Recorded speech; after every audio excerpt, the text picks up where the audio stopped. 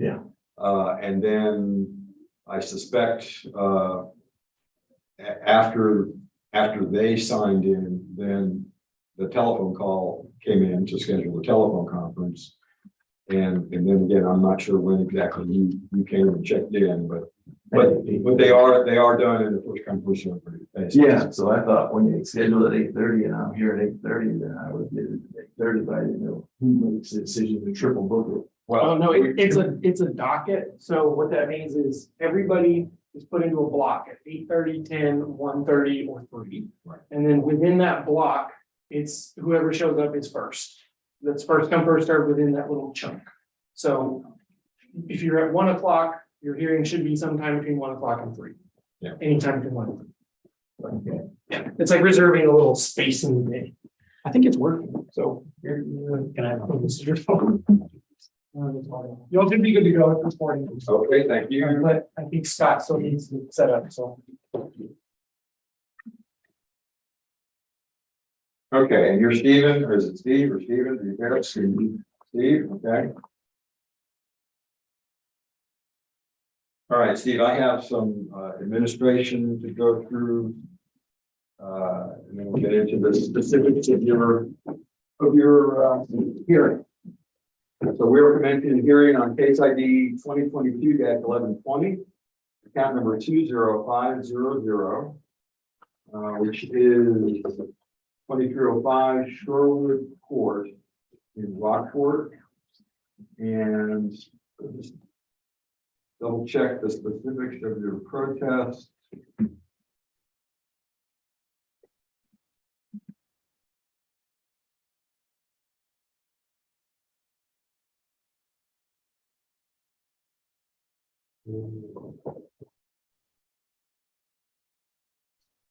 Okay, so I see you're protesting incorrect appraised market value and or equity value. All right, this hearing is being recorded and streamed live on YouTube. I represent the appraisal review board that will be hearing your protest today. The ARB does not work for the appraisal district. We are appointed to perform an independent review of your protest. At the end of the hearing, you may complete a survey, which is one of the survey forms over there.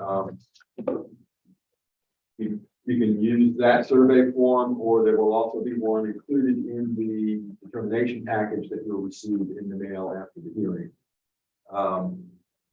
Survey is entirely voluntary. However, we always appreciate any feedback you may wish to offer. You also have the right to appeal our decision. And appeal information is included in the package that will be mailed to you to document the determination. In accordance with tax code section 41.45H, all written material and evidence that has not been provided must be provided at this time. And we have all of your evidence that you're going to address today in here. Great. The ARB member who is considering the protest has not communicated with anyone about the protest and is signing an affidavit to that effect. I, Scott Wagger, do solemnly swear that I've not communicated with anybody. I, Scott Wagger, do solemnly swear that I'm not communicating with anyone. Another person violating tax code section 41.66. All fine. Okay, so all testimony from all witnesses must be given under oath, so you'll be asked to swear in at this time. And Beth will definitely do that. You just get out loud that starts with I do and state your name. I do solemnly swear or affirm that the testimony I shall present to the appraisal review board for the Aransas County Appraisal District is true and correct. Can you state your name, please? Stephen McLaurin. I'm requesting this following swear from the testimony and shall present to the appraisal review board for the Aransas County Appraisal District is true and correct.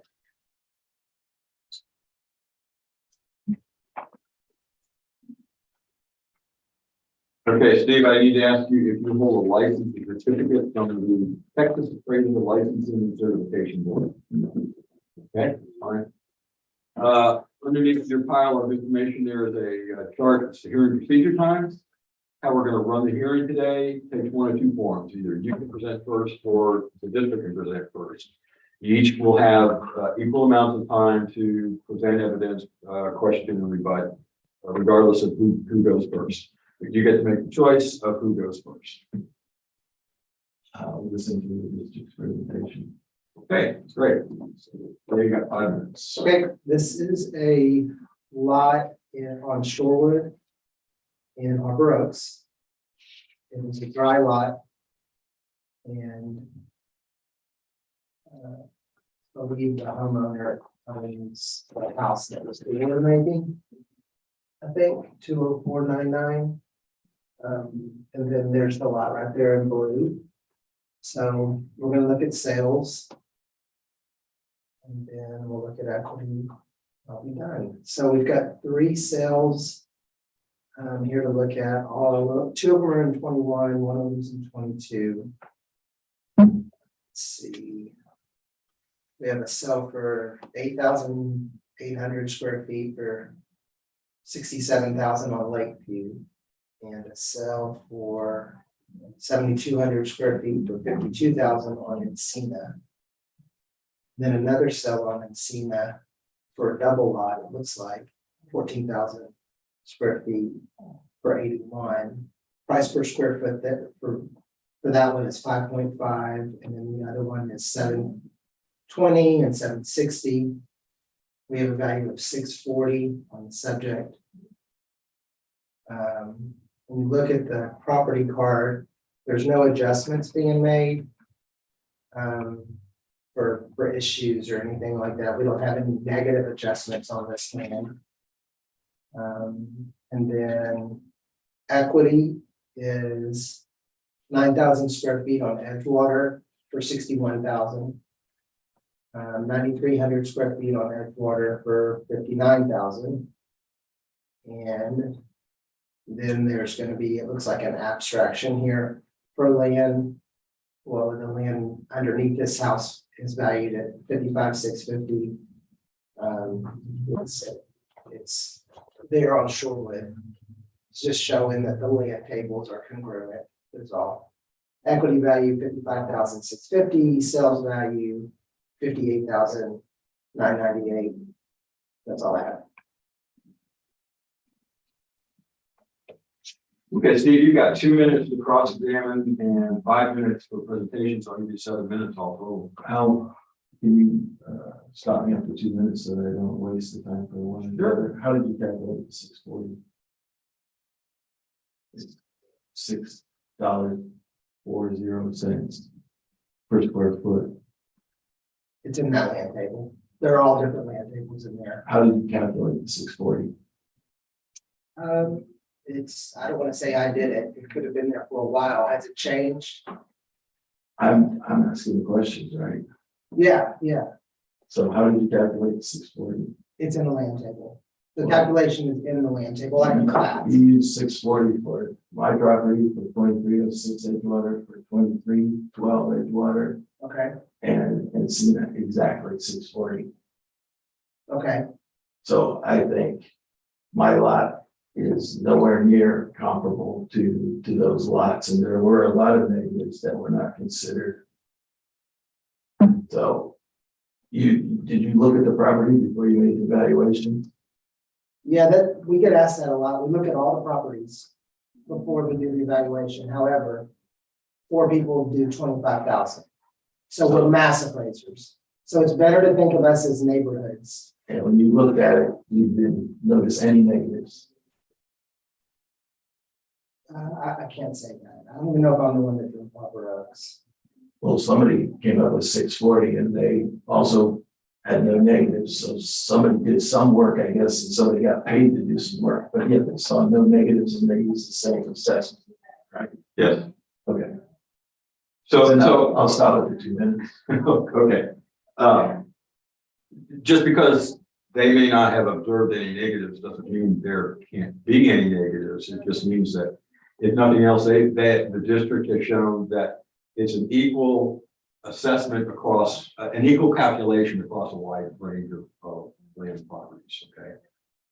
But that doesn't mean anything. Well, I just want to make the statement that it's pretty solid that you're charging people money, that there ought to be some work done in it, and I didn't think it was top quality work. Many people think that. Okay. All right. I understand. So I had 2 points of reference. One is when the assessment came out the year before, I was just moving here full time. I didn't get a chance to protest the deal, but it had sold for 28,000 for 90 days before the appraisal was done. So I don't see how it could be assessed at double when you have market value determined 90 days before. That's one. The second is the market value was based on appraisal. That once I did the research on this and I saw all the comparables, everybody had gone up that significantly, and that lot is assessed equally with all the properties that I just mentioned previously, including the ones that you have there. Yet this lot is maybe 3 feet below grade. And the pictures that I submitted show that it's a pond at any significant rain. And it stays there for weeks on at a time. And so it's not a buildable lot now. It would take tens of thousands of dollars to make it a buildable lot. So, or to make it comparable to any of the ones that it was assessed against. So that's a very, very significant negative that you take into account, and it was not. So, as I originally said, I thought that if it would have came in at appraised at what I bought it for, there's hardly an argument against it, because that's the market value by definition. However, I didn't do significant enough due diligence because I assumed that the appraised value would be in the ballpark, but in retrospect, when you look at the value per square foot assigned by the appraisal district, and the fact that this lot was put at the same exact value per square foot as many lots that don't have all these negatives, I think it's actually below 28,000. Now I would propose 20,000.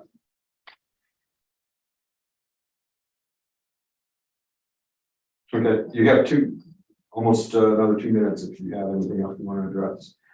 No.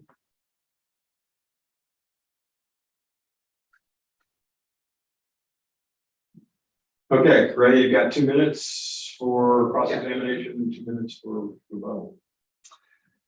Yeah, Mr. Bryan, your criticism of this just reveals that I didn't do probably a very good job explaining mass appraisal. And you actually explained it when you said these guys are valuing me the way they're valuing all the other lots, but my lot is worse. So that's basically the way mass appraisal works. And then when there are discrepancies like you're bringing up, where you're thinking that you're 3 foot below the road, it's often the case that the homeowner is the one that lets us know, because it's not the kind of thing that for appraisers can handle in accounting. So we do rely on this kind of data. I want to look at your pictures, and I have a couple of questions about them. Mm-hmm. In your picture, this one right here, I guess I have a concern. What is that? Well, that accumulates mosquitoes, and No, this right here. that's a cord to a submersible pump, and that blue hose is a hose. This To line. get the water. I'm sorry, Mr. Bryan, this. It's a piece of concrete that we put in there. Originally, there was a fence there that Oh, okay. that when they hated the previous owner of my house, and when I got there, we didn't have any issues with it. Okay. My concern was that for a split second when I looked at it, is I actually thought for a second it was a bulkhead. Because there's so much water right here. Yeah, I would I give thought- that impression. I wish it connected. Yeah, no, I understand. That was my initial thoughts, was that there's a bulkhead. It's supposed to cut. No, that makes sense now. People used to do that so the dogs can't do it. People don't do it much anymore, but I guess there's a security measure to it. Okay, go to Victo, Scott. Please. It's gonna take a second, consent. Oh, that's okay. So Log in. Once we log something in. obviously this picture was in July. and there was rain, we were not driving in July. Because we were doing this in July of 21. We were probably driving Harbor Oaks, I would say, in November, maybe, something like that.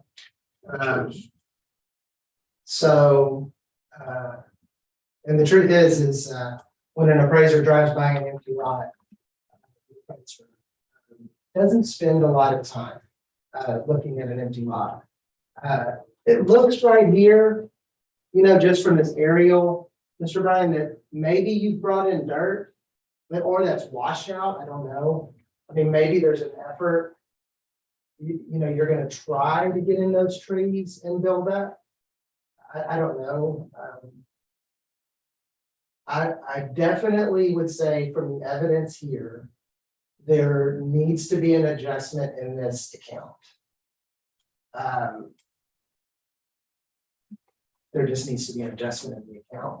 This lot has a problem. It shouldn't be that low. I don't know where the water would want to go. It looks like it just pulls right here, and does it from the picture. It didn't look like it was trying to drain anywhere, like it was just a bowl. Because that looks a little. All right. I mean, all I'm saying is that looks high. That looks high. I can't see this, but Well, that's probably high. It just looks like there's a big hole in that lot. In fact, the lot behind drains onto that property. Drains The one you're onto looking that. at. And then it drains onto that lot, and then it drains through my main lot, my house lot, on its way to the canal, and rips up my yard. But if you remedied this, where would the water go? You'd have to make it high enough to put it into the street, and then it would go to the drain. But what The if- drain in the cul-de-sac goes right to the channel. But there's not, yeah, I mean, the worry is that if you remedy this, that you end up with water. If I remedied that, Coming I'd towards flood the- all the neighbors Yeah, in my that's- own house. And it would go right to the channel. Yeah, that's, So it can be remedied. So the value is never gonna be buildable. I don't know what the value is. I mean, there's a $28,000 purchase. I don't know anything about the purchase. All I can say at this point is that, given this information, I think that this lot should be adjusted in some way for flood, or should be gone to the purchase price with us putting notes in the account to adjust it later. Either one of those is okay. For my view. Okay, Steve, you got 2 minutes for any other rebuttal. Well, as I said, since that was my neighbor for 18 years, we agreed to go on appraised value because didn't want an argument, it was easy, and the other neighbors wanted it. So I said, yeah, I'll pay that appraised value. In retrospect, when I look at how the appraisals were done, I think I overpaid and real value $20,000.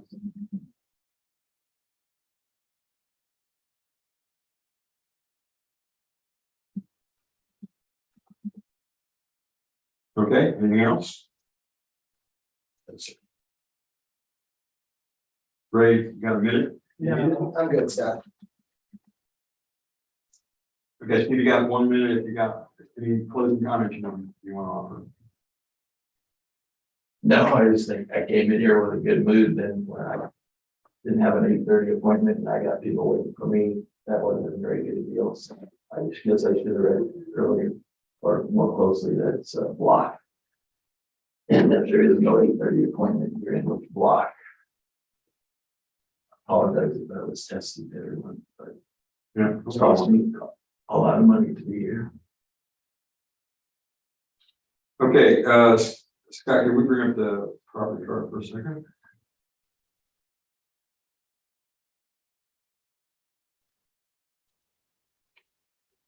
And you purchased this, when did you purchase this? February of 21? For 28. yeah.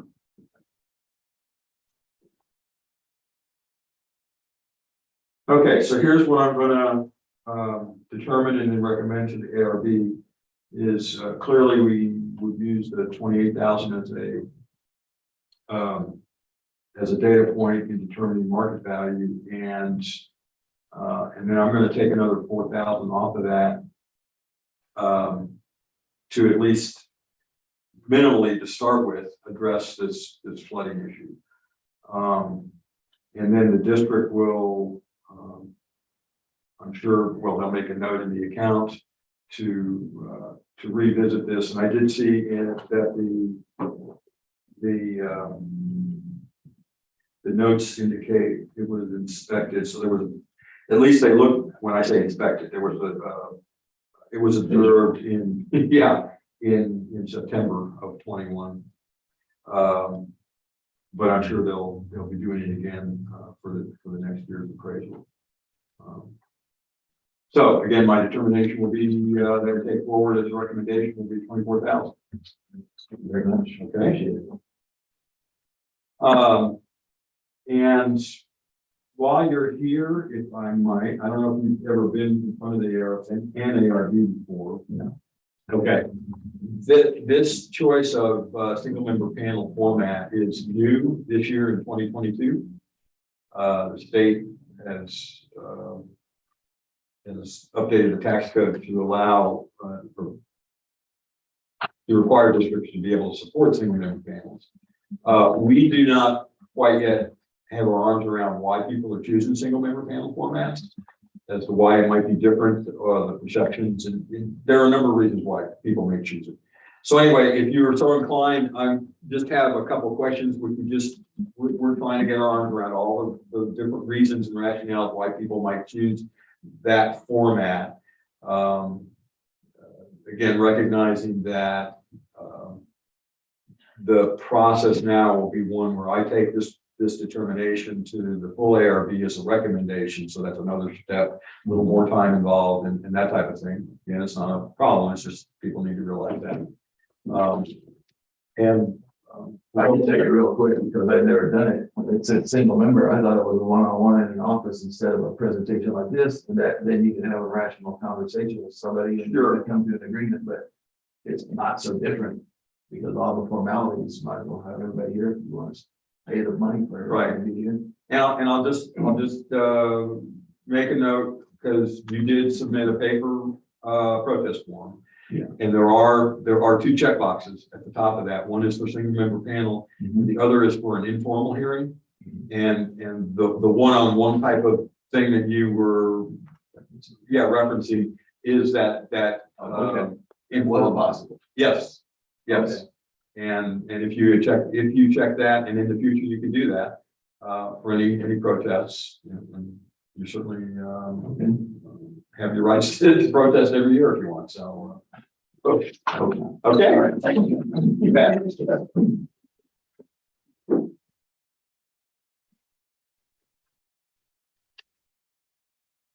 Come on, Zoom. Is this the one we've been trying to do, or No, she's in line correctly. we just had some They problems? just, couldn't have her come to that.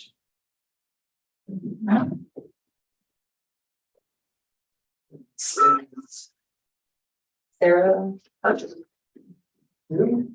Sawyer, Give me a minute here. protester name? Sawyer? Protester name, owner name, protester name, we have, okay.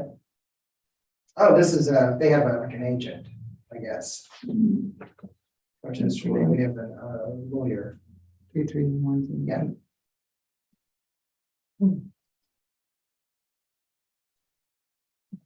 It just says other. Choose. I want to do the protest.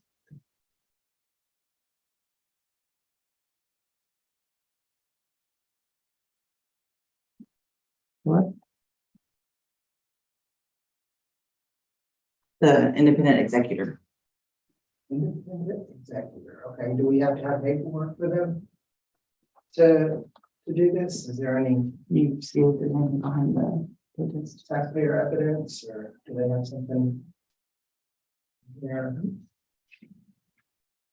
So this next one's going to be Zoom. So any of these people, Pat?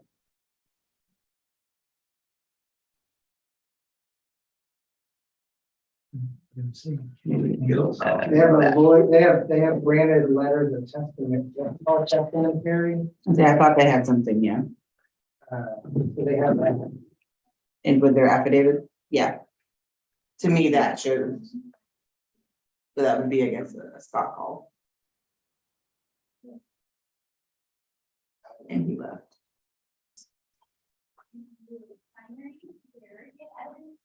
Well, if she has.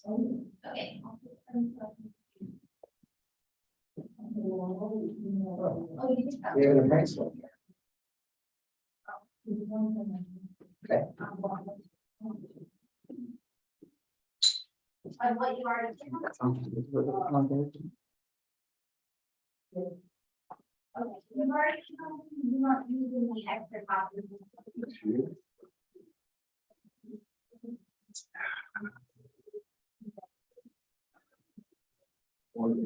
Amazingly like James.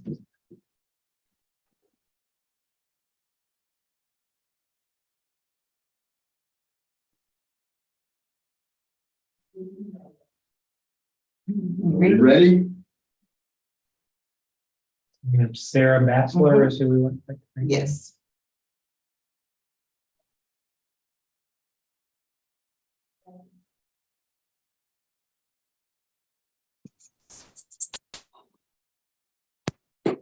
Sarah, are you there? Good Can you hear morning. us? Good morning, how are you? I'm doing good. How about you? Not too bad, not too bad. And it's Sarah, is that correct? Yes. Okay. I have some administrative stuff to run through real quick, and then we'll get into the specifics of your hearing. Perfect. All right, so we are commencing the hearing on case ID 2022-1099. Account number account number 33108, which is 920 North Burn Street in Rockport. Yes. This hearing is being recorded and streamed live on YouTube. And we'll verify the specifics, the details of your protest. Just want to double check things. You're okay. Looks like the protest is for incorrect market value and unequal compared with other properties, which is equity. Q1 and Q2. I represent the Appraisal Review Board that will be hearing your protest today. The ARB does not work for the appraisal district. We are appointed to perform an independent review of the protest. The protester has, sure I get on the right page. At the end of the hearing, you may complete a survey regarding your experience. And the survey may be completed using the survey form, which is included in the determination package that you will receive in the mail after the hearing, or you can take it online. Information about how to return the survey is included at the top of that form, and the survey itself is entirely voluntary. We always do appreciate any feedback you may wish to offer. You also have the right to appeal our decision, and appeal information is included in the package that will be mailed to you to document our determination. In accordance with Tax Code Section 41.45H, all written material and evidence that has not been provided must be provided at this time. So I do see that we have some evidence that was submitted, and just need to make sure that all of your evidence that you plan to refer to has been submitted. And I look and see some, okay. So you don't have any other additional evidence that you're going to reference in the hearing? No, just the appraisal that I had submitted. Okay, That that's was fine. completed. All right. The ARB member who is considering the protest has not communicated with anyone about the protest and is signing an affidavit to that effect. I, Scott Wagner, do solemnly swear that I have not communicated with another person in violation of Tax Code Section 41.66F. Yeah, signing that.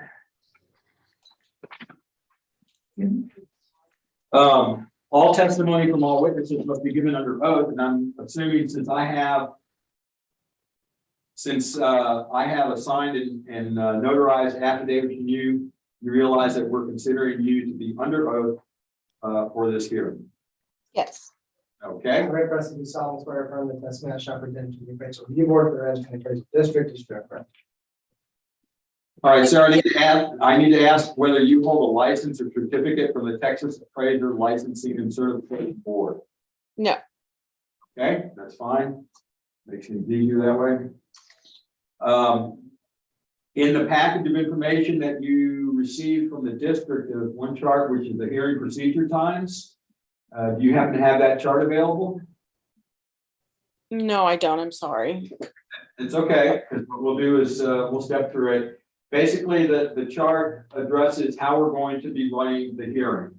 Takes two forms. One is if you would like to present first, or the other is if the district goes first. You both have equal amounts of time to present evidence, question, and rebut in the process. But you get to make the decision of whether you would like to go first or whether you would like the district to go first. Oh, that's fine. I can go first.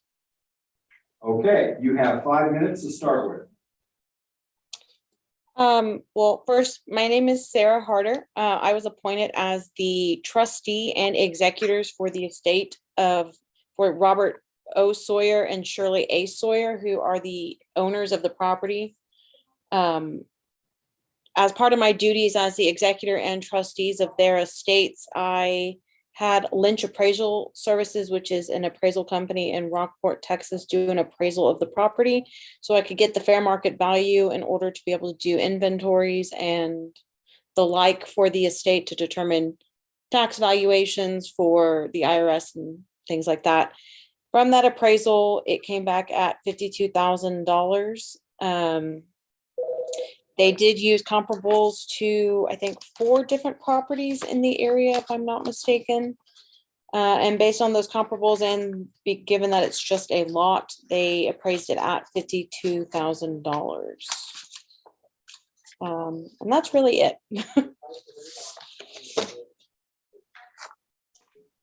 I guess I just wouldn't be doing my due diligence if I didn't, for the estate and the trust, if I didn't attempt to protest these taxes. So that's why I'm here.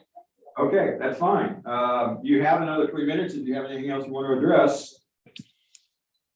No, not really. Just the appraisal that was taking place by a reputable appraisal company in Rockport, who I guess would be familiar with, the properties in Rockport, valued it at $52,000 for 2022. And that appraisal was completed on February 9th, 2022. Okay. All right, Ray, you've got 2 minutes for cross-examine, 5 minutes for a presentation. 7.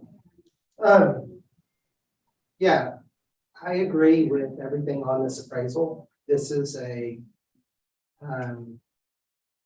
good appraisal. The work that was done, because it's local, the comps are perfectly fine. One of the comps is a little weird, but I know that the fee appraiser has some constrictions on like having to match size and time frame that's different than a mass appraiser. So I have a feeling that comp number 3, the one on Pine Avenue in the appraisal, it has a little bit to do with the fact that while it's not in the same area, it's almost exactly the same size. So that's really good. These comps are really solid. The value of $52,000 on the land, if you go to the CAD's card, you'll notice that we have a land value of $51,200. So the appraisal comes in at 52. The appraisal district comes in at 51. So there's a $1,000 difference between the land values. between, I mean, this is super solid data here, the way this is unfolding. The only difference between our appraisal and the Lynch appraisal is that we have this particular spot has utilities. So I want to go to Picto and look at an aerial and just see what we think. Because I don't know. We have this as having utilities. So what does that mean? That would mean you would have water, some sort of sewer septic, and electricity. So we need to look at this and see if we can make a decision. Scott, just go right here and go to the hurricane and open this thing up so that we can get the canopy removed a little bit.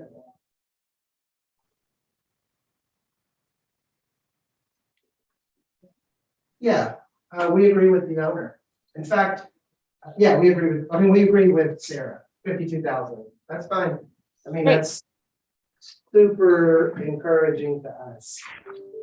So, Okay, Sarah, so we can cut to the chase here, or do you accept 52,000? I accept it. Okay, Easy So- peasy. that will be, my determination will be 52,000. And the next step of the process, since this is a single member panel hearing, is I will take that determination to the full ARB as a recommendation, and they will vote on accepting or not accepting, and we'll go from there. I don't, I can't anticipate exactly how they'll go, but at the same time, I would not personally believe that there's gonna be any issue. Perfect. All right, so that being the case, we'll close this hearing. Thank you for your time. Thank you so much. You guys have a good day. Okay, bye-bye. Bye.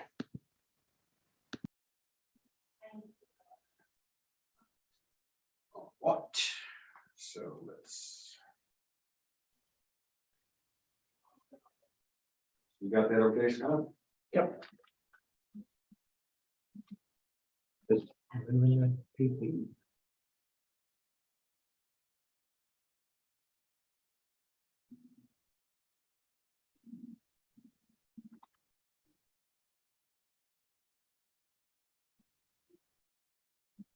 Yeah. Yeah.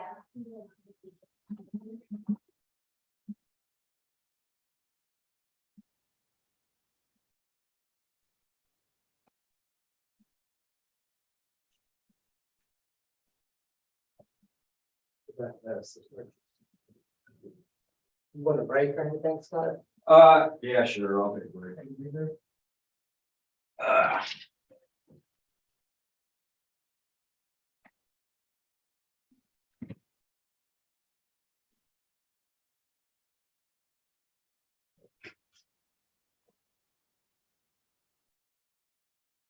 Take a quick break. We have another in person or? We have another almost I'm sorry, four people ready. in person? We have 2 in person, Zoom. All right. give me a Yeah. minute. And that's 8:30? No, 1 to 10 now. Okay.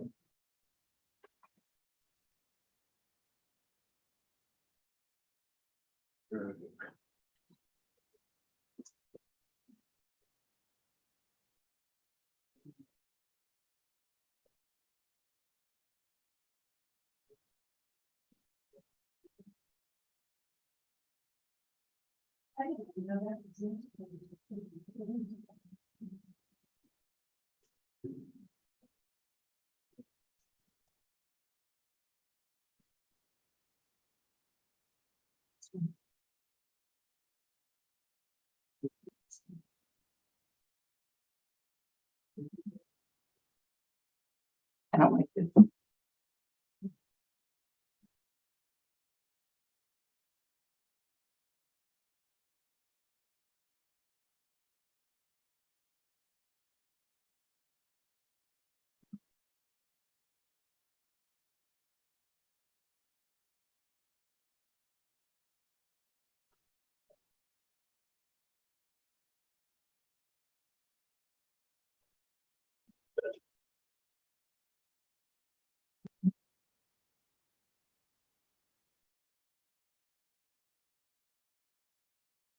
Are we still at 8 o'clock?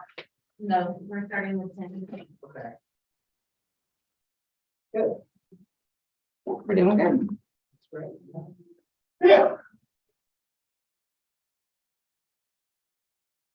Just let me know when you're ready, Scott. Okay. Second here.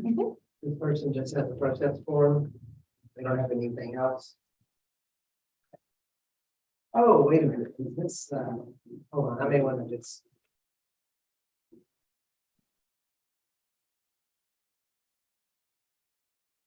Did Eamon? I think I'm gonna have Eamon do this one. Okay, I'm gonna see if he wants to do this one. I'm gonna see what he said. okay.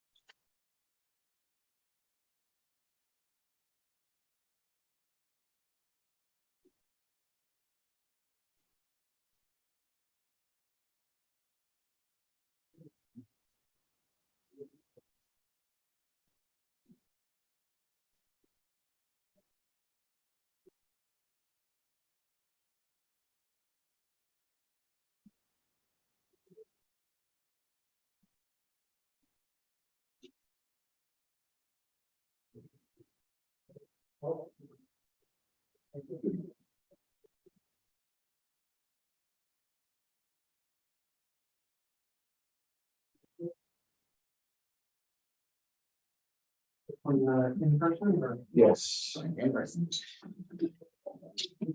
We're on the 10 docket right now.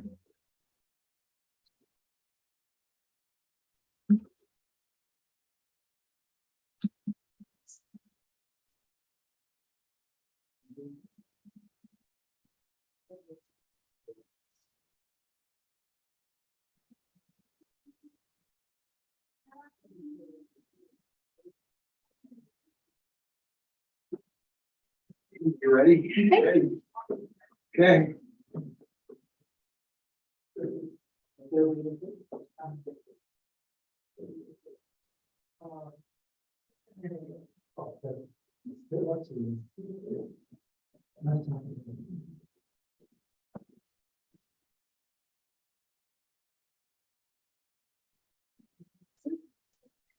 it going? Good morning. Good morning. How are you? Very well. Sir.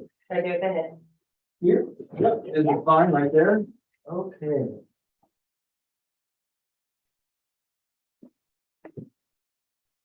Your name is?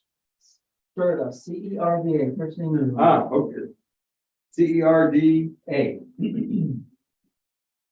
Okay. Can I call you Serta? You bet, it's C as in Charlie, C as in Charlie, okay. ERD. Great. I have some administrative stuff I'll run through first, and we'll get you to swear in a second, and we'll let you know when that comes up. So we are commencing a hearing on case ID 2022-1251, account number 48762. Which is 556 North Houston Street in Aransas Pass. This hearing is being recorded and streamed live on YouTube. So we'll verify real quickly what is under protest. I see- Streamed live on YouTube? Yes, it is. We record all our hearings and make them available live, since they are open meetings by. Public? Yep, public can. It is possible for the future, if you want, you can request a confidential hearing, in which case that we would turn off the stream and such, but. Yeah, forever, anybody can come in and sit over in that chair and just watch the meetings. It's like a courthouse. Yeah, it's like a city hall meeting or something. Yeah. You can just come watch. But when COVID happened, it's like, how do we get people able to come in and see it without breathing on us? So the change was, really bright. That's it. So where would one go to see this YouTube live streaming? On the appraisal district website, you can just Google Aransas County Appraisal District. On their website, there's a link at the top called links. And under links, it will, it'll show a number of things. One of them is the YouTube stream. So how many views do you have? Viewers? I personally have not, Nobody. Nobody's listening. Yeah. Nobody ever. very frequently. Now, we also, since it's also recorded, Yeah. and available for replay on YouTube, we, some people do that. We use it occasionally to go back and review Right. information presented during hearings. And this is just for legal purposes? or Yeah. what? Yep. You can thank the Texas legislature for that. Okay, so under protest, I see we've got Q1 and Q2, which is appraised market value and unequal appraisal, which is equity. I represent the appraisal review board that will be hearing your protest today. The ARB does not work for the appraisal district. We are an independent, we are appointed to perform an independent review of your protest. Now, you don't work for the appraisal district? No, we do not. The ARB, the appraisal review board is independently appointed. ARB is you guys? That is me Okay. in this case. And at the end of the hearing, I'll chat with you a little bit about the fact that there's only me here today. Normally, the ARB is composed of 5 people, Yeah. and an ARB hearing typically would involve You're all 5. subcontracted by the. It's not a contract, it's You're a volunteer? volunteer appointed position. By whom? Actually, the district judge in our area, Sandra Watley, appoints us.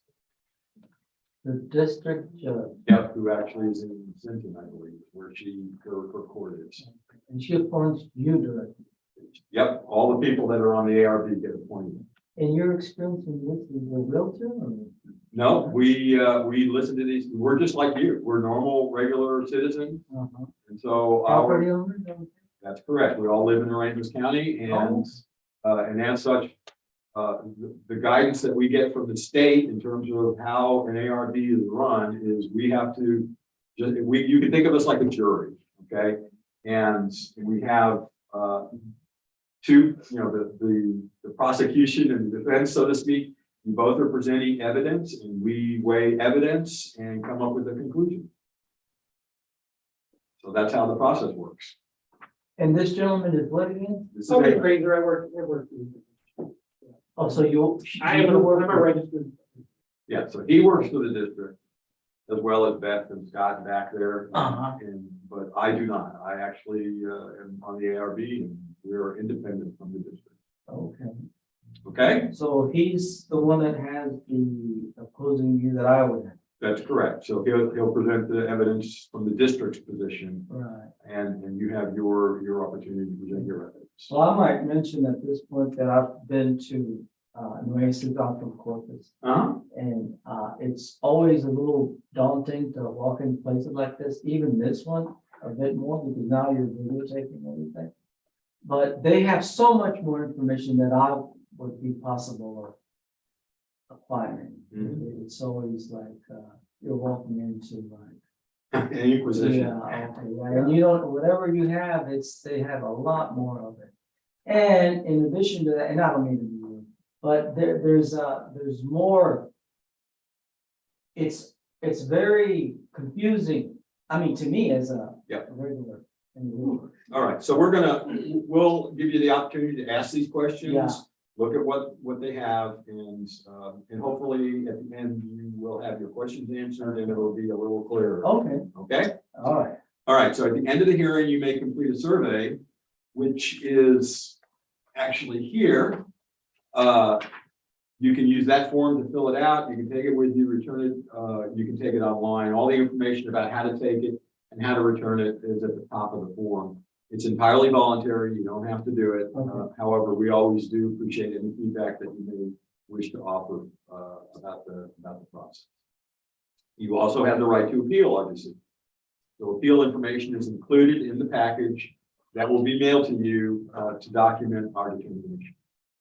So in accordance with tax code section 41.45H, all written material and evidence that you plan to reference must be provided at this time. So we have, do you have any other evidence that you are going to reference during this hearing? Do not. Okay. The ARB member who is considering this protest, which is me, has not communicated with anyone about the protest and is signing an affidavit to that effect. I, Scott Wagner, do solemnly swear that I have not communicated with another person in violation of tax code section 41.66 F. Testimony from all witnesses must be given under oath, so at this time you'll be asked to swear in, and Beth will help you do that. Are you gonna read the statement that starts with I do? I do solemnly swear or affirm that the testimony I shall present to the appraisal review board for the Aransas County Appraisal District is true and correct. State your name, please. Ramiro Cedra. Okay, go ahead and sign in. And I, Aaron Berkeley, solemnly swear or affirm the testimony shall present to the appraisal review board to Aransas County Appraisal District is true and correct. Perfect, thank you. Thank you.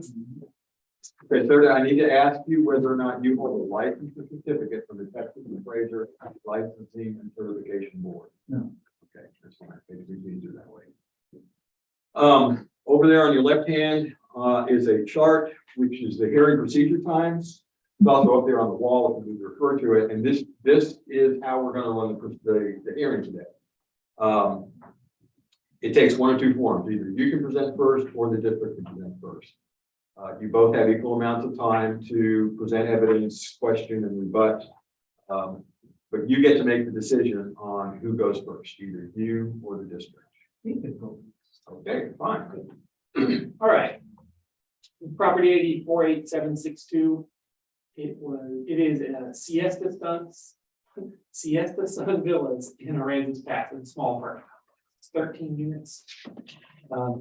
Last year it was certified at 480,630. This year it was noticed at 727,630.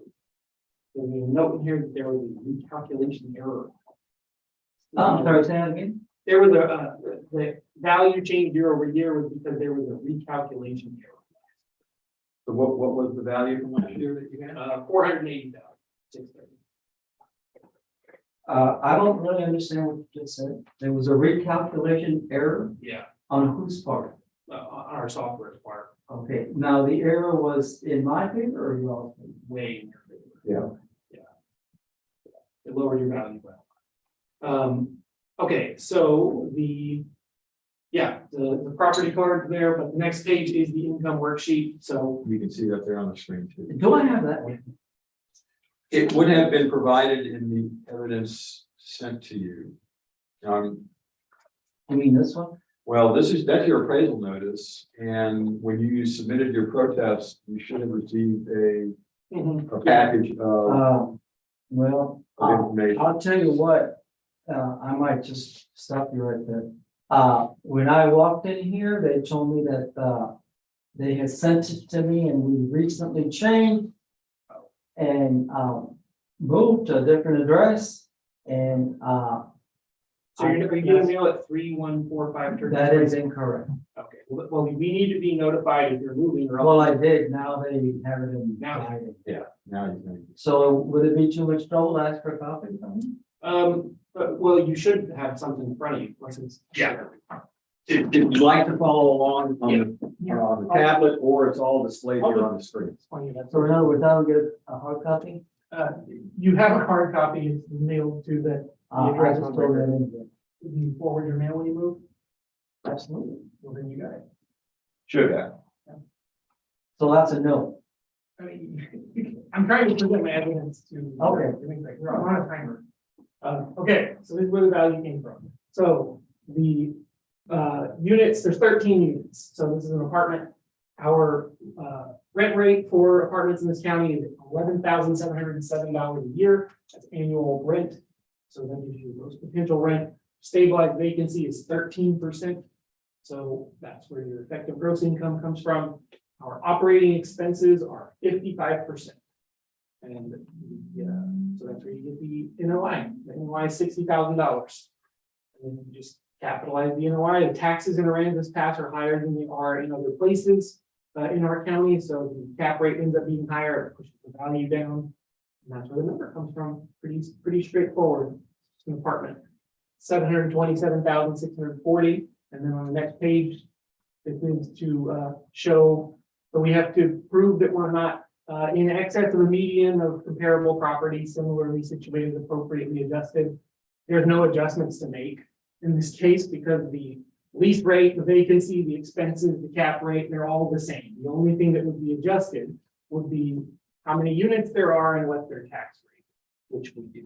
You know, I would really like a copy like that, and let me show you this. This was mailed to my address. Hang on, Oh, I can't follow that, it's too far away. Okay, I'm not arguing to you. I'm Yeah, but presenting- that's Hang interesting. on, I'm Yes, well, presenting let my me just say evidence. something. No, That's we have a process, okay, and I wanna, also, there's nothing I can say. not yet, okay? You will have opportunities for you to question and After he's through. that's Oh, correct, got okay? it. We're just I'm trying to sorry. keep some order to it. Yeah, That's all. I understand. So, the, And if you'd like, you can move up here if you find it easier to see the screen. Yeah. so the, anyways, this is our equity grid. And then on the next page, I think should be the cap rate. So where does the cap rate come from? Can you scroll down a little bit? Can I see that again? Or do I have that, never mind. Hang on. When you come back to your time, you We've got can. all in one. Yeah. This is where our cap rate comes. So it's at 6.06, that's showing 6.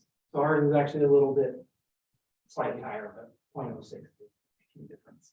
And then the next is just sales ratio report for income valued properties. And there's a lot of variance in this, there's going to be, but we're not appraising them. Everything we have on the income value is values. So, pretty much it. Okay, Sarah, at this time, you have 2 minutes to cross-examine Eamon, and then you have 5 minutes for your presentation. So I'm gonna give you 7 minutes Thank to address anything you need here. Yeah, first of all, I have this that was mailed to my new address. Okay, Yeah, now, they have the address. okay. Can you see that? Yep. So now this was mailed before this document that we were looking at. So, you know, Yeah. now I don't understand why I would get this at my new address and not that. That has a lot of more information, I think, than this. Sure, it's the evidence that they would present. Yeah, now what interests me is the comps in there. I don't know if you could scroll to it. Right there. Now, these are Aransas CAD properties? No. No, these are just apartments and rents. Well, Aransas CAD. They're, like, I don't, this doesn't look familiar to me. Is that an apartment complex? Yeah, it's 21 units. Okay. I don't know which one it is. That's the apartment complex. So we all have the same lease rate? Yes, What's EGI? the effective gross income. So that is how much income your property should be generating on average after vacancy. So this is your lease rate, and then this is how much vacancy, it's 13%. That should be, the average apartment around here will have a stabilized vacancy of 13%. Okay. And then, So 13% of the units are not. being- not occupied at any given time, yeah. And that number fluctuates, right? Yeah, it does. It has to be stabilized year over year, and it's for different units. So that, yeah, there's some apartments that have no vacancy ever, and then some that have very high vacancy. So the whole thing is an average. The whole thing is we're just appraising all the apartments in the county kind of with the same measuring stick. That's the idea. And how do you get the NOI? That's by taking the lease rate and then you, yeah. You take the lease rate and then you generate that EGI that we just talked about, which is this number right here. And then there's allowed 55% of expenses. So it's 45% of whatever this number is.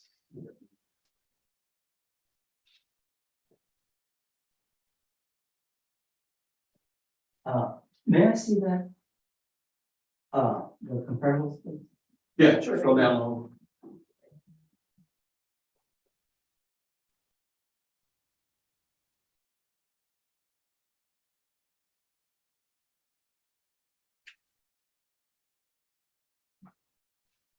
So the market value is the number that you all reach by the EGI and the NOI? Yeah, so this is called the income approach to value. There's three main approaches to value in appraisal. The sales comparison approach, cost approach, and the income approach. The income approach figures out how much real estate is worth by valuing essentially lease rent. Thank you. You have 3.5 minutes more if you want to ask questions or. Well, I guess, is there any way that I can get a copy of that? That would be very helpful for me. Yeah. Yeah. How would Got I- the whole evidence. Okay. Very good. That's it. Okay. Amy, you got 2 minutes if you need it. Okay, Sarah, you have 2 minutes if you have anything else that you want to address. You know, I'll have to admit that I must, one of the, I guess, what's the word? One of the things I have going for me, if I would have done this, is to maybe take pictures of, damages or, stuff that needs to be fixed or is in need of repair. Because that picture that you just showed, that must have been, well, I'll tell you this, it is before Harvey. Right? Yeah. Yeah, and, it doesn't look like that anymore. It's not run down. I work very hard to keep up, the maintenance on them. And speaking about maintenance, everything is going on. Well, you know that, I'll have to tell you. But it doesn't look like that anymore, especially the other, there's like a sign of half-dome type structure where we had the name of the apartments and you had a light there, right there. Well, wow, I remember a pile of dirt there. We were doing work on the apartment. Anyway,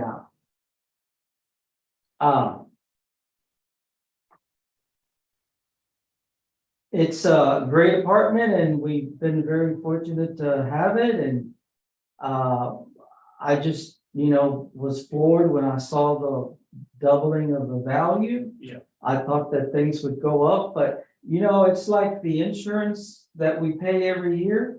We adjust for a 5 to 7% increase on insurance and taxes, but this is like, wow, it's way up there.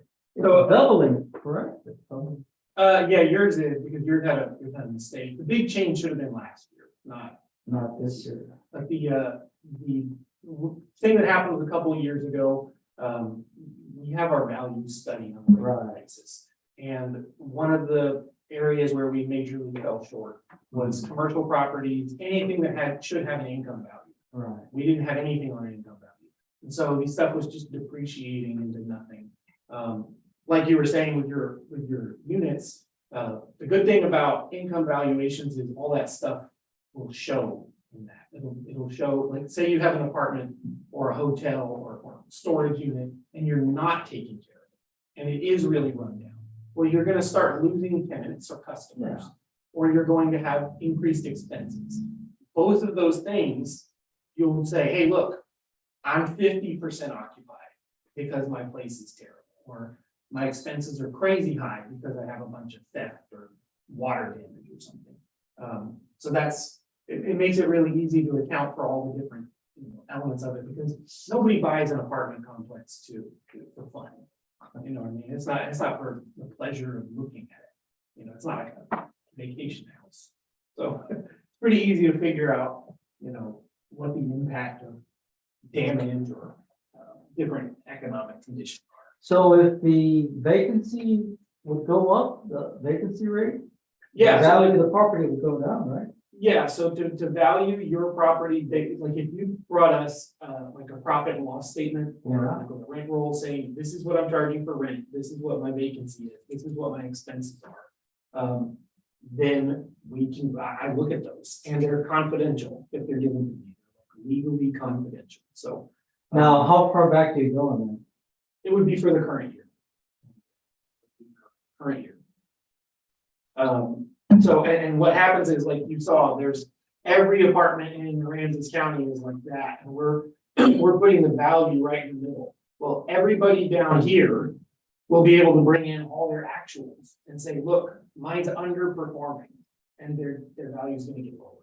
That's going to happen. But all the apartments up above here, you know, the Pearl Points of the world, they're not gonna settle on their actual, because they're overperforming. They're doing very well. There's other apartments that are doing really well. So that's how it works. In future years, if you know, if you feel like putting the effort into it, you know, you can send us your actuals for your, you know, profit and loss statement, and I'll email you about it. Hey, this is, so it's the same thing that happens when you go to sell. You say, hey, I want to sell my apartment. What do you think I can get for it? They're gonna want a profit and loss statement. What's your vacancy like? You know, what are your expenses? That kind of thing. Same. We're doing the same thing. Okay, so, you have 1 minute if you have anything else that you want to close with. I would like to, he brought up some very important information that I really should have thought about, but I would like to maybe get that information from the video that you're recording on YouTube. Because, you know, we had a very slow, we normally keep the apartments pretty much, you know, full, but last year for about 6 months, we were probably half empty, but that was last year. What was the cause of that? The new administration. I don't know if you know this, I'm sorry, but we catered to corporate clients such as Kiewit, Chanel, Exxon, MMR. These people, we don't have any locals there. These are fully furnished apartments. So we cater to those. Really? And then people just stay, they have workers. They have Wi-Fi, they have DirecTV. I don't know if this is information. We have Wi-Fi, DirecTV, fully furnished. All you need is your laptop and your toothbrush and your. Yeah, that's So- pretty interesting, yeah. Yeah, so I can get this information from. Yeah, so what we'll do on your way out, we'll see if they can print off a copy of the evidence that was submitted, and Yeah. then on the appraisal district website, Yeah, you can go to, there's a Yeah. link to the YouTube Right. to replay this. okay, great. And I appreciate that. And, okay, so let me close this hearing. The determination, based on the income calculation that was done will reduce your appraisal slightly from 768,980 to 727,640. I will take that determination to the appraisal review board as a recommendation, and they will vote on accepting that. So that closes this hearing. There's two things I'll mention. You submitted a paper protest form, which is perfectly fine. On that form were two checkboxes. One was for single member panel, and the other is for an informal hearing or an informal meeting. And if you check the informal, then that will set up a meeting.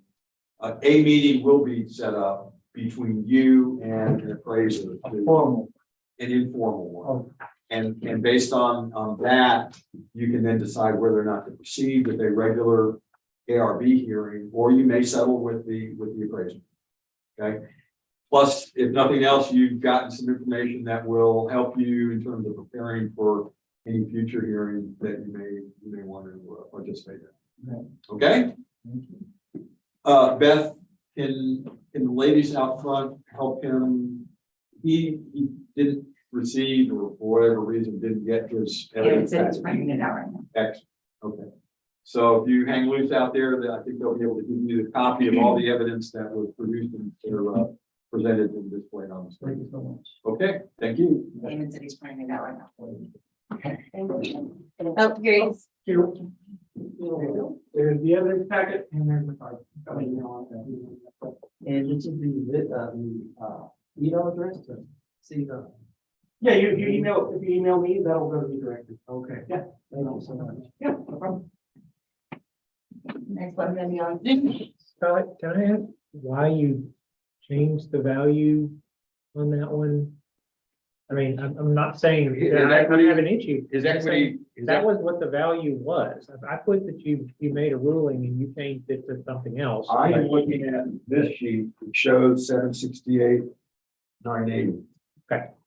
If that's not correct, then However it is, I'm fine with that. I just was curious as to why, because I wrote it down and put it in. yeah, no, I didn't look at the property card as determining that, but this is the number that I chose, or that I saw. Okay, All right, and then I pulled that off the equity. very good. You okay? Yeah, that's good. I mean, we should have it in that way anyway. I mean, that's the right way to do it. Okay, and here's Ray again. Gonna be on Zoom. Okay. give me a second. All right, so it's this person here that we have. Yeah. Are we ready for me to bring them in? Give me a second. This was 1964.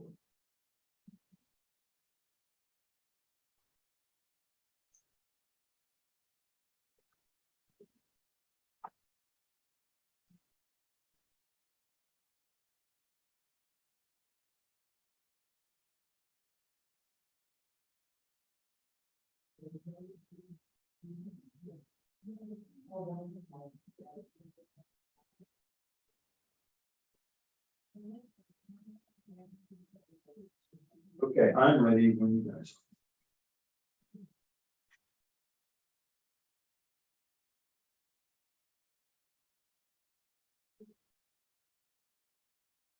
Yeah, whatever.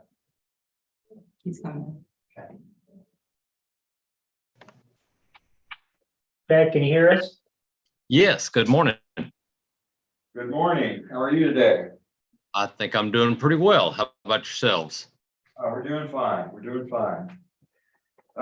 So your name is Richard? First name Richard, middle name Chad. Chad. Okay, which is it okay if I call you Chad? Absolutely, prefer that. Thank you very much. Okay. Chad, I have some administrative stuff to run through first, and then we'll get into the specifics of your hearing. Yes, sir. We are commencing a hearing on case ID 2022-1964, account number 30195, which is 232 Starboard Avenue in Rockport. This hearing is being recorded and streamed live on YouTube, and we'll verify what's under protest. Second here to peek at that.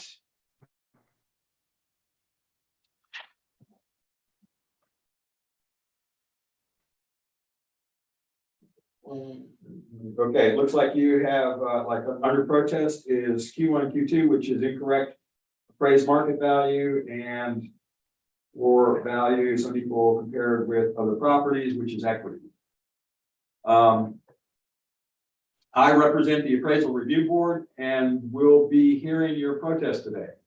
The ARB does not work for the appraisal district. We are appointed to perform an independent review of your protest. At the end of the hearing, you may complete a survey regarding your experience, and the survey may be completed using the form that is included in the determination package you will receive in the mail after this hearing, or you can complete an online survey as well.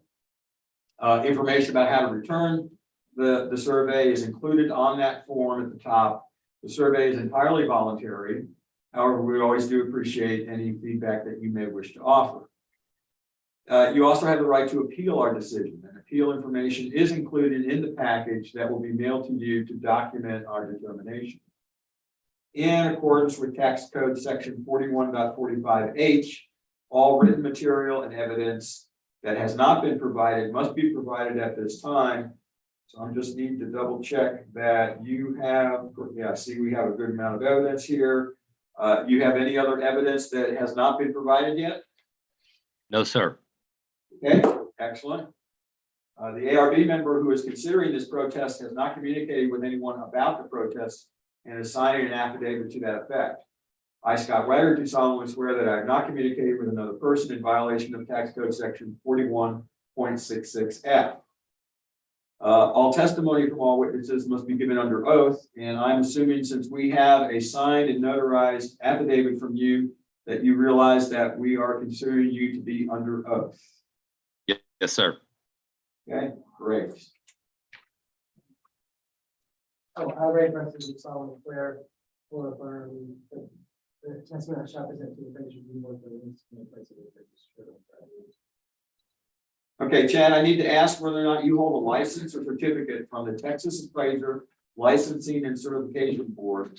And yeah, No, no, sir, I do not. okay, that's fine. Makes things a little easier. In the package of information you received is a chart, a one-page chart, which says hearing procedure time. Do you have that available? Yes, I do.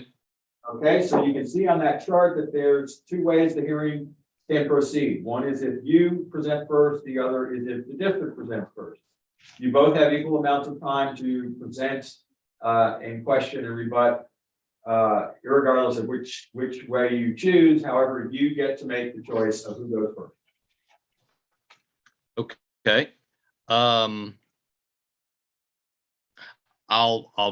go first. Okay, fine. You have 5 minutes on the timer to start with. All right. Can I get your two names again, please? I didn't quite catch it. Yes, my name is Scott Wagert, W-A-G-E-R-T. And the representative from the district at the end of the table is Ray Presley. Okay, thank you very much. Sure. Well, gentlemen, I hope this is as much of a conversation as anything else. I'm just a regular homeowner with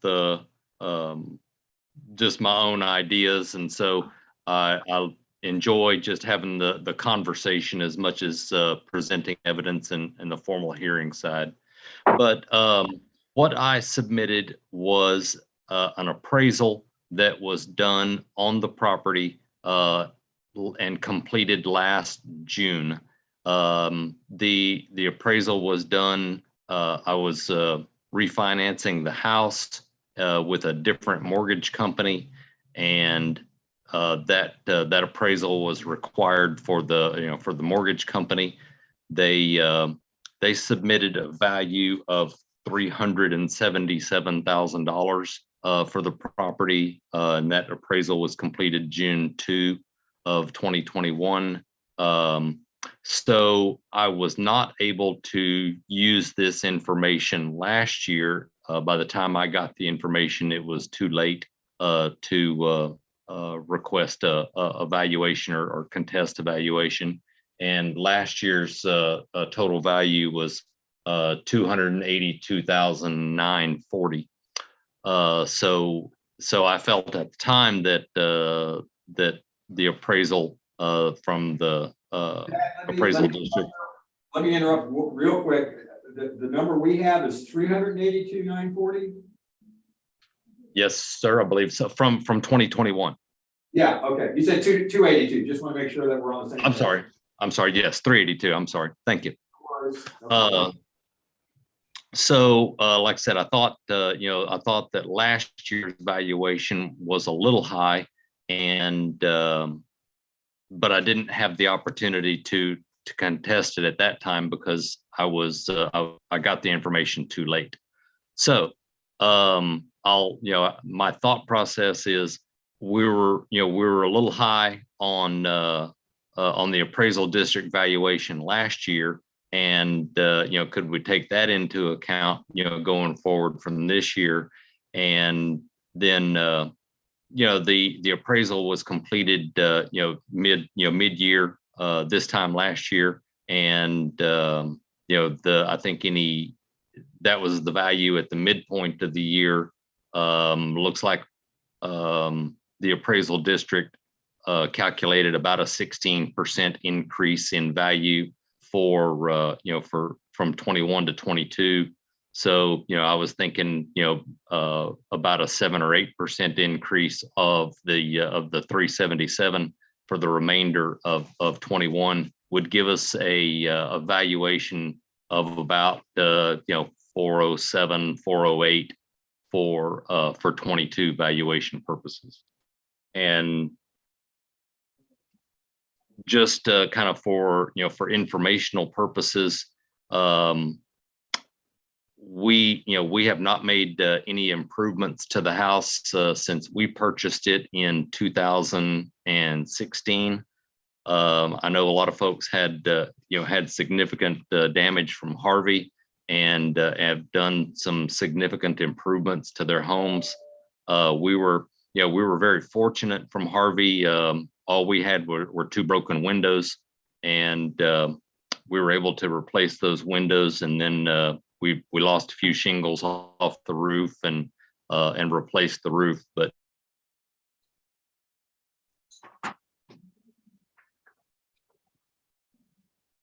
Still there? We appear to have lost the connection.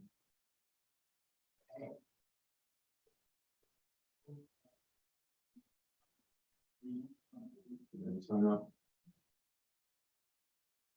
Is he on? Was he on Zoom? Yes. Can we attempt to call? the lamp. There he is.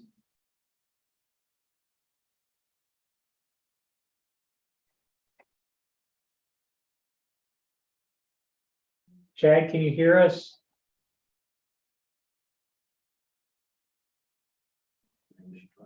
Oh, he's gone now. Let's give it a minute to see if he calls in, and then we'll also see if we can get a telephone number. I can do that. I can look here.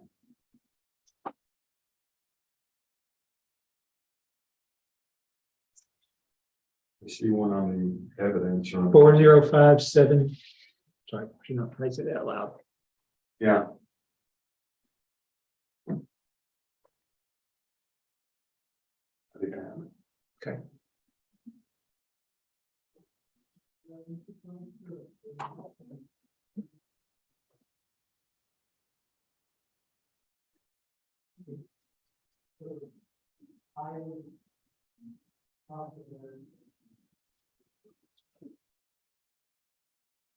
Okay. Yeah, if you got a phone, it would be better because I was using this at the timer, but Check 249 Starboard. That's missing something.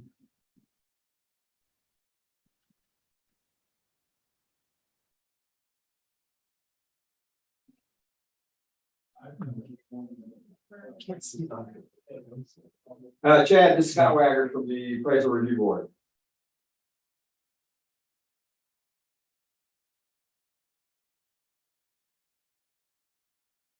Okay. We'll hang loose for a second and see whether we can get reconnected.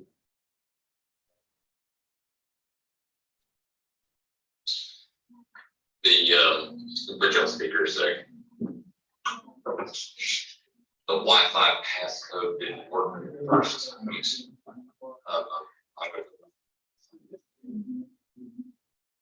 And It's okay if you want, if you want to just continue on the phone, we can do that. Okay. I was just about left off with when we originally purchased the home. The sales price included all of the contents, and so that I never was able to contest that, or never did contest it. But that did have a bearing on the sales price or purchase price of the home. So with that, I think I'll just stop and let you guys see what you think. Okay. Ray, you got 7 minutes. I'll go across the dam in the presentation. Okay, Chad, you hear me okay? Yes, sir, I can. So I'm looking over this appraisal and I want to talk about it a little bit. Sort of the first job is to find out if the appraisal was something I would consider good work. And the answer to that is yes. I think it is a good appraisal. It doesn't, you have to imagine, sometimes we see these things and the comps aren't even in this county. And so I have to make sure that they did good work. And my opinion is that they did good work. No problem there. Yes, sir. That their value of 377, I don't think that's the way they should compute that. I think that they've given 3 comps and that they should pick the middle comp. Meaning one of them comped out to 399, one of them comped out to 347, and one of them comped out to 383. I'm assuming that 377 is an average. Typically what you would do is just pick the 383. That's the typical way to do it, is you would just say, that's the number. But it doesn't matter, right? That's $5,000 or $6,000. It's not a significant issue. So if they want to do it that way, it's fine. The average thing only gets hokey if if the range is weird. And in this case, it's all fine. It'll be fine. And I can appreciate that your reasonableness in recognizing that this appraisal was done in June of 21, and we're talking about January of 22. And you are saying, look, I'll basically add a certain percentage to that number, which was, I think you said, we had a 16% increase, and you're saying, well, it's about half that, meaning half the year. So you would add, something like that. All of that is extremely reasonable, in my opinion, and I'm okay with it. I think your number was 407,000. Yes, sir. 407, 408, yes. Yeah, so let me just throw something out here, Chad, so that you would know what I mean by a good appraisal. If I would have thought that appraisal was not good, I would have done a bunch of talking about how those sales that are in the appraisal are old and there's new sales, and that new data suggests that there's a drastic difference between what you could sell your house for in 21 versus 22, because that's actually a very true statement. The market has moved that fast, but with respect to it being a good appraisal and the reasonableness that we're dealing with here, I would be okay with your suggestion. Okay. But your house is worth more than 407, but I can appreciate the data that we're dealing with here. Okay. So we can, if it's okay with you, we can cut to the chase if you will accept 407. Yes, sir. I believe that's probably fair for everybody. Okay, excellent. So I will make a determination then of reducing your appraisal from 444,720 to 407,000 even. Okay.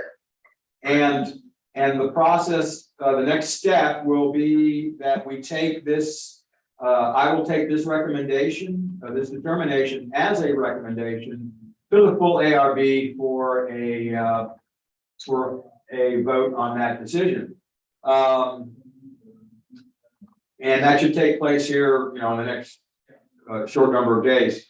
So that technically closes this hearing. I will also mention that you chose a single member panel format on your protest submission. That is a new format that's the state of Texas introduced this year. So normally we would hear a case like this in front of the full ARB, which is five members all total. So if you had any any words that you might offer as to why you might have chosen that format, I'd appreciate it, but you don't have to say anything if you don't want. Really, I really had no particular reason. Sometimes it's, like I said, I wanted to have more of a conversation about, the process than a hearing. And so I just thought, a single member, conversation might be the better way to go. Okay, and that's fine, that's reasonable. Just for your own information, on the form, there's also a checkbox to request an informal meeting with the appraisal district. And that could have potentially yielded the type of approach that you might have been considering, where you sit down with an appraiser or, on the phone or whatever, and have that kind of discussion. So anyway, we reached an agreement in any case, and I appreciate your time. Well, hey, thank you both. And do you mind if we can go off record if you want to? Because I just had a general question or two about the entire process. You have to call us back. Yeah, because you're in an open meeting right now. Yeah, we can't do that. Okay, right here. not a problem then. We'll talk later. Appreciate your time this morning and look forward to receiving the rest of the documentation for the ARB decision. Okay, very good. Thanks, Chad. All right. Hey, thank you very much. Appreciate it. Yeah, bye-bye. We got one more in person. And we're done with one. This is 27, this is the Allen. 11:23. And then we're done for the AM. Slow. 11:23. Let me find it. You have the rates better. Yes, if you would, because I still have to fill out all the funny paperwork last time. 11:23.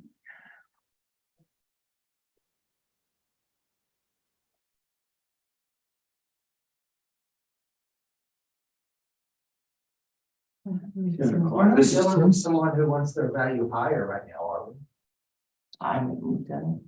Okay. All right. It crept out. I mean, it stopped during the middle of it and we couldn't get it back, so called it. And then it's just back. Yeah, just Sure. It goes to the year. Okay. not showing that, right? Huh? It's not showing it higher. What? It doesn't show it to be higher, requesting higher. Oh, it doesn't? Okay, Right, I mean, just clarifying. okay, thank you. Yeah, I got you. This is all part of the.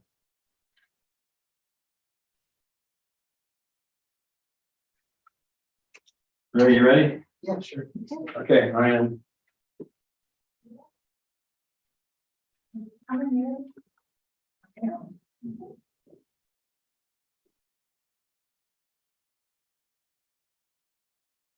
Orange. A little bit of evidence.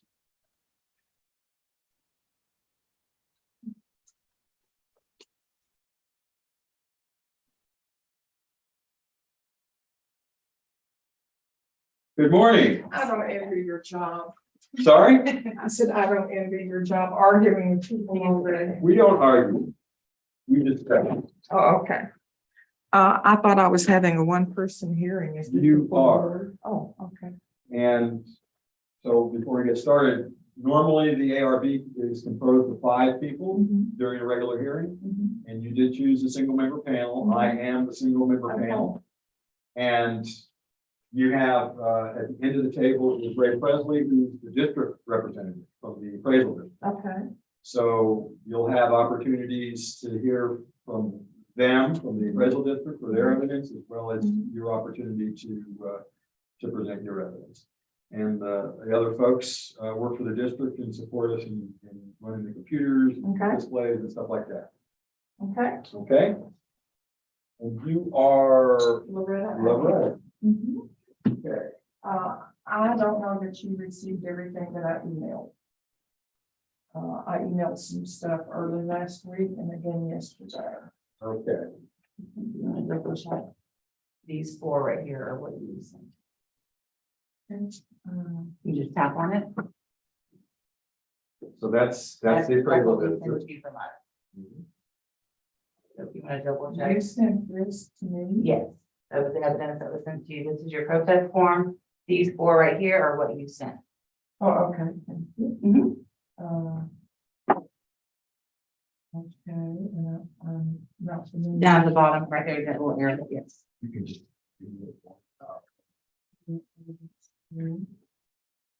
And you got that from yesterday, okay. Cool. You got it twice. Just to be sure. Yeah. And my plans, I brought the plans, I sent them to you, but I also brought them because it's difficult unless you really blow what I sent up. Y'all have our square footage wrong. Okay, well, and we'll get into those details as we go through things. And I am. Get things off here. But that was everything that you wanted. That was everything that you wanted submitted on your side. Pretty much. Okay, I just want to make sure. Okay. It is important that any evidence that you want submitted, it has to be submitted. I did, Okay, great. I did. All right, so I have some administration stuff to go through first before we get into the details of your specific hearing. We are commencing a hearing on case ID 2022-1123, which is account number 24981, 27 Whooping Train in Rockport. This hearing is being recorded and streamed live on YouTube. And we'll verify exactly what's under protest, Q1 and Q2, which is market value and equity. Okay, so there are two aspects to appraisal. One is market value, the other is that the form actually says value is unequal compared with other properties. So comparing nearby properties is what's called an equity comparison. I represent the ARB, the Appraisal Review Board, that will be hearing your protest today. The ARB does not work for the appraisal district. We are appointed to perform an independent review of your protest. So at the end of the hearing, you may complete a survey regarding your experience. That survey may be completed using the survey form, which we've just conveniently left one here. Or one will be in the determination package that will be mailed to you after this hearing, which documents our findings and determination in this hearing. Information about how to return it, you can also take it online. All that is at the top of the survey form. If you choose to fill it out, the survey is in fact voluntary. However, we always do appreciate any feedback that you may wish to offer. You also have the right to appeal our decision. Appeal information is included in that determination package that will be mailed to you after this hearing. In accordance with tax code section 41.45H, all written material and evidence that has not been provided must be provided at this time. I think we've gone through and determined that you have in fact provided all your evidence. The ARB member who is considering this protest has not communicated with anyone about the protest and is signing an affidavit to that effect. I, Scott Wagner, do solemnly swear that I have not communicated with another person in violation of tax code section 41.66F. All testimony from all witnesses must be given under oath, and you'll be asked to swear in at this time, and Beth can help step you through that. Not allowed for statements, I do. Sign here. Yes, ma'am. I need you to read the statement out loud first. I do solemnly swear or affirm that the testimony I shall present to the Appraisal Review Board for the Aransas County Appraisal District is true and correct. State your name, please. Loretta Allen. Thank you.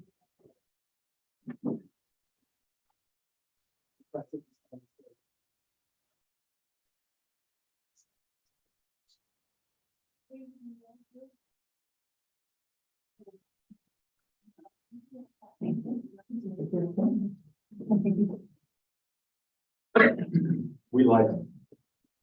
But we have GPS trackers on them because they. They walk off.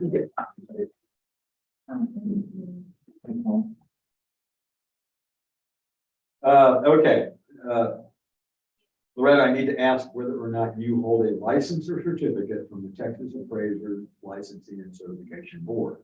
No. Okay, and that's fine. Makes it easier that way. Over here is a chart that's the hearing procedure times. It's also up there on the wall. It shows how we're going to be running the hearing today. Takes two forms. One is if you present first or if the district presents first. You both have, regardless of which way you choose, you both have equal amounts of time to present evidence, question, and rebut. You get to make the choice of who goes first in the presentation. I want to go first. Excellent, that's fine. So we're going to start off, and I'm going to give you 5 minutes on the timer for you to go through your evidence. Okay, we have our square footage form. I brought our plans and this was built exactly according to plans. The reason I brought the plans as well as email Spread them, out a little here, that's fine. well, I'm going to the sheet that has everything on it. Okay, I emailed these, but you would have to magnify those beyond. and in fact, Scott is displaying them up on the screen here, so we can, if you want to go, not unroll everything, you certainly can refer to it there. Page 2 of the plan has the square footage on it. Oh, you just passed it. I'll blow that up. I think y'all picked up a breezeway, which is not heated or air conditioned, as part of our square footage. Our actual square footage is 2,410. What you have it on the records for is 157 square feet greater. That alone would make a difference. But then I took the properties that y'all are using, all sold for more, and I drove by them. I looked them up on Google Maps. I spied into their backyards. I also got information from local realtors about these houses. And I put together this chart, which I sent to you. And it shows that these houses that you are using, which sold for much more and are bigger, have amenities we don't have. If you'll look at that, I have one here if you want to see something about. This is the exact same thing I said, but it's just a little easier to read. You'll see that we do not have a pool. We are on a narrow canal that does not open to the ocean. We have a regular garage.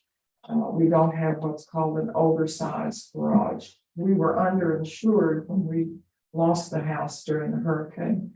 So we were very, very careful as we built it back. We have regular appliances purchased at Lowe's. Some of these houses have wool and European appliances, which would make a difference on the sale price. We do not have a generator. One of the houses do. Since we just put one in at our house in Houston, and it's a small one, it was $12,000. So I'm quite certain a house that needs, I had 3,700 square feet, would need a generator that would be $18,000 to $20,000. We don't have that. We do not have a metal roof. We have a composition roof. I went to our builder who built our house here, and he said that a metal roof would be 3 to 4 times more the cost than a composition roof, depending upon the area code. We don't have that. We don't have a boat lift. We don't have a boat slip. We had a basic house. Because of the design of the house that was destroyed, we had to change the roof line. By extending it somewhat, that gave us a deck that was covered upstairs, and then downstairs, the deck covered that area. So we have a lot that is comparable to some of these, but if you look at the location, some of these are on canals that go straight out to the Little Bay. Some of these are on canals that go straight out to the bay around the corner. We don't have that. As a matter of fact, you may not want to look at it. But this morning I stood on our deck and took a picture of these houses that we're across from. We have, I don't think you'll want to see it under these circumstances. But yeah, if you look at our canal, it's mackerel canal. You have to go out, around, and out to get into Little Bay. These other ones that I have, other locations, it shows that they can go right down the canal and out into Little Bay, or further down on the island, they can go out to the ocean. Our master is upstairs. Some of these will say that the master is downstairs. That makes a difference, I think, especially to people like my husband and me in our 70s and 80s. Some of these houses that you're using against us, we sold furnished. That makes a difference. Okay, I'm gonna need to stop you for the moment, Okay, because we hit our 5-minute time limit. You'll have some additional time to okay. go through some other information. So Okay. Ray, you've got 7 minutes. I have a question. Uh-huh. Ms. Allen, in your evidence, you gave us something on loose properties Yes. that says suggested list price Oh, that was so fake. of 1.2 million. I laughed when I saw that. It was like, oh, I can't speak now. No, it's okay. I'm a realtor myself. That is so outrageous, because you know what? Well, never mind. I'll wait till my turn. Well, it's fine. I guess one of my curiosity here is, why put this as your evidence? I didn't intend to. I could not separate it off the Right. other stuff, Right, I got because you. that's laughable, Okay. totally laughable. But it is what loose. Oh, that's what their baby agent who just started. Okay. Put together. Okay. That's okay. That's okay. I was curious. It was in the data. I couldn't separate it out the way it was put. Yes, ma'am. Yeah, I got you. Sometimes with PDFs, if you don't have if you don't pay for, I don't. yeah, then it's, Software. if you don't get it upgraded, then you really just have a reader and you can't do much with it. Something, I'm just gonna go into our sales information here for Key Allegro. Whenever we give our data, one of the things that we have to do is we have to give a report for the whole area. So it's called a sales ratio report. And for Key Allegro, it's going to be kind of extensive, and it's going to show that there's 109 sales in Key Allegro last year. The purpose for us putting that in there is not to say that we're using every single one of these as a comp. It's really put in here so that if we want to talk about sales in the area legally, we can. So it's just like this boilerplate document dump that goes into these things. What we're comparing you against those specifically is a comp on Bimini, 6 Bimini, that sold for $945 in December of 21. That's larger than you, older than you, 200 square feet larger. Given this other number, maybe closer to 250 square feet larger. Sold for $945, and then on Pelican, there's a house that's smaller than you, 1 Pelican. Oh, really? This is a house that is actually at the, would be considered a poor lot. It's at the end of a canal and sold for $826 in October of 21. And then we have another sale on Nassau, 25 Nassau, that sold for $759, again, smaller than your house and older.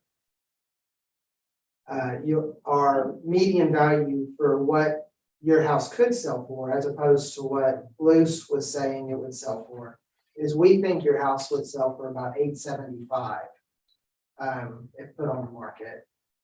And that's data just coming from the, these three comps, and I mean, they're pretty solid, comps, size, class, age, your house, being newer than all of them.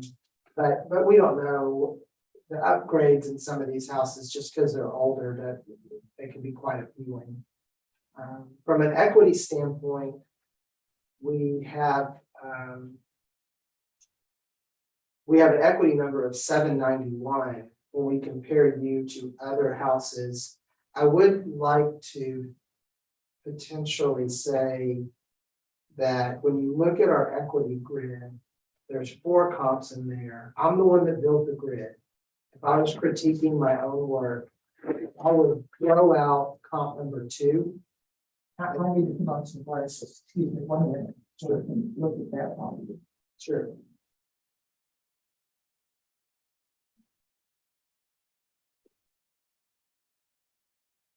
Comp number 2 is significantly a better home, not in square footage or in age. Number, you're talking about whooping crane right now? 9 Bahamas, comp number 2. Oh. It's this one right here. Scott, if you'll show them the picture. That house is better visually in every way than your house. We're the poor relation on our street, believe me. So what my suggestion is that in our equity, that comp would be taken out, which would leave us still with 3 comps, so we're okay. And our median equity value at that point would be 758, showing us to be $10,000 high on your house. That's what I have. That's the way I would handle this particular account. And of course, if we are wrong on the square footage, then we would make that correction also. We have you at 2584. If the true number is 2410, then we would want to make those changes. I think we will, that's not too difficult of a thing for us to do. I would look kind of quickly here at our property card, Scott, in the account, so that I can see the sketch and see where we might be making this error. We have 748 on the downstairs, and we have, what is that number, Scott? 1836. We have 1836 upstairs, 748 downstairs. That's what we have. What does that add up to? Make sure that 1846, 748. Does that add up to 2584? 2594, 2594? if I did it right. Yeah, 2594. We have 2584 on it, so we must be wrong on one of these. There's one of them is going to be overridden. Scott, go look at it in the account. So one of these is, you'll have to close that out. 1836 versus 46. Oh, okay. So so we're actually saying that the top is 1836 and the bottom is 7. No, 1846. So yeah, so it's. So 84, whichever, so it's right we would make changes per those drawings, because those change, I mean, sure, we're probably wrong. Those are, I know it doesn't seem like it, but in our little world, those are insignificant. We believe we could have made that error. They're not like so far out that we're like, wait, that's too big of an error. We need to investigate. I think you got the breeze one. We might have, I'm not sure. But that's very possible. That's very possible, especially if we drew it when it was being built. We may not have noticed, hey, this is going to be a breeze line. That's where I'm at, Scott. So that would be that we're $10,000 high on equity, and that we have a square footage. We have a square footage correction to make. Okay, and now do I get a chance? Yes, you have 2 minutes to All right, cross-examine. the house you were using on Bimini, is that correct? I did talk about You took it out, you took out Bimini. let me make sure. I don't know the name, at Bahama, I took out in the equity grid, number nine Bahama, Okay. comp number 2. I The don't, ones on Bahamas, I'm speaking now as a realtor. I've been a realtor over 30 years. Your location when you come down here and buy on Keel Lake Road has a lot to do with where you're gonna buy and what you're gonna pay. And as a result, or because of that, I put location on this little chart that I sent in. Because we're on a narrow canal that dead ends on one end, and then you have to go out and turn and do all this to get to the water. We're not fishermen as such. So being on a straight path to the water is not that important to us. We were looking, but we couldn't afford it. When we were down here looking, we just couldn't afford it. But if you look at the ones I picked out, that y'all are also using, they're on either a canal that runs straight to the sea, which is important, or they're on these really wide canals that are a confluence of two canals together. That's important. That makes a difference on the price of the house. Look, it's just like if you're buying in town, location, location, location. Now, I don't know how you can quantify that, but you'll notice the ones that sold for more money were also on a very good location, either on a point, on the water, or they were on a canal that went straight out to the sea. So we're not. Now, y'all don't want to see the little video I took this morning, but I stood on my deck and I took a picture. We have neighbors. I could throw a rock and hit the house across from us. The house next to us, they are recent purchasers, and they wanted to ensure that they had privacy, so they put up a 10-foot wall. I complained, they reduced it to 6 feet, and now we have no view down the canal. We did beforehand, but we don't now. Y'all are gonna get them good because they also put in a pool and a spa and a boat lift and a fireplace. We, as I said at the beginning, we were underinsured. So we had to come out of savings to finish the house and build it. Our finishings inside are not what some of these other houses have. Wolf appliances, double dishwashers. As I read the remarks on these houses that Luce put together for me, I was thinking, well, gee, I don't have a Wolf refrigerator. I don't have double dishwashers. I don't have a lot of these things. And women, you got to have a good kitchen and good closets, and women, they're not going to buy it. We don't have a lot of the amenities that have been put into these houses that sold for 1.65 million. We do have a good sized lot. I agree. We had dogs when we bought it, and we wanted to be able to bring the dogs. Putting dogs in kennels up in Houston are about $110 a day. So we bring our dogs, and they love it. They're probably out there sleeping on the lower deck right now. I'm glad that we do. We have quite a bit of frontage. The house next door to us, the one on the point, flooded. They had to rebuild their bulkhead. We did add to our bulkhead about 2 years ago. But when I looked these up on Google Maps and could look down in their backyards, and when I drove by them last week, everyone took photos.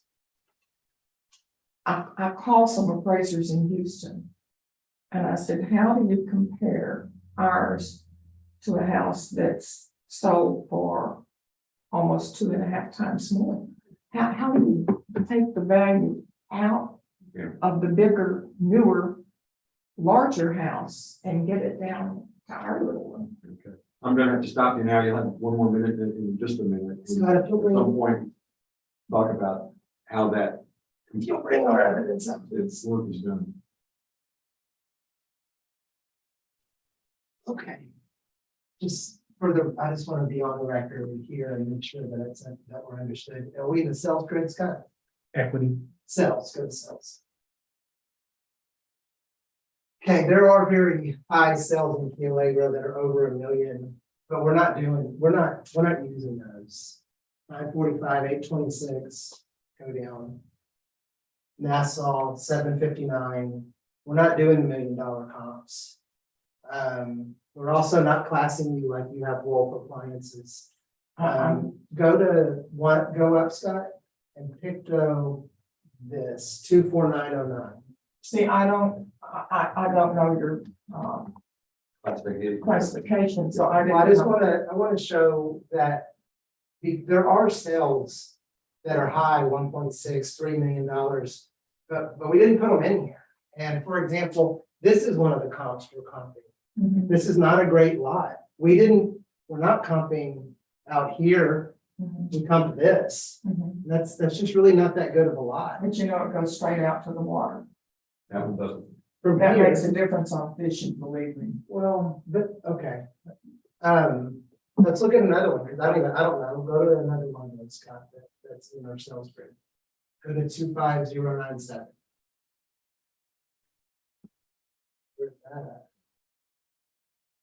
And zoom out. Again, it's an interior. And Interior, it has a boat slip. Go back to it, please. sure, it does have a boat slip. Yes, it has a boat slip and a little bit of a dock. My point is you made some statements about us comping the ones that were $1.6 million and that have views of, the water. But really our comps are interior comps. 25 Nassau, I mean, that's hooping crane's gonna be better than Nassau, I'm sure. Now let's look at it. I mean, I don't know, maybe it's better than, and I'm thinking, I can't do it. All right, that's. 24704, sorry.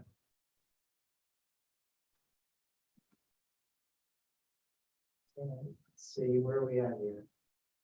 Yeah, we're interior Nassau. I mean, that's how we're checking our value. Yeah, I feel like we're comping,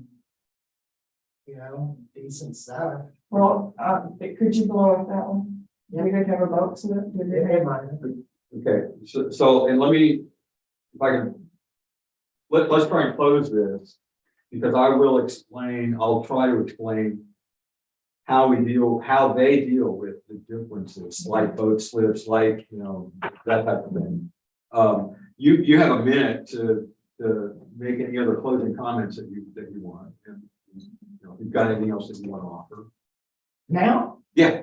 And then, I mean, because we have to bring it to. Sure, I understand. Yeah, I was out there waiting it out for them. Yep, you got in the queue just like everybody else. Okay.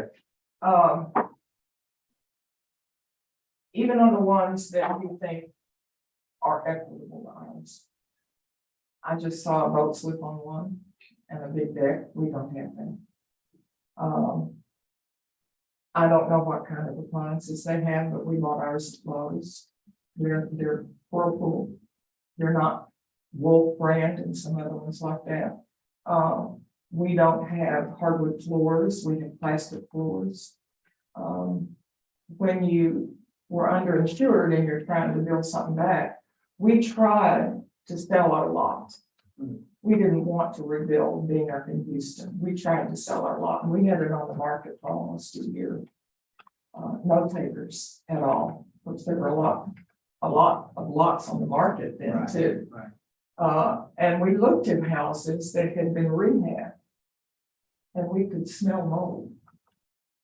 We could, we decided just to go ahead and rebuild. But it involved putting in construction grade, not best grade. Now that doesn't make any difference to y'all. But when you start comparing us to some of these houses that do have metal roofs, and I'll bet you if you go back and look, one of them that you're using as equity probably has a metal roof. But we do adjust for those things. Yeah. You do. Yes, ma'am. And We adjust for boat lifts. If you don't have one and somebody else does, we take it all the way.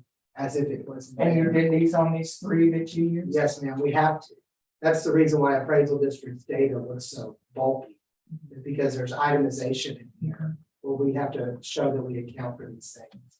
Well, The appraisal district's closing is gonna be that I believe our equity shows us to be $10,000 high.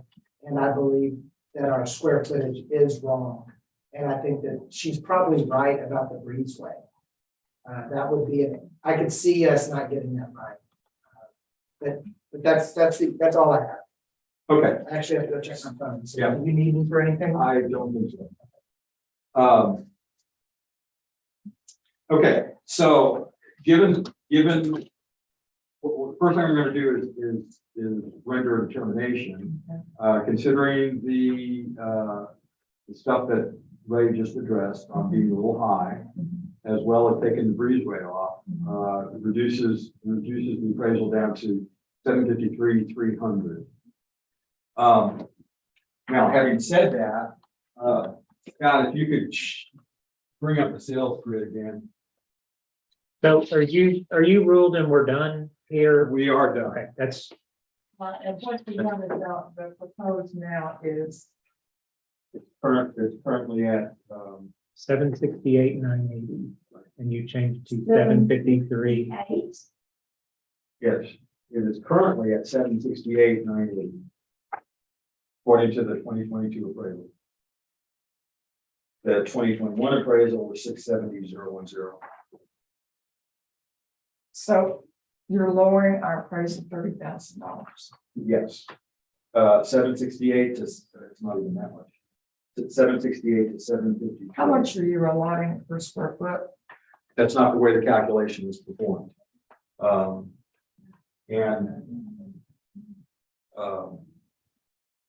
Again, Scott, we're closed on this hearing. I'll have a few more comments that I'll make. If you would show the sales grid, because I want to show how those adjustments are made.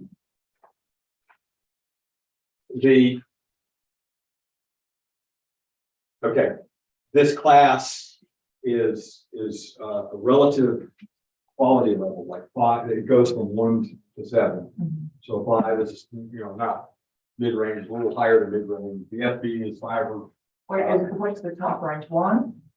no, top range is 7. Oh, okay, so So it goes you from go 1. down from 7. That's correct. Okay, And then the FB is the kind of exterior, which in this case is fiberboard, like hardy plank or that type of thing. Now, you have a subject, and you're going to want to compare it to some series of comps that have different features, different things in terms of their quality level, their construction, their age, the land land square footage, features in the house in terms of square footage, as well as things like pool, docks, bulkheads, things like that. So what this section of the grid is showing on these comps is where value is being added or subtracted to the comp to make it comparable to your property, to the subject property. So you can see, for example, here, 7,340 was taken out for a dock because you don't have a dock. They did.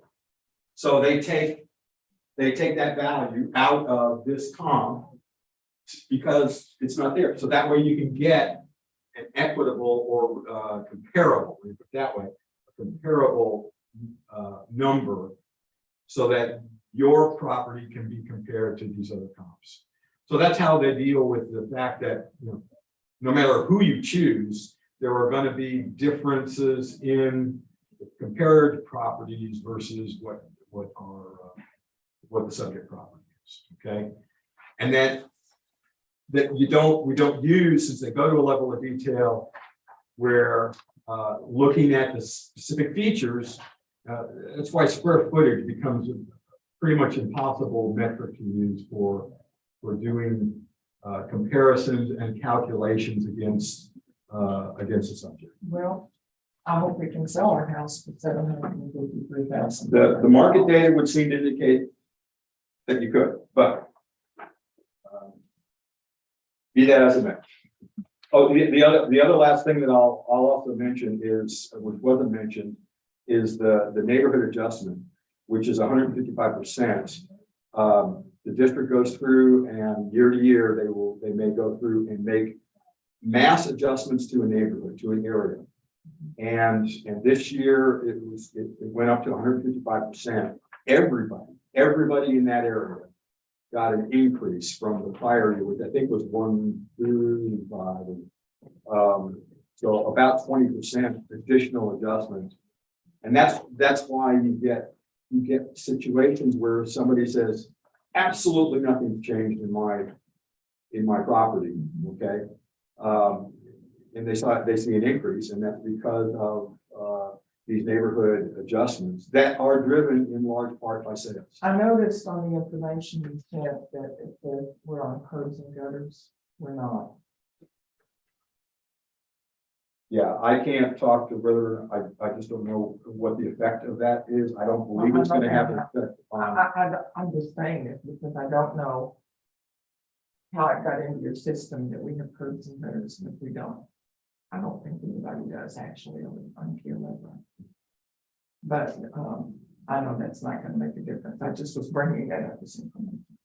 Thank you for your time. Okay, and we will, as I mentioned, since you chose single member panel format, I will take this determination to the ARB as a recommendation, 753, 300. And it was 786. It was 768, 980.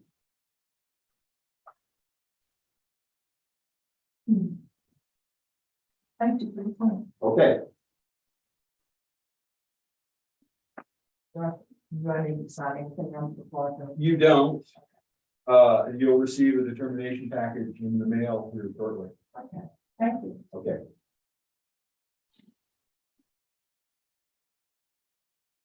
You really do have big things. Okay.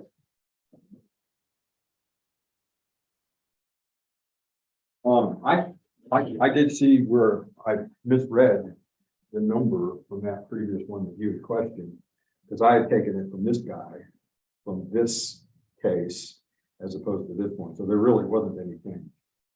I don't think I need to correct anything unless you're showing it as a correction. Well, I showed it, I mean, I did what you told me to do. I put that as your value as approved. Fine. And so, you know, you're saying that was an approved one at that value, Yes. and that's, Even though it didn't really change. it didn't really change, but that's, that may be semantics of that, but I just recorded what you said, and that's why I questioned it, and you said that was the case, so that's what I recorded, Okay. so. All right. So I assume we're done for the moment.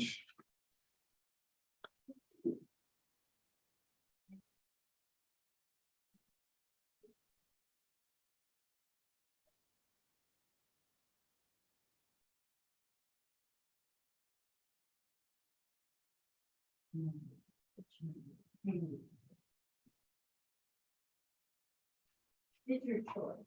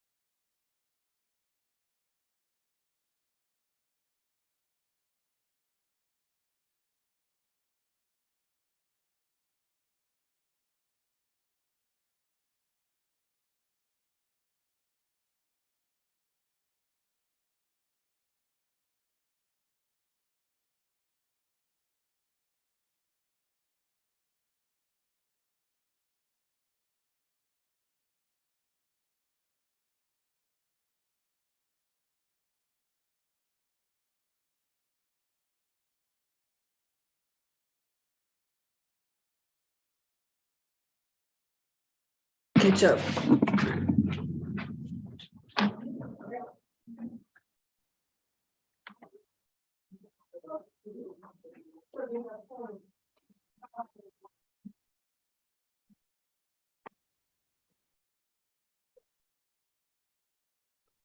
Hey, good afternoon.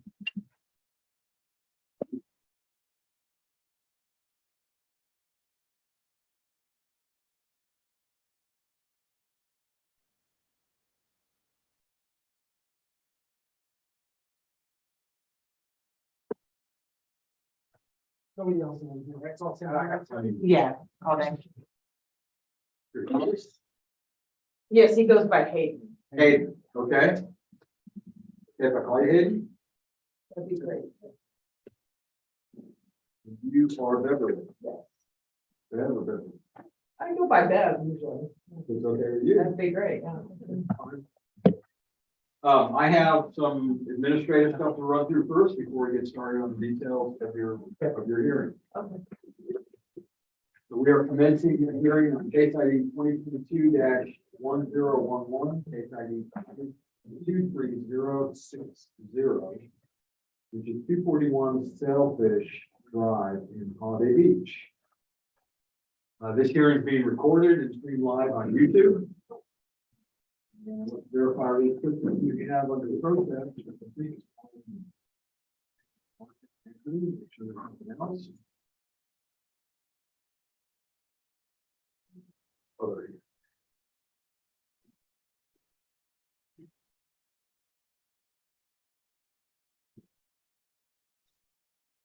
go. Okay, so we'll just make sure that when you have an opportunity to present your evidence that you point out the square footage problem that you noted on your protest.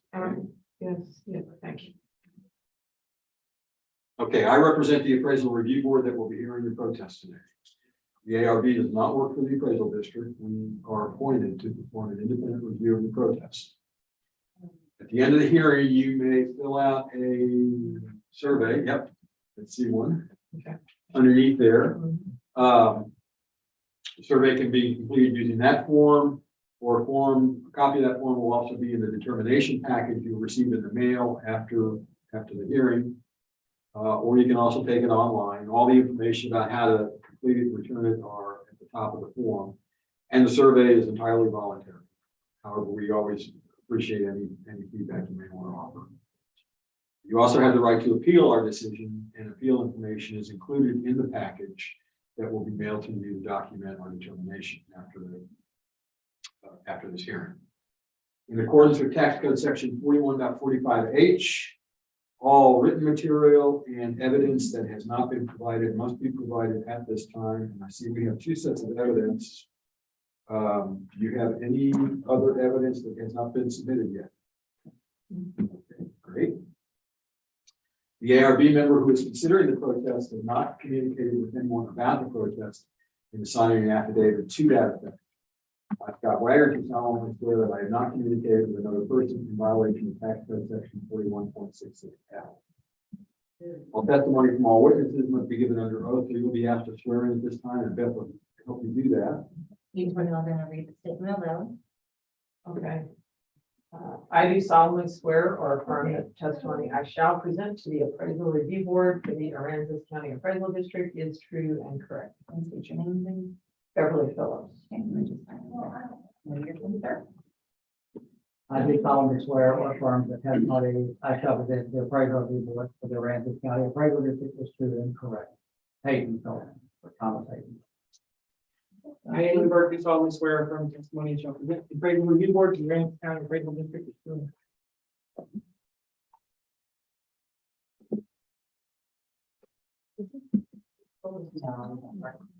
Thank you. Perfect. And just so you know, again, I'm with the appraisal review board. Amy Burke at the end of the table is with the appraisal district. He represents it. And Jackie is back there driving the displays and presentation. All the information that will be presented from an evidence standpoint both yours as well as the district's, is available on the tablet, but is also going to be projected up on the screen. I need to ask both of you whether either of you hold a license or certificate from the Texas Appraisal Licensing and Certification Board. No. That's fine. It's easy. Underneath your folder there is a chart that has the hearing procedure times. This is how we're going to run the hearing today. Takes two forms. You may have seen this before in the package that you received. It's broken into two columns. One is if you present first or if the district presents first. You both have equal amounts of time to present evidence, question, and rebut. And you get to make the choice of which you would like to have happen. You go first or the district. We like the district for that part. Okay, no problem. Okay. This is account 23060, single family residential in Holiday Beach, 2416. Last year it was certified at 188,730. This year it was noticed at 353,490. Note saying that it was purchased in 2021. The number we had for that was 356. Note saying that it was the property was the sketch was updated, but there was elements of the property that were described. They were described incorrectly when it was listed. Got updated.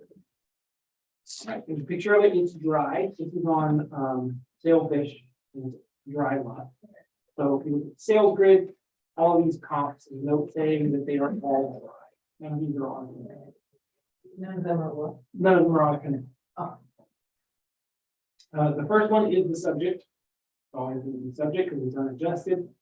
So it indicates value that is just the same. Second one is 60 Northwest Drive and pretty small net adjustment actually. And it sold for 327 when adjusted the subject, indicate the value of 351. And wow, these are all really small adjustments. So the next one is 226 West Forest Oak. Purchased for 355, and another one on Kingfish for 305. The median of all those when adjusted to the subject is 351. What we expected to sell for. And then the equity comps, these are not sales, actually some of them happen, but these are our values of how we're appraising them to figure out if we're appraising the subject property equally. And the median value there is 352. 73, which is a couple $100 under the notice value. You know, and then the sales ratio report that follows is super long, but it's Holiday Beach. It's the what do you call it? The west side of Holiday Beach. And dry. Holiday Beach. Ton of sales activity in there for this year, and we're at 1%. We're at 1.00. There were land table changes, neighborhood adjustment changes that happened that affected this property, in addition to being kind of reappraised in general as a result of whatever it needed to be redrawn and stuff, and it had some updates to it. So yeah, all those things came together. I will point out that the sale of the subject property is one of the sales that part of the data that required us to do stuff. So, Okay. You folks have 2 minutes to cross-examine. Right times. Okay, 2 minutes to cross-examine the district and 5 minutes for your presentation. So I'll give you 7 minutes total to talk. Okay. Do you have questions? You want me to? Yeah. I have some, yeah. So, how do you arrive at the median value? I still don't understand the median for which one? For that. Any of those you kept pointing to, so the median is. the median is whichever one's in the middle. Oh, between the ones on the page. Yeah. Yeah. So it's whichever one in the set of comparables. After the adjustments, it'll spit out an indicated value. And the legal standard is to be measured against the median of those numbers, not the mean or the mean or whatever. Okay. So that's, this one, and if it's an even number of comps, it's an average to the middle. But I think for the equity one of them will actually be that. It's not on number of comps. It's this one. Yeah, so that's why they're exactly the same number, because that's what you. Right, okay. So you don't necessarily look at square footage, you're just looking at the. That's where these things get adjusted up here. Okay. This is the indicated value for your property compared to this property. All right, The truth is, all of these are just on a schedule of like, this is porch space, this is carport space, this is whatever. So, I mean, you know, we're not making up the numbers for each element of somebody's house. They should adjust perfectly every time. so the assumption also is that if houses have recently sold for this much, that is market value. Yes. And also the assumption is the year built doesn't make a difference, a significant difference. Right, yeah, that's right. The year built is overridden by the effective age, the same way it would be overridden by the condition code. So, do you have other questions? Okay, so, jump in whenever you want to, but, we have some concerns, like for instance, the storage area underneath the house. Is this what you want me to show right here? Yes, Okay. is now listed as living space, but it's a non-conditioned space. It just has a cement floor. It's a storage room, and so we disagree with calling this a living space. It has a toilet in the corner, like a prison cell. So it just. Prison cell.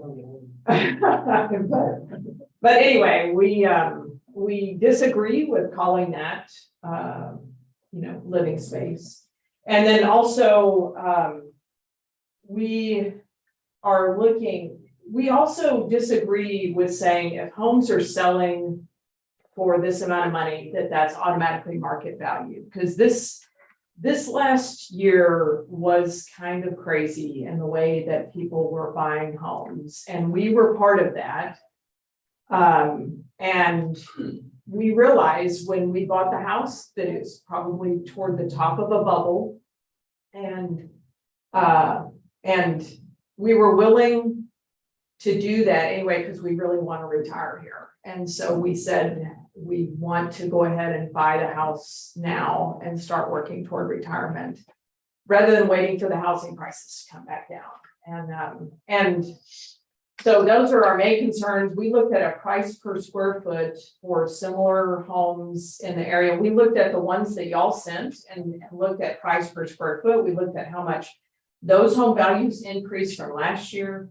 And our home, y'all increased by 88% over last year, and the other homes were anywhere from 5% to 20% increase. One was as much as 29%, the others were around 11, 12, 5 or 6. And so we just feel like a much more reasonable increase is a 20% maximum increase over last year, which that chart that you pulled up shows that's that one with the bar chart shows that's what the homes in these areas, the increase in value over last year. So we just feel like 8% it's just crazy, and it's just responding to a few sales rather than really reflecting a true market value over the long term. What are your thoughts? And we found a lot of other homes that weren't in the ones that y'all sent as comparisons that had lower price per square foot, and we marked on the pages that we sent to y'all, we noted that there were some difference on some of these homes, like some of them had use of wetlands, which we think increases the value. We're not on a canal. Yeah, and some were newer homes than our home. Our home also is listed, y'all listed it as built in 2014 and 2019, and it was, we haven't found any update, any evidence of it being updated in 2019. We're not sure where that came from. Not sure what that came from. Okay, you still have another minute or so, that you have anything else that you want to cover? You'll have some more opportunity to chat and too as well. No, I mean, y'all have the papers, and we think the main thing is what was the increase over last year and price per square foot, and that our home should be listed as 1,200 square feet, not 1,440 square feet, because the storage room is not living space. I would not live there. Especially without air conditioning.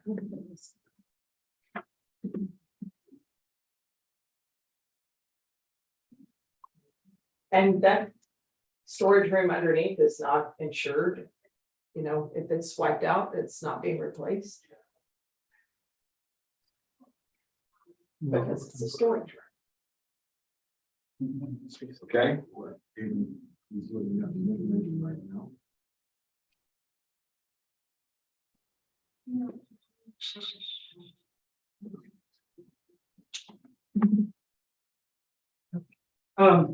You got 4 minutes. Yeah. So as far as the way you say overused, you are making a valid point. Just there is a definition of market value provided in the tax code, and it is really specific. One of the elements of market value, which is capital M, capital V, market value, is prevailing market conditions. So what things are selling for now, whether we're in a bubble or not, is prevailing market conditions. And in a recession, the same thing happens. People are getting a fire sale. All foreclosed, and you're just, you can, the substitutionary value of the house is really low because you can still buy foreclosure that's actually in good shape. That decreases the value of property in that time. And that's like, it goes both ways. Stuff that we got a couple different 4 sales in here, and these are really, it's weird to look at it only from this perspective, but working here, there was a lot done in this neighborhood adjustment, land table changes, property updates, all that stuff happening. And to get these 4 comps to where they're in a reasonable ratio of their sales price is like, I think Scott mostly did this neighborhood. He did a great job, a really good job. If your property was described as being lesser than the difference between what our system put out and what you paid for, it would go on the home. So if we describe your house as being worse, then everybody's value. So if you, the first thing that happens, imagine a neighborhood of $100,000 and one sells for 101. The first thing we do is try and find, is there something about this house in particular that makes it $20,000 better than the average house? And if it doesn't exist, the whole neighborhood goes up by $20,000. So that's part of why we try to update stuff whenever it gets listed. Also, when stuff is being sold, people do things to, spruce it up. It's worth it to do it. So yeah, I understand like how housing prices are high. I don't think that we've seen this last time right now. Yeah. Things can get too much better too. The downstairs thing being, that is weird. It's at a weird spot because it's not like a storage unit. It's like more built out, but it's not air conditioned. It's not like you're not going to put like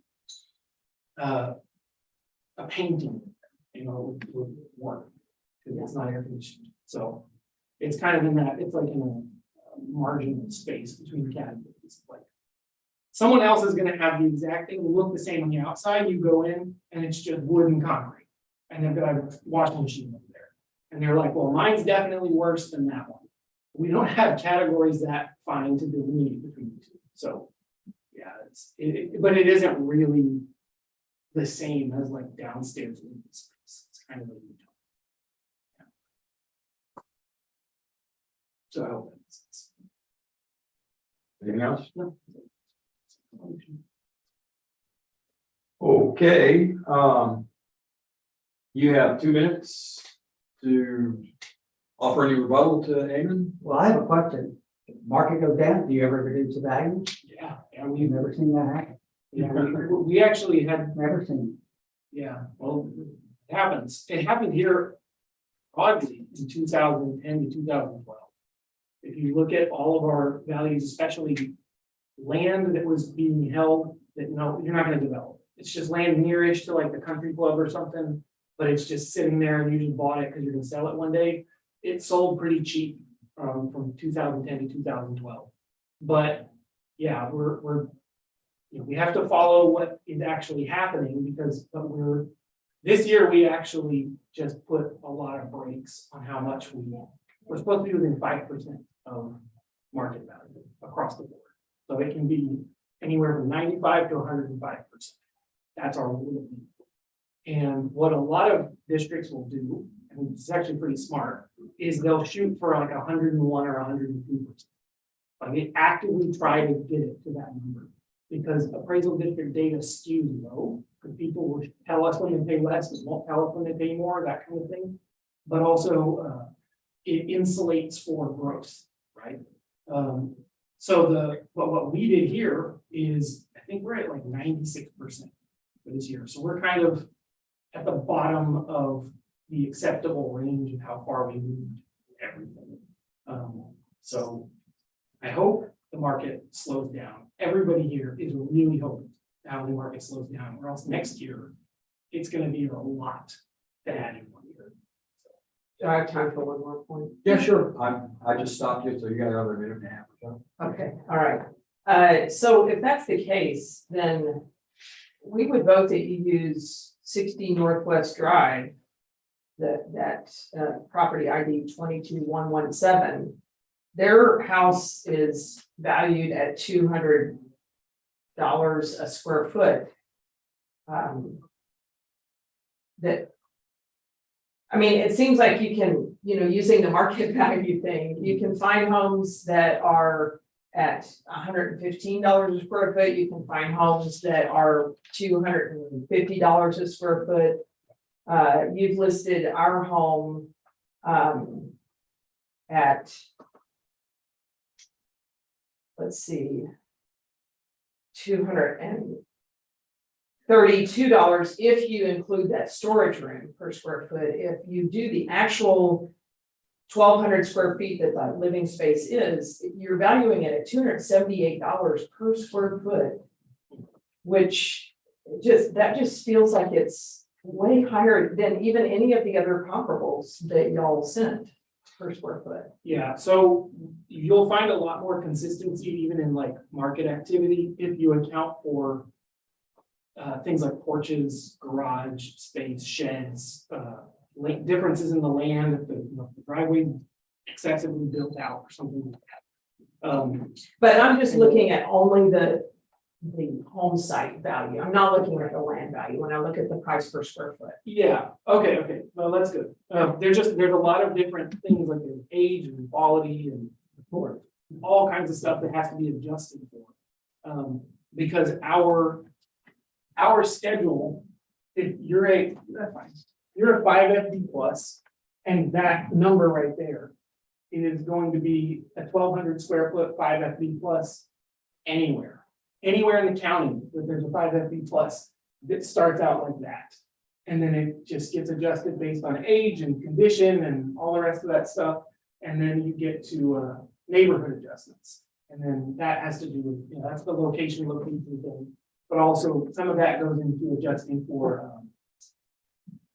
the increased cost of materials that end up, because part of what's inflating home prices is that like people are going, well, I can build this for X dollars and that number is really high. That's true. So I would also propose that you not make an adjustment for it being built in effective year 2019, because nothing was done in 2019.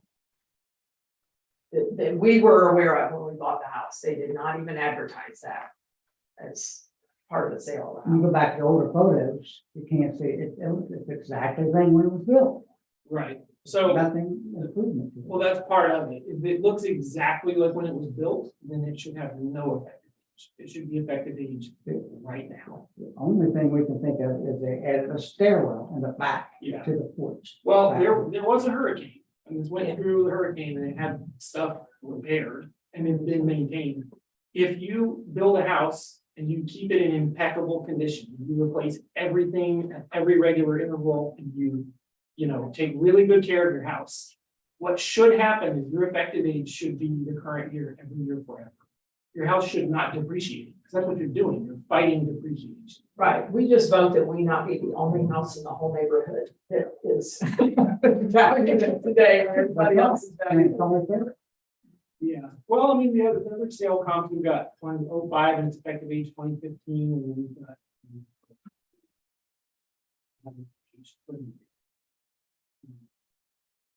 But I'll just, you know, that's how we don't do good condition, poor condition, excellent condition. We use an effective age. So that's just how we know the condition.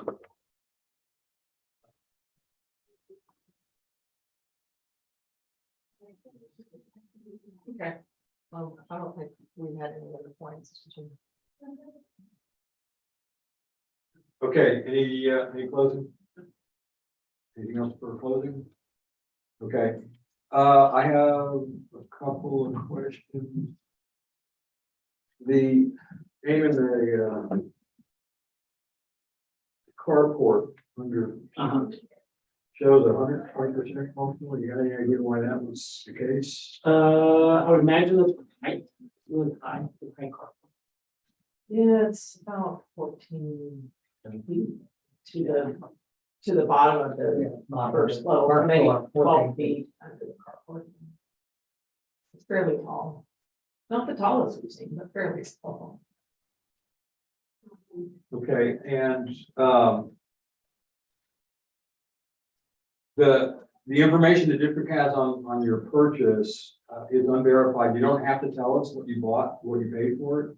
But if it is considerably less than 356, that could have some impact. And we really don't want to. And that's perfectly fine. That's no problem.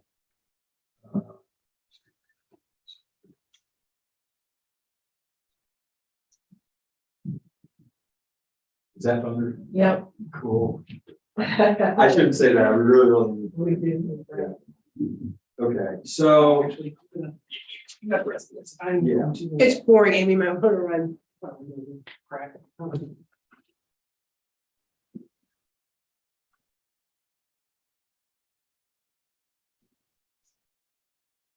oh,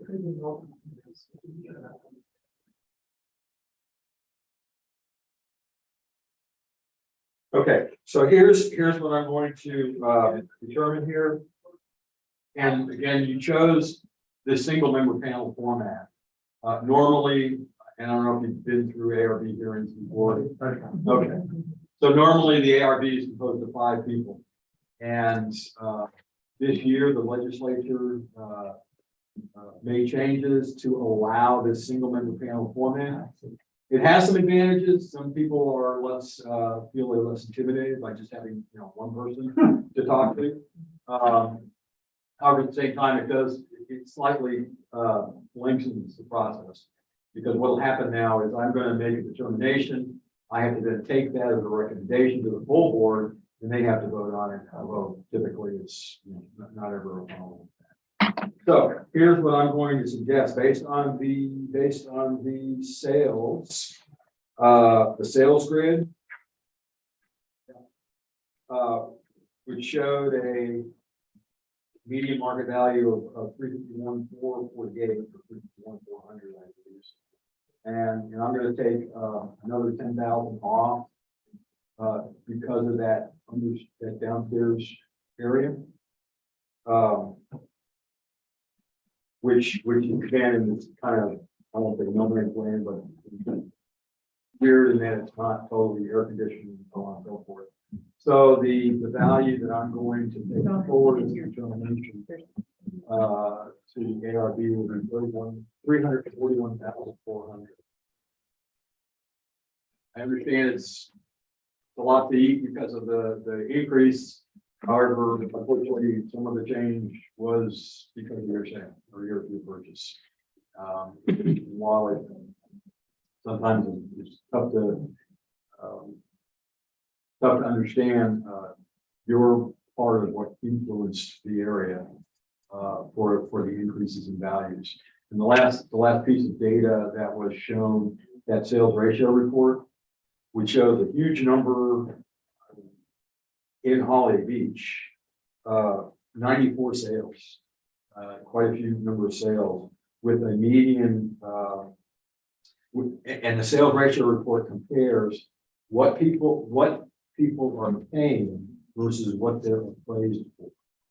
When that ratio gets close to 1, which is what it is, that says that the appraisal district is in fact appraising a large area at market value, which is what the taxpayers say they have to do. So if we would spend $1 million, that's what y'all would direct, that's what they want. If you, I mean, unfortunately, if you had paid $1 million, it would have had an influence. It's not going to make everything go to $1 million per se, but it would have had an influence. And the other thing that Eamon mentioned is this thing called a neighborhood adjustment, because when there is a lot of sales activity, which there is in Holiday Beach, they will increase an entire neighborhood, which is what they did.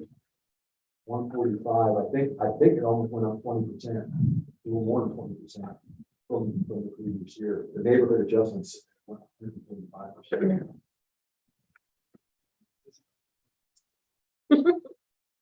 So that'll be my my determination to take forward to the area 341,400.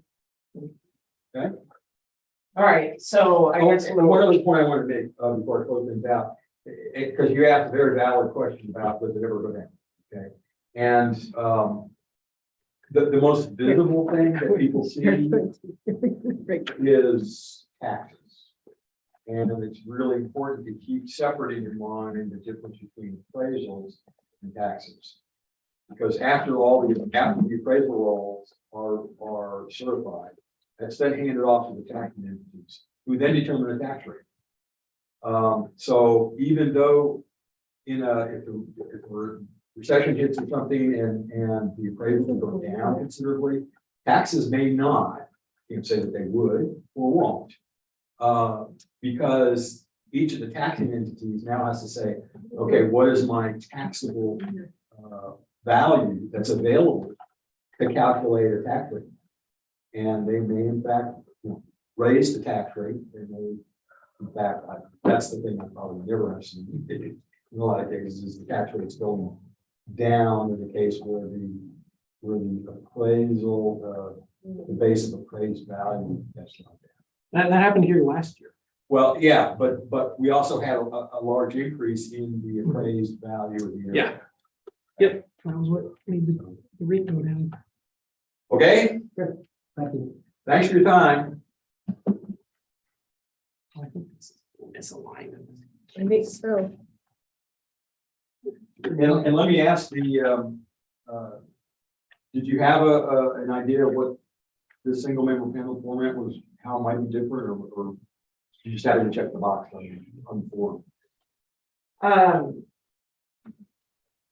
No, we had no idea of anything we're getting into, anything, how to do it. Okay. And so it just seemed like the reasonable next step is to talk to one person. And then if we disagree, which I do with your determination, it sounds like we have an opportunity then to at least appeal at the full hearing, right? The way, okay, for Your next step would be to appeal the decision, which would be, and that'll be included in that determination package, would be to go to district court.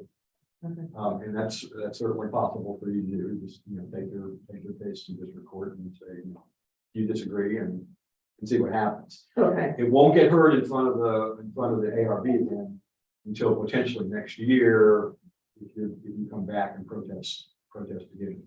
I'll also note that on the form, there were 2 checkboxes. One is whether you wanted a single member panel, and right below it was whether you wanted an informal meeting. And that second one is where you would have an opportunity to sit down with an appraiser one-on-one, either on phone or face-to-face to talk through this stuff. Yes, we did that on the front. Okay. Yeah. Yeah, and I did not understand. I'm not used to reading documents, legal documents like all. Maybe the that one whole goes in there? stack of papers that we got. So I did not understand that. That we would have to go to district court to appeal your determination. I saw the statement that said any ARB meeting. People are allowed to come and make statements at those meetings, and I guess I thought that that's what the appeal was, so. That's a pretty big hurdle to have to go to district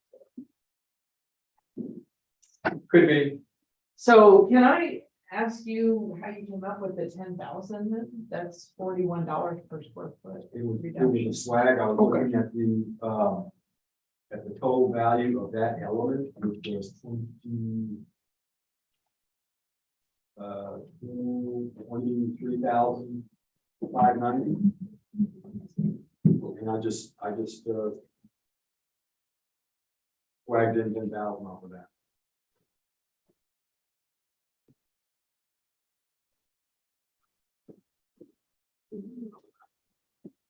Wow, so y'all are still valuing it higher per square foot than any other house in the neighborhood.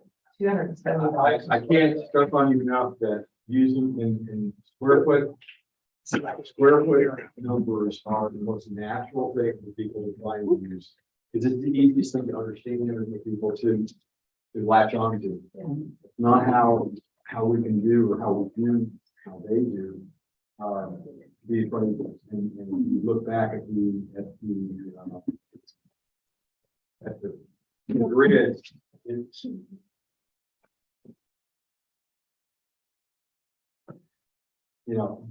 there's a lot more detail on the elements. So they consider the age, the quality level, and all the elements of the structure and assign values at those levels. And then, That's objective. The timing value is very subjective. it's So how do you have them? That's what I. job.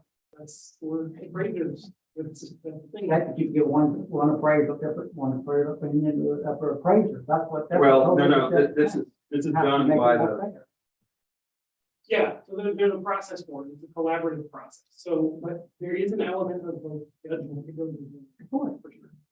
Yeah, I guess my only point is that price per square foot after subtracting out the value of the land.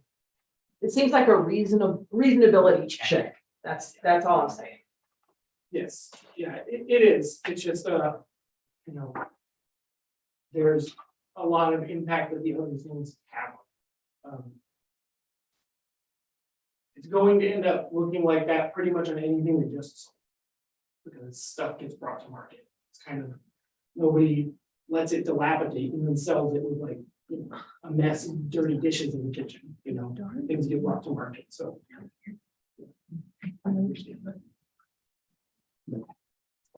What's made this, that's the other thing now. If you do it now, you can drop it off. Otherwise, whatever you'd like to do. Don't want to delay anything further, but just looking at district court, what were you looking for? For an appeal. Okay, so that goes to an arbitrator. So so you file for an arbitration, and then an arbitrator will be assigned, and then it concentrates all the decision-making power into one person's opinion. So that's what arbitration is. It's all. No, there's You don't go to district court, there's no district court. You go to. Yeah, no, but taking the district court is a different, for a different category of properties in a different side of the county and places like this, property like this. It would only go to district court, it'd be eligible for it if it was like over $1 million and in a county of more than 100,000 people. So yeah, we get arbitration. Okay. Thank you for the clarification. Yeah. Thank you very much for taking time. Thank you. Y'all have a good one. You too. Thank you. Are you still jumping out there? Yeah, we have a bunch up there. Thank you. Mhm. We have a what? A lot of people out there. Yeah, 3, And then for the 1:30. That's what. After Three more afterwards. This one's going to be on the phone, fingers crossed. I don't know this one. No. What's the, Not yet. what's the? It's 16882 is the account ID. Not gonna work. It still says initializing network because of weird. See, and that's why, Probably just need to call. Plug in. Why don't you share it? They're gonna get that. yeah, I can, Yeah, you can call P3 and tell them. It's plugged in. They need to work on their side. Yeah, so hey, plug in, you can do anything, it's extension 6786. and that's why I got, when it got the fast busy signal, that to me kind of indicated it was not. Anyway. 1863 and 16,882. And what do you get? Yes, I have it. Here's the number you're going to use.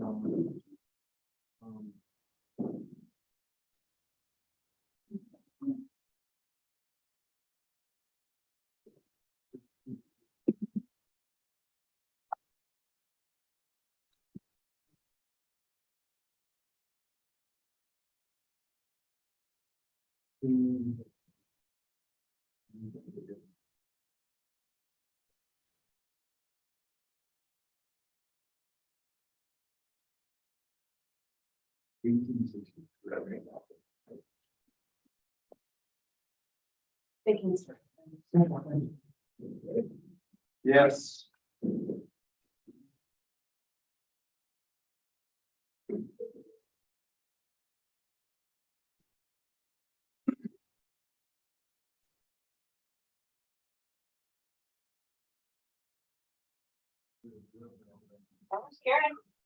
I'm sorry, is it Carrie?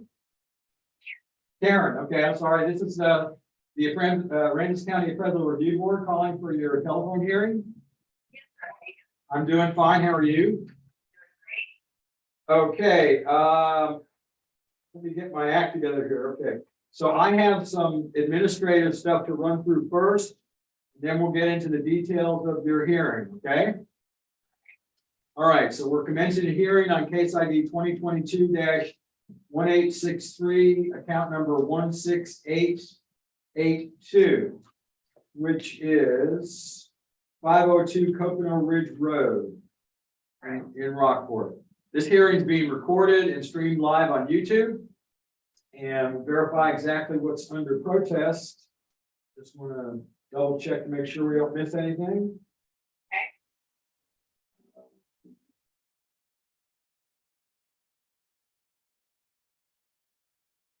Okay, so you have Q1, Q2, which is incorrect appraised market value and values unequal compared to other properties, which is equity. You also check incorrect appraised market value of land under special appraisal. I assume you're just really addressing the land value. Is that correct? That's what my concern said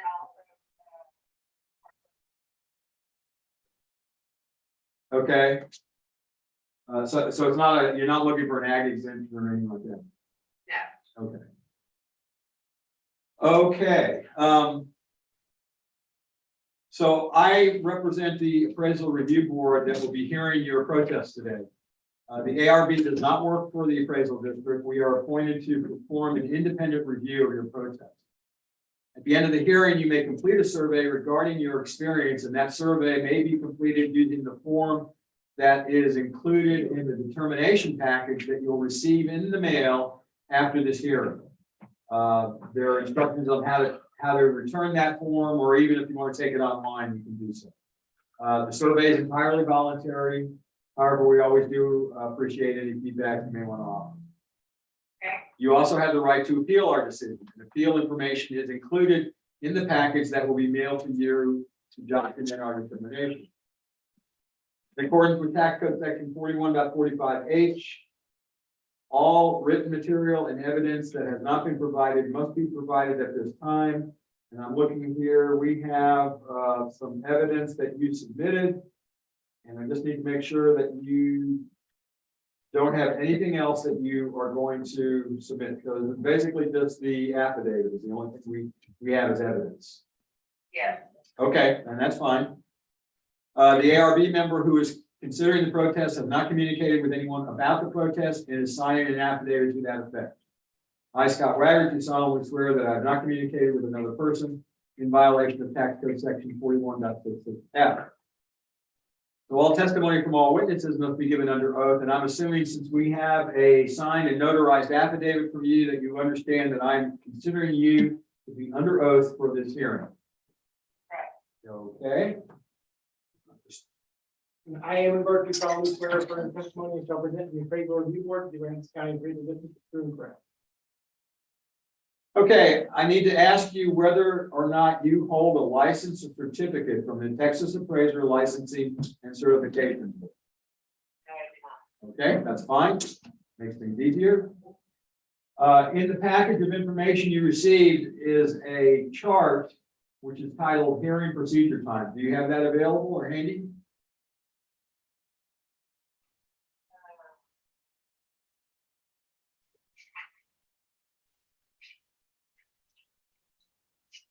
It's okay if you don't. I'm sorry? I do. Okay, excellent. So that shows how we're going to be running the hearing, and it takes two forms. One is if you present first, or the second is if the district presents first. You each have the same amount of time and opportunity to present evidence, discuss and rebut. But you get to choose which you would like to do. Would you like to go first, or would you like to have the district go first? You can go first. Okay. So this is account 16882. It is single family residential property on Coconut Ridge Road. Last year it was certified at 577,370. This year it was noted at 722,850. It is a 5-class home built in 2018. It's construction after the hurricane. Looks like there was a lot of stuff there from before, and the home was rebuilt on what was there. Let's see here. There's a picture of it. You can see it's kind of tucked into the canal there. And let's look at our comps. First comp is 324 Coconut Ridge Road. Another similar class, similar size home, similar effective age. It sold for $559 and adjusted to be like the subject.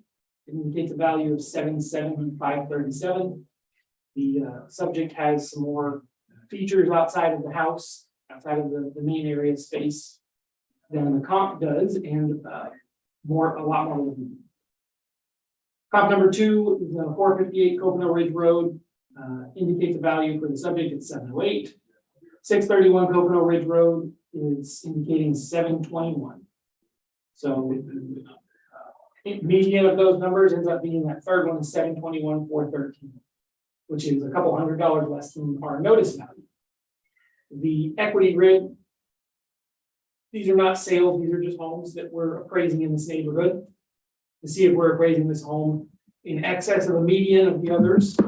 And it does, it indicates a downward adjustment to 706 and change, basically 706,000. That is the equity grid. And then there is So we've got a Coconut Ridge sales ratio report, and we're at 93% in Coconut Ridge. You're not keeping up very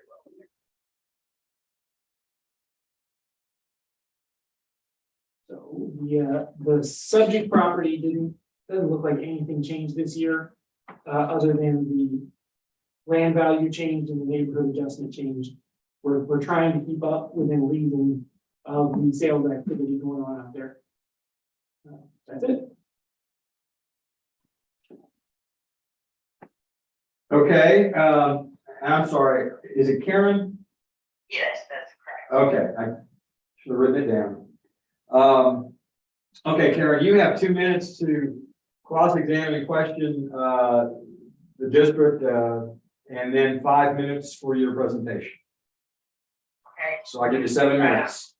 Well, I'm not going technical as y'all. I'm going on neighbors to my left, my neighbors to my right. Neighbors to the right is an investment. It says that, we use it for personal reasons. Second home. Address is 476 Coconut Ridge. The lot price in the last 15 years has ranged from 109,000 to 118,000. Neighbor to the other side.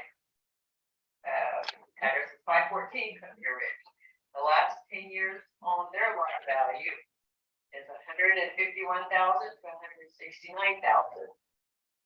My lot, which is in the middle between these two, the last 14 years, it has been 161,000 to 176,000. This year, y'all are jumping up my lot, $43,000. I just don't feel like it's fair. Plus, y'all added about 100,000 to the house valuation. Okay, and you got anything else? You got 5 more minutes to No, I mean, say, okay. Just real quick, the numbers that you mentioned on these other 2 properties on either side, those are land values, is that what you're referring to? yes, sir. Okay. Okay, give us a minute. I think the district is going to check out some stuff. Can you get 1683? Neighbor on the right, the address is 476 Coconut Ridge. Neighbor to the left is 514 Coconut Ridge. Okay, hang on. Open it. Okay, I'll open it. Yep. And then let me look at the subject again. Actually, let me look at that other one.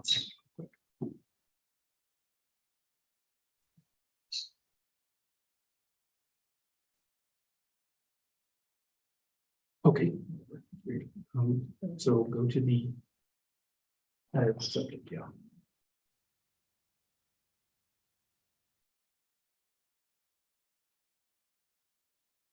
Okay, and what's the other one?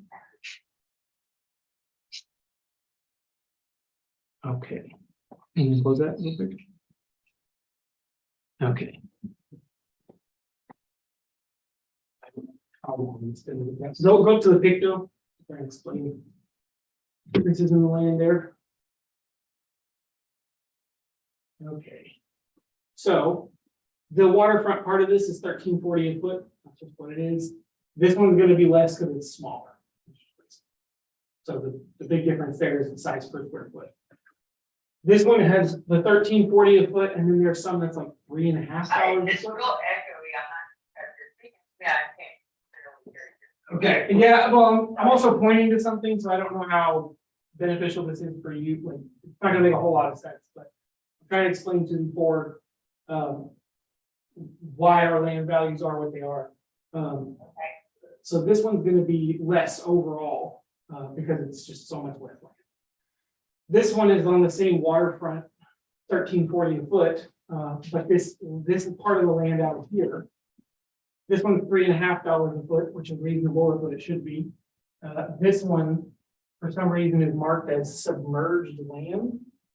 And so, a long time ago, this person, I guess, convinced someone that this was too wet and terrible and not good, so it's just getting no value.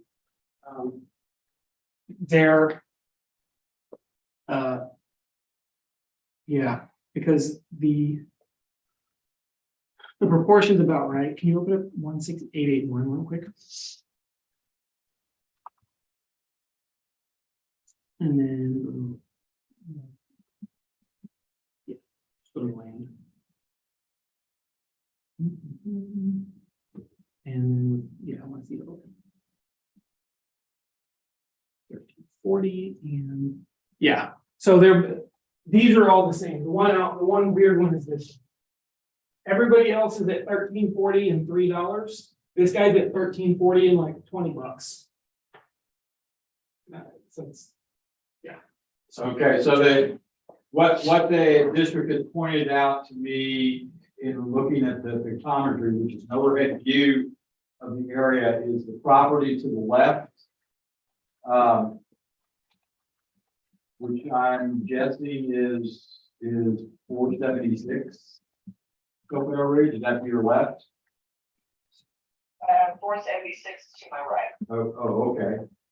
All right, so the 514 property has an error in the description of the property, which has quite a bit of road frontage.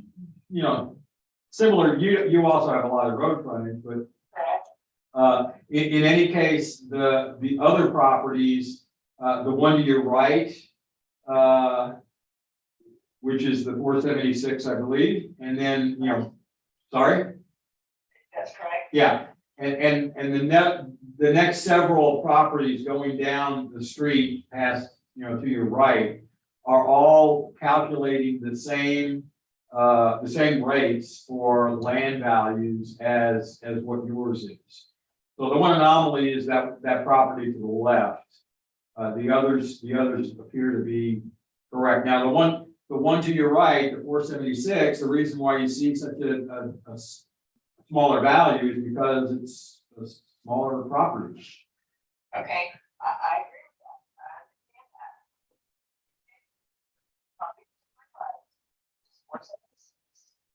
understand that. 15 years. Gone from, money.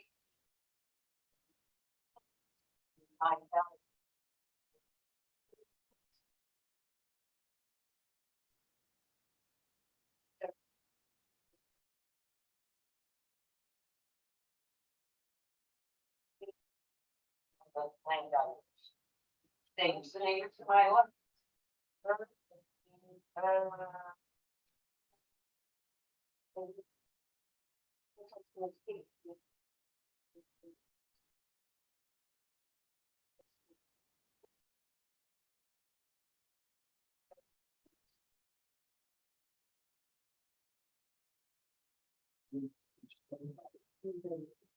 She's talking about that land's in the 109 for years, it's because of the leakage. Yeah, the one that's been 109 is the one that would have the messed up land segment. Yes. The other one. Really? That's Yeah. It's, okay. That's at 109. 476. Now what?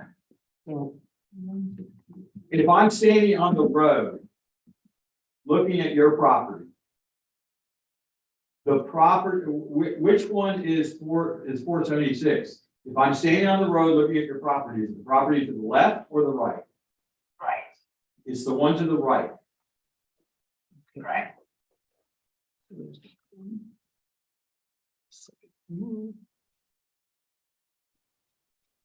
We're still trying to sort out why. For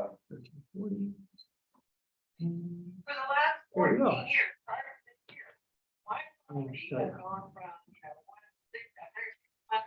1,000, This way. right? We never paid about $176. That is mine. I'm having a $43,000 valuation just on my life. I bet I know. I have a suspicion. So,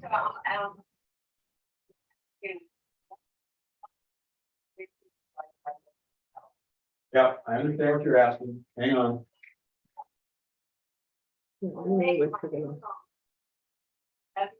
that's what it was. she had pretty much the same thing. It was a very similar thing. There was an adjustment on her land value that had been in there forever and it needed to get pulled the same way the other one. When did that? This year. This year? Yeah.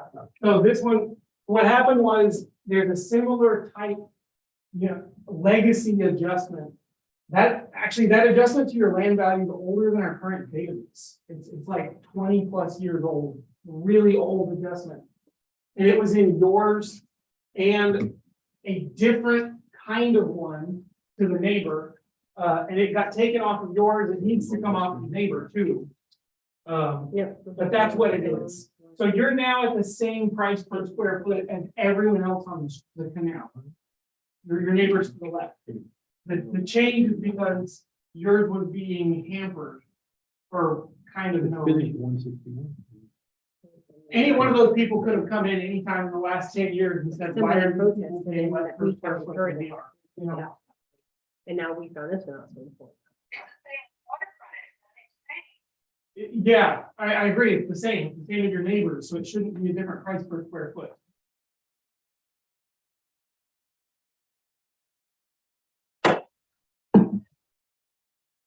And we looked.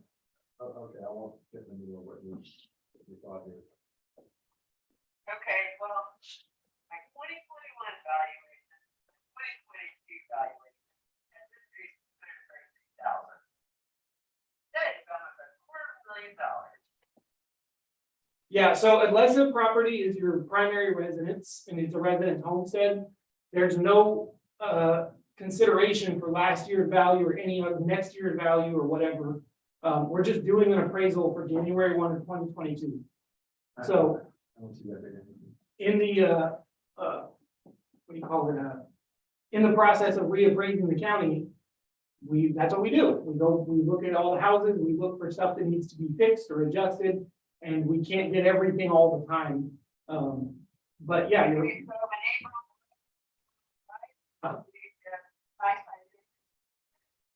the one at the end.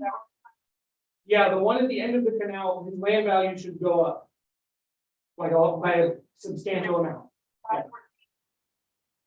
I don't know what street address. It's the property to the left as you're looking at your property from the road. Yeah. And I'm looking also at your increase or your change from last year. 514. Sorry? 514. That's the address. Oh, yes, I'm sorry. Okay. I show an increase of 145. You said 200 something. And also, I also look back at the land value for a number of years. It's been 168.20 for a number of years. It was down to 170 or up to 176 at one point. But your land value actually has been pretty stable for quite a few years. That's my point. Well, that's not. Right. Yeah. Well, that's not. Right. That doesn't happen. Land appreciates over time. If you see a land value and it's the same as it was 15 years ago, it's wrong. Yeah, your neighbor on your right is wrong. I agree.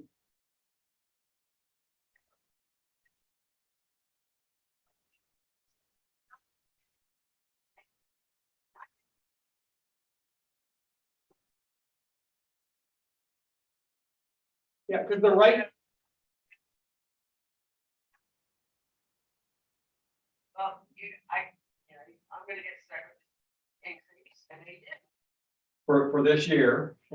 Yeah, you basically are losing a discount. You've had years of a benefit of something that was unwarranted. Like you just weren't aware of it. But your property is being undervalued. Now, does that sound fair? Yes. Actually, it sounds unfair in your favor for the last 10 years. Okay, we need to wrap this up. There is a change that is warranted based on the data, the evidence from the district in the equity calculations. So the determination that will be taken forward to the full ARB is a reduction from 722,850 to 706,000 even.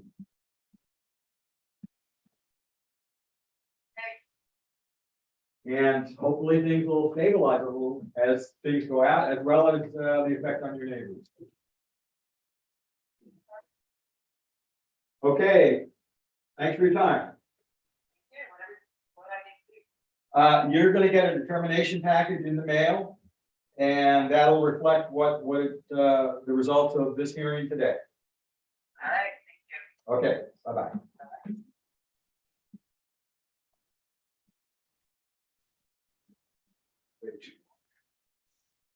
What? 706.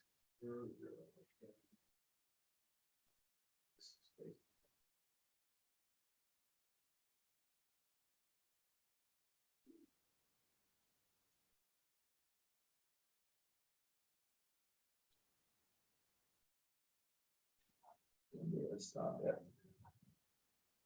Well, I want to see if we're gonna get flooded or anything. Got it. Yeah.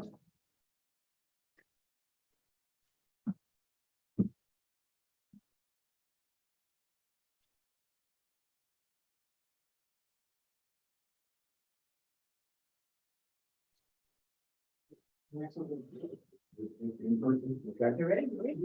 Yeah. Oh. You ready?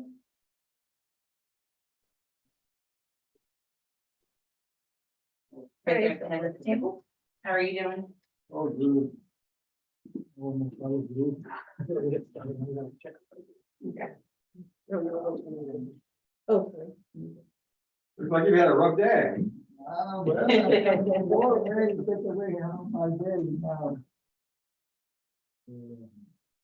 My case is real simple, man. I don't know, I trying to. Okay. Okay, yeah, we have some stuff to go through first, and then we'll, if it's, hopefully as simple as you say, then it can go pretty quickly. So I'm just making some notes here.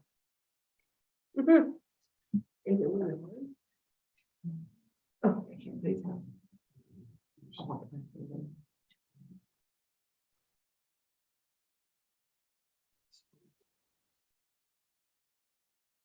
No.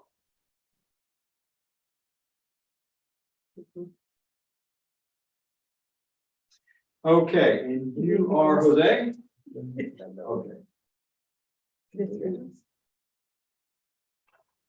So Jose, I have some administrative stuff to run through.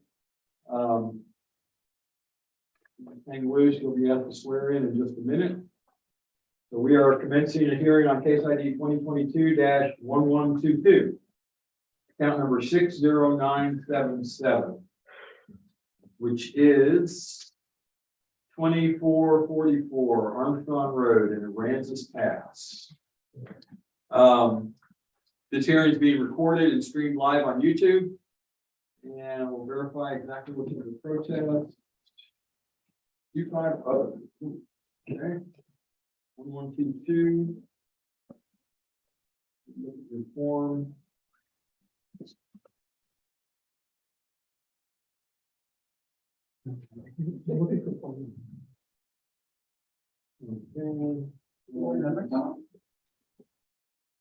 All right. You're on your protest form, you checked other, and you said Texas state caps property value increases at 10% each year. We go through the whole hearing, the property tax, the appraisal cap is applied to homesteaded properties or homesteaded. You have to have a homestead. The other thing that I should note too is it applies to improvements like structures and houses and doesn't apply to land. And Right? no, it goes to the whole property market value, but it has to be your home, your residence. Right. The only thing that cap applies to is the primary. So, and it's only in one place at a time, so. You know, residence and So wherever. in this case, It's open or? Well, Yeah, there's no limit, the 10% limit does not apply, like there's no. And that limit is only for how your taxes are calculated, it's not our appraisal. We still have to appraise stuff at 100% of what it would sell for. But when your taxes get calculated on your house, it limits how much it can change in a year. Sort of slow it down. so do you live there? I don't live there. That's a property I pass it to my brother to me because I supposed to make a little house there, but I've been very minded to put a house there. Right. Okay, Taking too long. so let's do this a little formally, because I do have to go through, since you did file a protest. Got to go through the script, and then we'll deal with the specifics of your situation, okay? So this hearing is being recorded and streamed live on YouTube, and we did verify that the only thing that's marked in the protest is other and a question related to the 10% cap based on homesteading. I represent the Appraisal Review Board and will be hearing your protest today. The ARB does not work for the appraisal district. We are appointed to perform an independent review of your protest. So at the end of the hearing, you may complete a survey regarding your experience. Survey may be completed using this form, as well as you'll receive a copy of the form as well in the determination package and the information that will be mailed to you after this hearing. The survey is entirely voluntary, but if you choose, we always appreciate any feedback that you may wish to offer. You also have the right to appeal the decision, and appeal information is included in that package, and that will be mailed to you to document the determination. So in accordance with tax code section 41.45H, and I know this is a lot of legal detail, but all written material and evidence that has not been provided must be provided at this time. And we do have a copy as evidence for you, which is your submitted protest form. Is there any other evidence that you want to interject? Okay. The ARB member who is considering the protest has not communicated with anyone about the protest and is signing an affidavit to that effect. I, Scott Wagger, do solemnly swear that I have not communicated with another person in violation of tax code section 41.66F. So all testimony from all witnesses must be given under oath. And so you'll be asked now to swear in, and Beth will help you do that. I'm just gonna read this statement aloud. It starts with I do. Can you read the statement out loud? The I do. Solemnly swear to affirm that the testimony I shall send to the Appraisal Review Board for the Aransas County Appraisal District is correct. And state your name, please, for the record. Okay, and you sign and print. I am advised to solemnly swear affirm the testimony I shall present to the appraisal review board of Aransas County Appraisal Feeling correct. Thank you. Okay, I need to ask you a question, which is, do you hold a license or certificate from the Texas Appraisers Licensing and Certification Board? Okay, and that's fine. We just have to ask everybody. Under your phone, it's the hearing procedure times. This is how we're going to run the hearing today. And takes two forms. One is if you present first or if the district presents first. You get to choose which you would like to occur. If you go first, you'll have 5 minutes to start off with, and just to present your case in terms of what your questions are and what you would like to have occur in this hearing. You want to go first? Yeah. Okay. So you have 5 minutes. Yeah, it's so this people then I pass it to my brother, and I was paying, I mean, a lot, real, something, but I say normal, and now it's going up to 100% gold, is what I pay, so. all I can say is if it's possible to bring it as close as what I have it because plan to build a house, I mean, I don't have the money right now.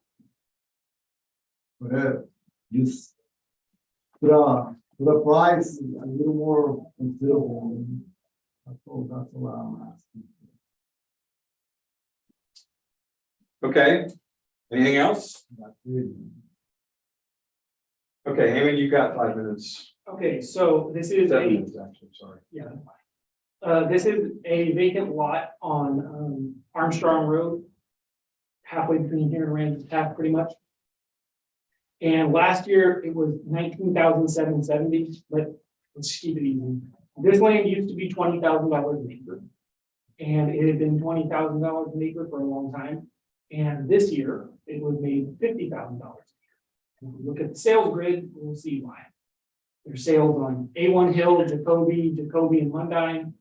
And the values are, if you look at the, Jack, you need to pull up the sales grid real quick. There's a line we don't look at too often, but we usually look at square footage. Go back up. This actually shows you the price, indicated price per acre, right there. So the That's a 2.5 acres. yeah, so that's the thing. This thing is showing you that this thing is selling for $50,800 an acre. And so that's how much they paid per acre. Because your property is basically 1 acre. It's very close. And then this one is much smaller, but it sold for $31,000 an acre. Keep going.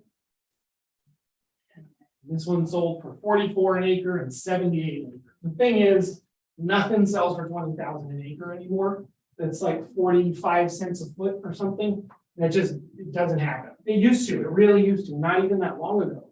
There was legitimately places where you could buy an acre of land here in Aransas County for, $15,000. You really could, but you just can't, you can't.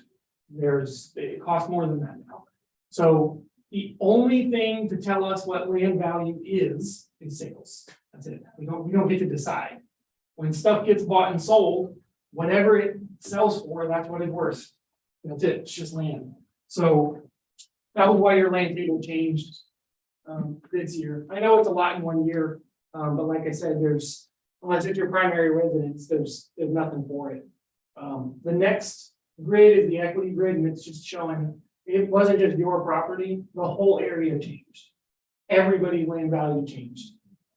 And that's just because we can't have sales coming through that are, 4 and 5 times with the number we have.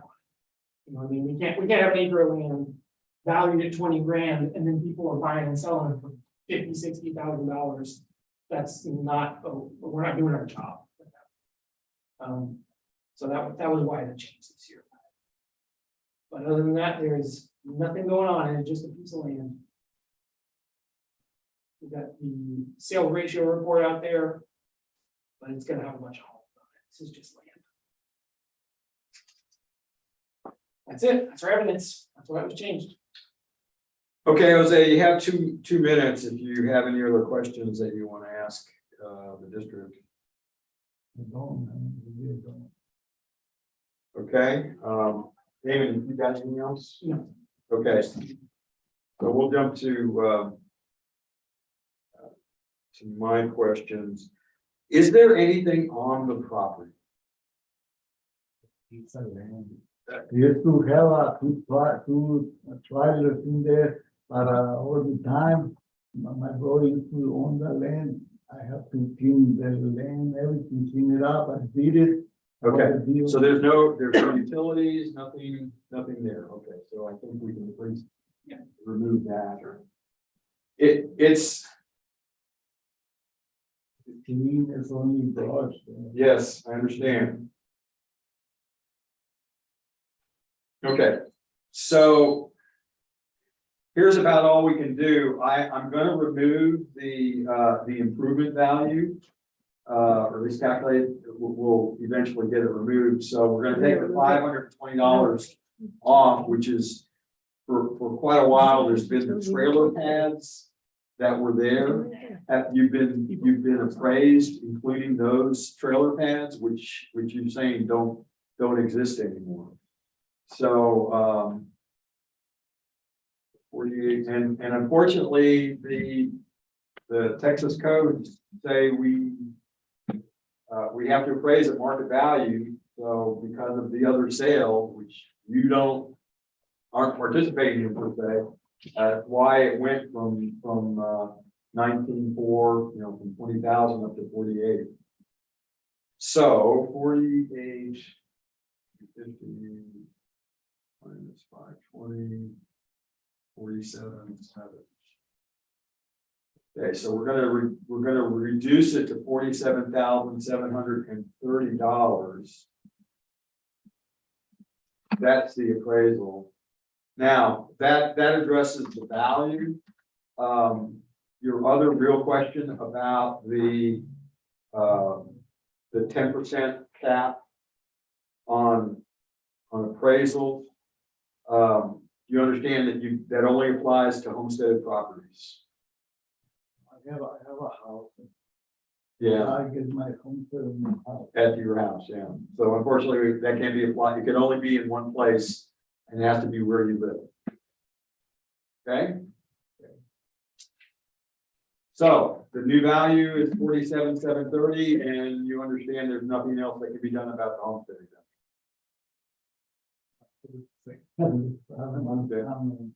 And we don't know what's going to happen with actual taxes. And I come back into it. Well, again, and all we deal with are the appraisals, and then the taxing entities like the county, and I don't know if this is in the city or not, but they're the ones that set the tax rate, which is what you'll actually have to deal with in terms of taxes. Okay. All right, thanks for coming in. Sorry I couldn't do much more for you. Okay, there's something like, that's it. That's it. You will receive, and I assume this address, 3813 Brushwood Lane in Corpus is your mailing address. They will mail you a package that has the results of this hearing. Okay, that will be good. All right, thanks.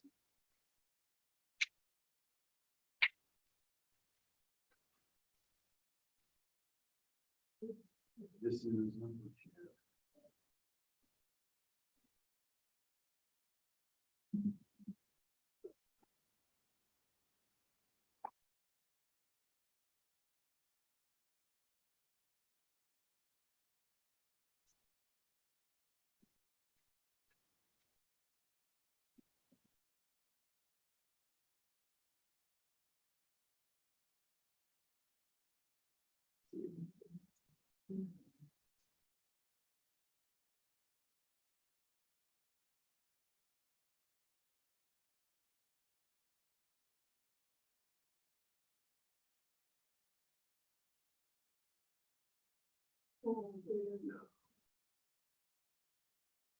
And yesterday, warm out.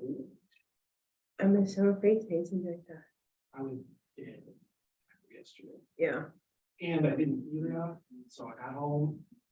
I had to take my kids to EBS at 6. Oh, We no. don't get out of here till 6, so they show up there with one. Oh, that's I'm right. over there. And then I had some snacks and stuff, and we didn't eat until after we got back. Bunch of stuff. And cooked when I got home. Oh, my gosh. Yeah, it was like you feel a little better, and it's like I was already asleep, I want to get better. Yeah, I'm sleeping. true. And then I wake up this morning and it's all raining. I know. Property number is 66192. And are we ready? Are you going? Okay. Do it in person. Oh. Mhm. Oh. You guys know something like that.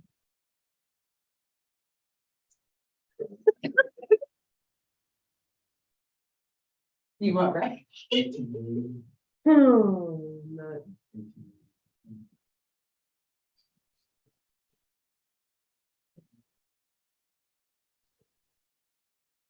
Oh, I saw that. Oh, gosh.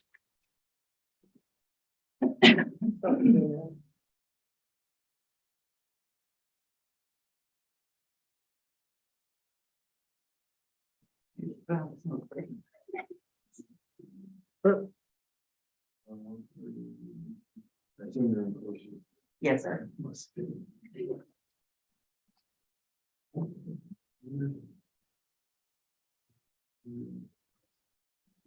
Okay, I am ready. Good. Yeah, you don't have to wait on me. I'm ready already. You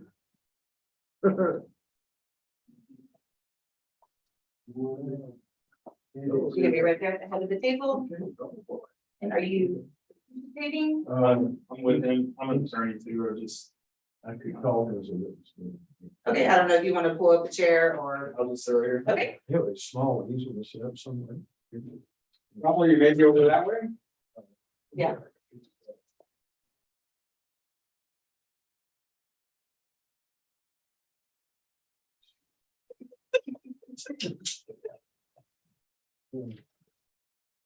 David Lambert is the gentleman's name. Okay.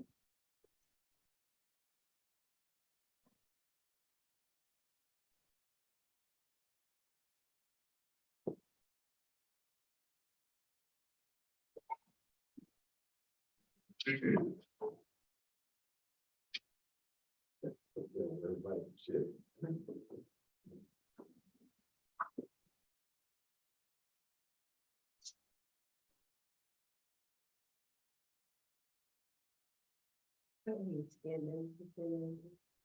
Yeah. Yeah, I need to sit there or here. Right there. Yeah, if you want to- Actually, either place is fine, although. Stand up and kind of point at some things here. Yeah, I mean, you can certainly sit here and just get up and down as you need, so it's up to you. Up and down. Thanks for being here and for your service. Sure. Thank you down there. Yeah. Don't have an easy job. Okay, and you are Calvin. And I didn't get your name? Kevin Lambert. Kevin, okay, and are you gonna be testifying at all? Not unless he absolutely needs me to. Well, the point is that we'll need you to swear in if that's gonna be the case. Okay, but we can do it just to That's fine. make sure that we don't have to do it if you want to jump up and answer. Okay, I have a bunch of administrative stuff to go through to start with, and then we'll jump into the specifics of your hearing. So we are opening the hearing on case ID 2022-1880, account number 66192, which is 215 Highway 35 North in Rockport. This hearing is being recorded and streamed live on YouTube. Not for the entertainment value. And we'll verify exactly what's under protest is Q1 and Q2, which is market value and unequal compared with other properties, which is equity. All right, I represent the Appraisal Review Board and we'll be hearing your protest today. The ARB does not work for the appraisal group. We are appointed to perform an independent review of your protest. At the end of the hearing, you may complete a survey regarding your experience, and that survey may be completed using this form, as well as there's a copy of the form that will be included in the determination package that you'll receive from the district after this hearing, which will detail the result of the hearing. Survey is entirely voluntary. The information about how to return it is at the top of the form, and as well as you can take, there's information on how to take it online if you wanted to do that. Again, it is voluntary, and we always appreciate any feedback that you may want to offer. You also have the right to appeal our decision, and appeal information is included in the package that will be mailed to you in that document with our determination. In accordance with tax code section 41.45H, all written material and evidence that has not been provided must be provided at this time. And I see we have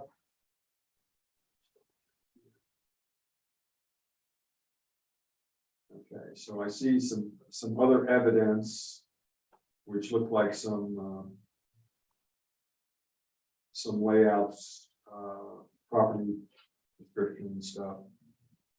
And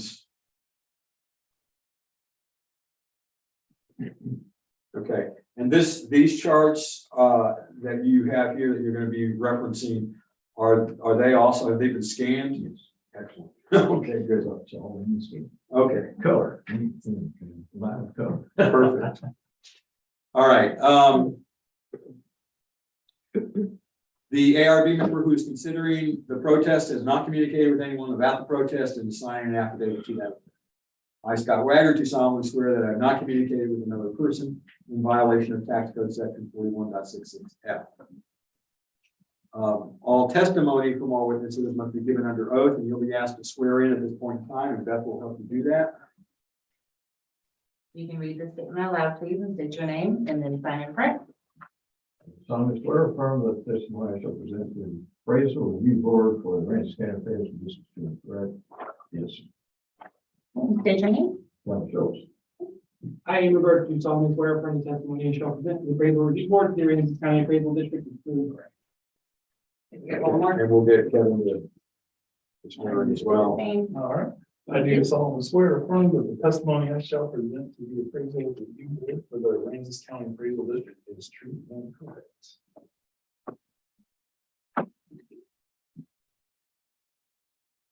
Okay, I need to ask if either of you hold a license or certificate from the Texas Appraiser Licensing and Certification Board. No. Okay. Makes things easier. Thank you. Under your notebook, there is a chart, which is the hearing procedure times. You can look at it there, or it's also up on the wall, which may be easy to see as well. This is how we're going to run the hearing today. And it takes one of two forms. Either you can present first, or the district can present first.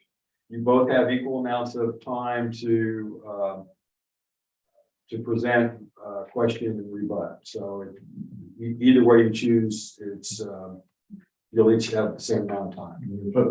No, we don't. Because you can, but you're the one that has to decide who goes first. Okay, good. I'm going to give you 5 minutes to start off with. Okay. My name is Calvin Schultz, and I'm the owner of the property at 215 Highway 35 North. And I have a legal description here, which has been scanned in. The survey that I have up there, I'm standing up. Sure. Here, this is an accurate survey of the property. Nothing has changed since it was made. The property shows a width from east to west of 110 feet along the bottom and an 80-foot depth on the right-hand side. And the property was appraised at 73,000, approximately now 100,000, up 27,000, or an increase of 37%. What I mentioned here is the depth issue, and that's the depth from Highway 35 going north back up here to this bank line right there. And depth defines what the property can be used for. In this particular case, the property with 80 foot in there, if you begin to subtract things from the property, Mr.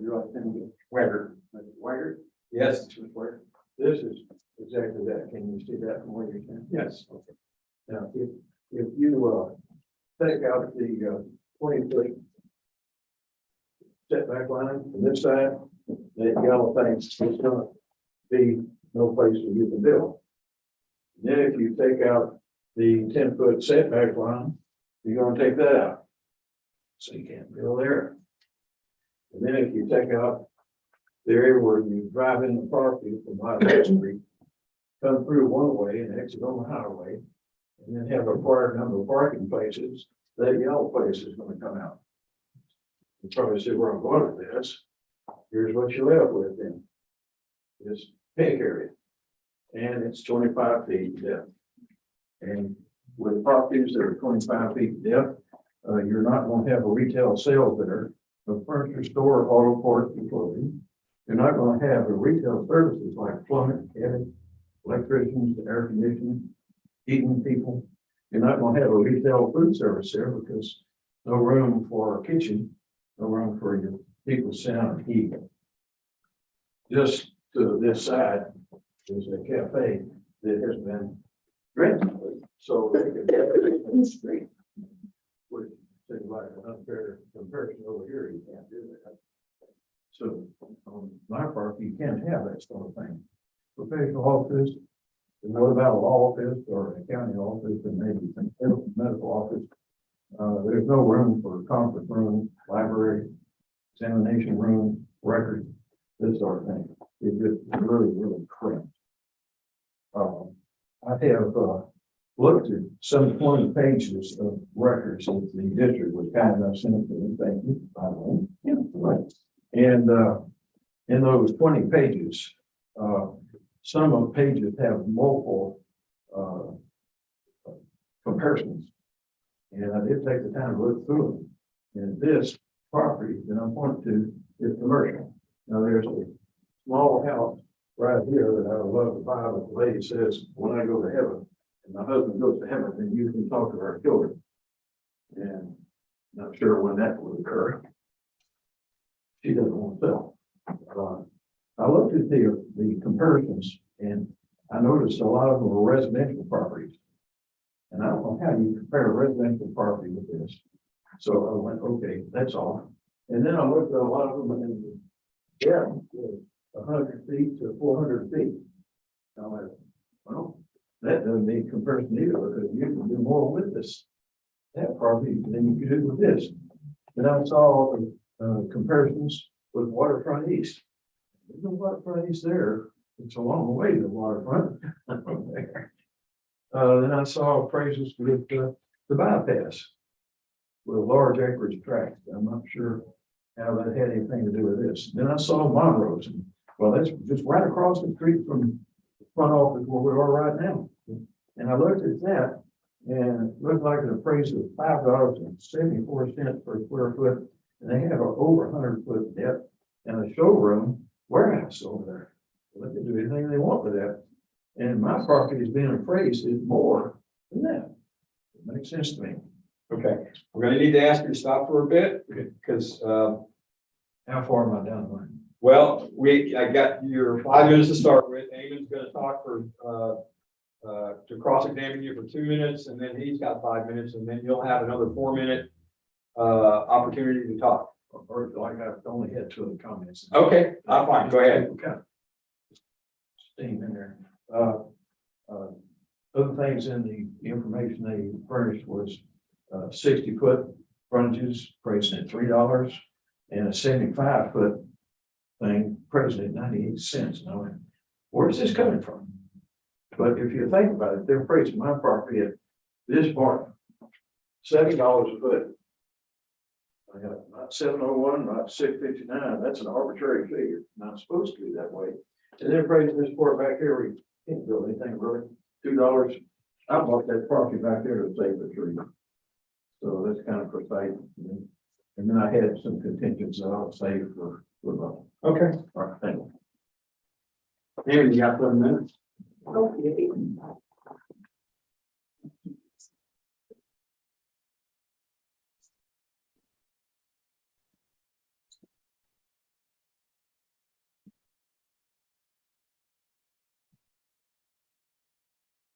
Here's a copy of everybody. Okay. You can scratch on it, take it home for it.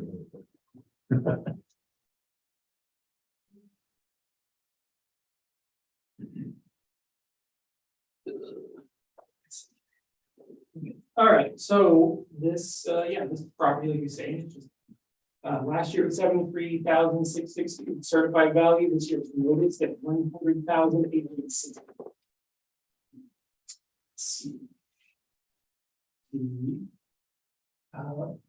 Property's right over here. It's like a block away.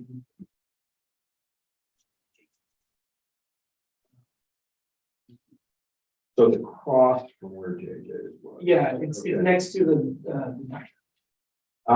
Okay. Yeah, it's in. Yeah. Facing 35 business. All right.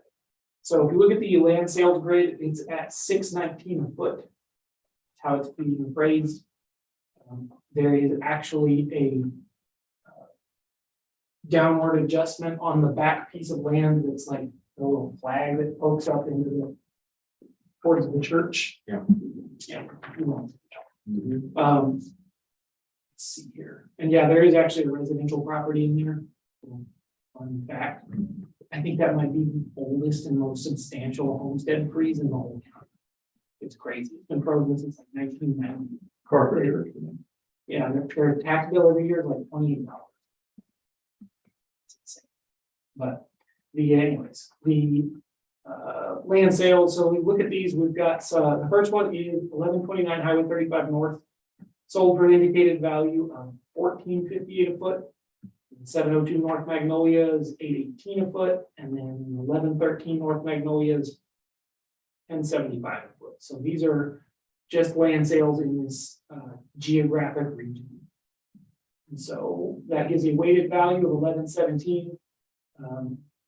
None of these are down at $6 a foot, but I couldn't find it in the sales ratio report, but there's a sale to look at. It's going to be in the sales ratio report because it's commercial frontage. There's a ton of it. I don't know what it is, but since it's in there, we can talk about it. The equity grid is just showing, this is on a land table. It's on the what's it called? I think it's called the Highway 35 North land table or something. Liberty East, Highway 35 Liberty East land table. And then there's a center land table. And that's for that little bit that pokes into the back that doesn't have a whole lot of value until the property is in this rectangle. But let's see. Jackie, could you put up the map real quick? So this lot was a sale right here, which is where JJ used to be. And what was that? Jackie, could you look up 32556? Look it up and we can find it on any pages.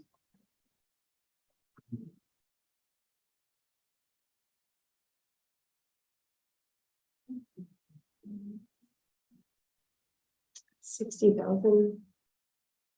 You should pull it. It's in there. Okay, yeah, well, how big is it though?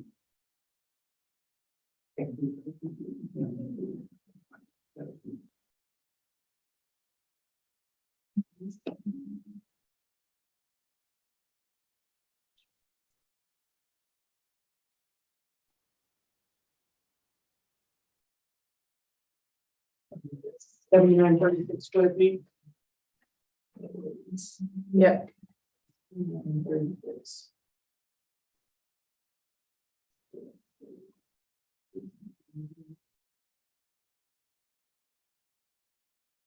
Yes, that's $750 a foot. Is what that's all for. And I think there used to be an adjustment on here, some sort. It says remove land adjustment. That's a pretty recent thing. I don't know what the land adjustment was or what it. We'll find out.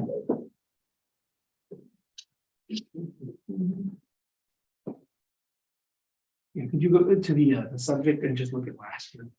The whole adjustment in there. I don't know what it pertained to. Yeah.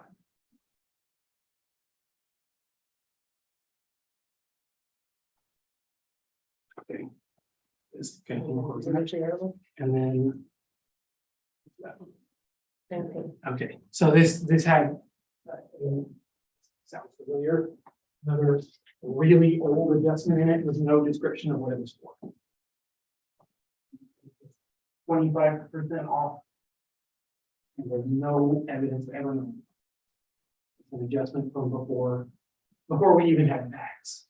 So there, we had. And that's the 32556. No, it's the subject. Oh. And that's what happened this year. The reason the value changed was because that got taken out.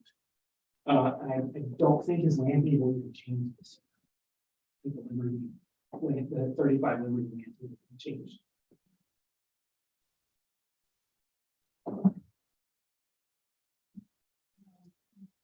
Okay, and run through it again, what, there was the thing that used to be in there. So was- before we had PACT, which was happening about 2003, there was another system called Tyler Technologies, had that for about 6 years.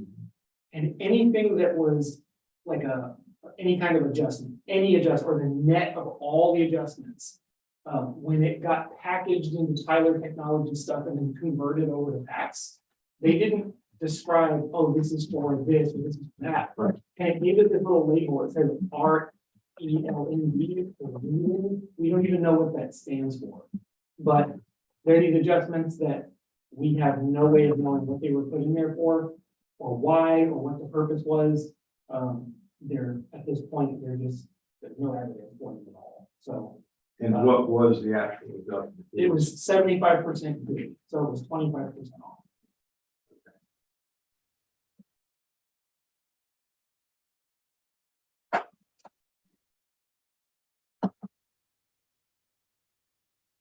So taking that off accounts for the increase.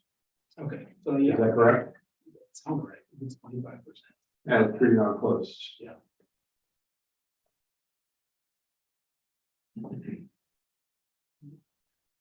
Anything else? Nope. Okay. So Calvin, you got 4 minutes to cross-examine and to offer any rebuttal that you might want. Okay, yes, thank you. First off, the property up there that's identified is 32,550.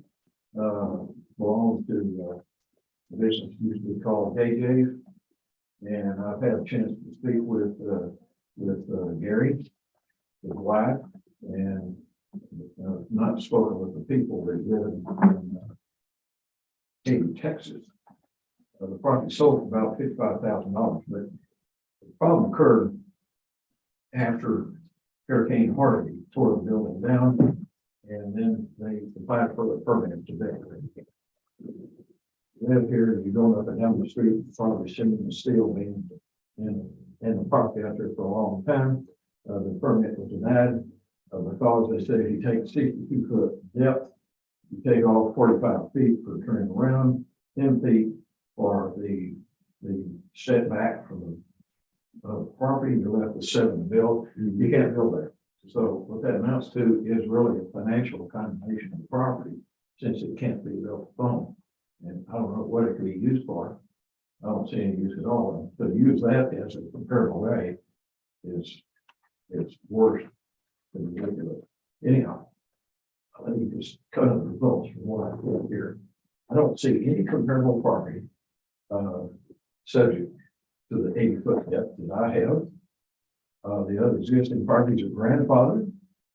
They back up on streets and things. The properties with a large depth when compared to it, and that doesn't seem like a fair comparison. The part with the tree on it up there, they said, well, for $2 a foot. I don't know, it's the first is to keep the tree, so they wouldn't cut it down. And for scenic view or something, I think even $1 a square foot ought to be good enough for just something that nobody's gonna cut a 200-year-old tree down. Anyhow, with the limited uses, there's 15 different businesses that are not going to apply to use that property or buy it at all. And with that kind of severe restrictions on use of the property, I'm thinking that if I had 100 feet, if the lady would sell me that extra place in there, and I increase that, the property would trade between $70,000 and $100,000. I would agree with that.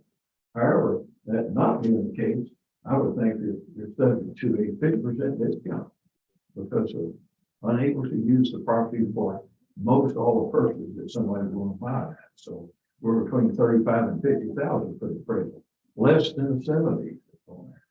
And that, so I'm just saying there should be some adjustment made, even from the 75,000 what it was from the year before to now, and that's due to the restrictions on use of the property. The area where the tree is back there, you might put a little store building or something there, but the restrictions on that, people want to store stuff outside, you have to walk in the rain and stick stuff in the little store. And otherwise, you have a very limited market. If anybody want to develop that, spend a lot of money on it, and then not get tenants, you just down the street, you walk out our front door here, just a little bit to the right. You have an architect that's put up a nice building down there with 4 spaces, a lot of depth, and you're gonna see that the guy that built it is in space number 1, the other 3 are empty. And I'm gonna compete with that up here where I don't even offer half of what that guy does. It's not gonna happen. I can't put that kind of capital in there and move. So I'm saying that the actual fair market value of that is not an arbitrary $7 a foot. It's much less than that. I'd say as low as $3.50 a foot. Thank you. Okay, you'll have another opportunity. Okay, Amy, got 2 minutes. Anything? Okay, Calvin, I'll give you another minute to offer closing. Any additional comments you want to use? Okay, number one thing I'm stressing is the arbitrary $7, round off even. Not $6.14. Putting that $2 thing up there, I think is wrong to do that. But taxes are not assessed arbitrarily. They're not assessed according to the comparables. There's even a whole church in there on it. My gosh, you compare that. The reduction in value, I understand the arithmetic and everything behind that, but nevertheless, that property does not have a fair market value where this center is right now. And I think I've proven that with convincing evidence. Okay. Maybe you got anything?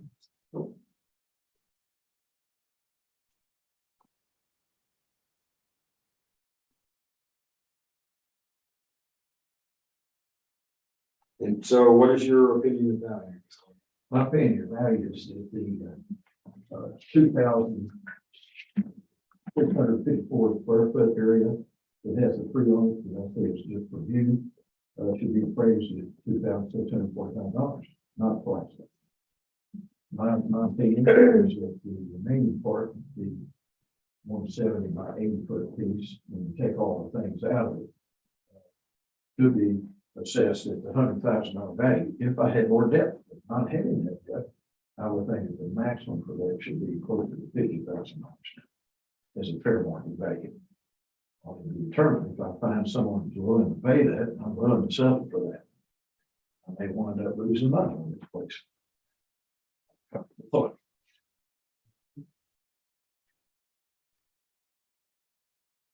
Okay, Jackie, can I look at the roll history on this?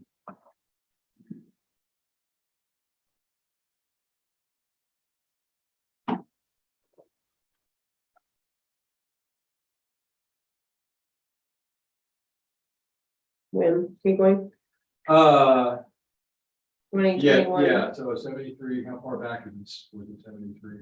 Road? 2000.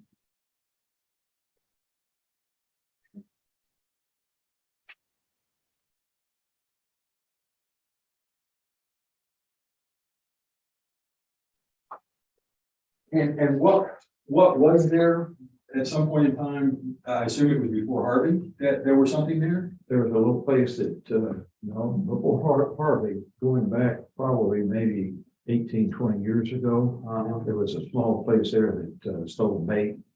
And before that, there was a drive-in where you could drive in. You know, they had that large steel conquistador out front.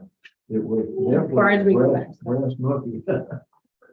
And then before that, there was a drive-in theater there, a drive-in food place where you could kind of go up like and get something from your window. Before that, that big tree, by the way, was a tackle store back in the 1800s. And I found a double tree axle back there. So that's what it's next to the tree. They were slaughtering cattle there. So that's kind of the history of the place. And it's not been used for anything in many years as a whole. So I filled it in several expenses. Okay, so given the fact that the appraised value has been 73,000 660 for quite a while. I mean, that's gonna be my determination, that we just revert back to last year's appraised value. And that kind of perpetuates an issue, but at the same time, it's the only fair thing I can think. Kick the can down the road. Yeah. If you know anybody wants people all for that, give them my number. Otherwise, I'm gonna just wait and see if I can outlive the lady that's going to heaven. Okay. I said, I like the lady. She says, I was a school crossing guard. I'm not gonna sell it because I got my neighbors here. Okay. All right, sir, thank you. Thank you. All right. By the way, that one is at University of Texas? It is. Yeah, 66. Mine was 71. Okay, I'll beat you. Yeah, you did. You got there first. I wear one, but it's anymore. It goes on a little further now. Boy, I don't know when the last time you've been to Austin, but it's just not the same. I was there, I went to a conference on the UT campus, in March. And yeah, I went to A&M, but I spent a lot of time up in Austin, and it's changed even in the last 10 years. Well, they're building up there now, and there was a lot of people when I went there. I graduated valedictorian from Grand Portland High School. Yeah, right. Gilmore Junior College, and I went out there and I went, God, look at all the people that are here. Believe it. The use of the single member panel format is new this year. The legislature just enacted in their infinite wisdom this single member panel format. In a larger district, it's probably less of a challenge. Here, it's more of a challenge in terms of how we implement a process. We're still trying to get our arms around why people chose that. If you don't mind, and again, this is optional for you, if you would just because we're just trying to understand why people chose it. Just check a box on a protest form, or was there some perception that, to me, it makes it more like trying a case to the court rather than to a jury. And the other is more like a petty jury or something like that. I'm a trial attorney. Yeah. And Kevin also is an attorney. Okay. And I suspect you probably. So I do trial for the court, and it has its own ingredients as well as a jury trial. Yeah, I've done a lot of those here in one courts. I guess it depends on how good of a mood you're in that day as to whether people like you or not. Yeah. Well, thanks. Interesting. Thanks again. Take care. You can go out that way. One of these days, oh yeah. Take those. One of these days we'll. I was gonna say, are y'all gonna do this, now they're building a big courthouse down there, or y'all gonna? Well, this got flooded last July. Okay. This building. Yeah. So they were in portables in the back. Yeah. They just finally kind of pretty much got this all redone, and they're still waiting on the glass. Yeah, I was gonna say, all that flooding was, I'm at that 32, 550 there. Yeah. I bought that Rockport Abstract Title Company. Used to be Bill Walton Senior, Bill Walton Junior, now Kevin. Okay. If you ever sell a house, I can help you out. Okay. Thanks again, guys. I made business over on this property now, if you want to sell it. I told it $70. And it takes me half hour to fill out the paperwork. You take care. No, you don't have to. You get a termination package in the mail. Okay.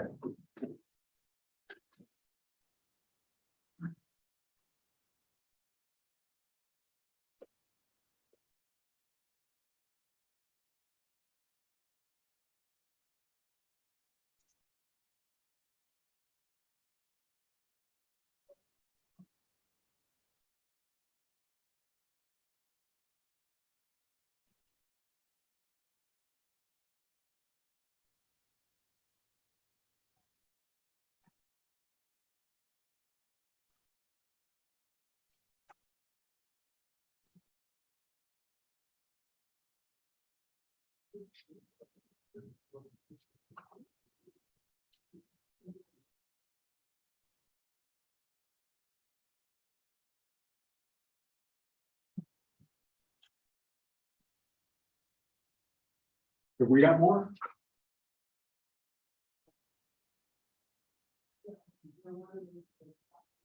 Okay.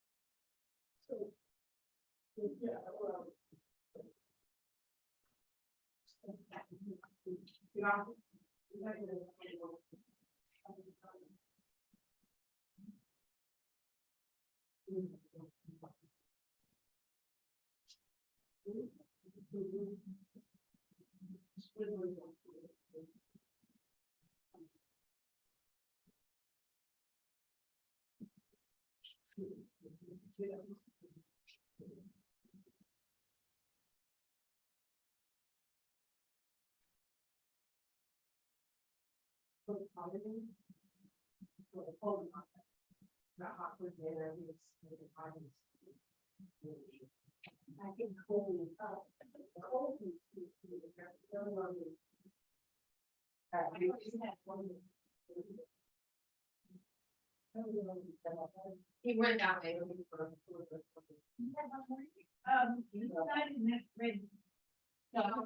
it.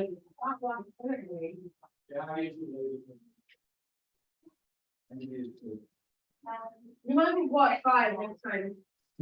Yes, you're a guy, you can watch 5.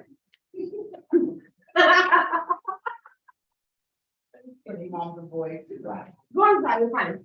I have one more on the phone. Or 3 o'clock is talking to Scott now, I don't know what.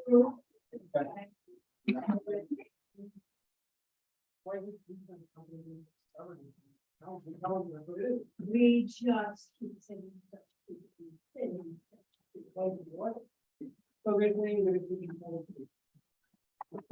Well, they're saying that.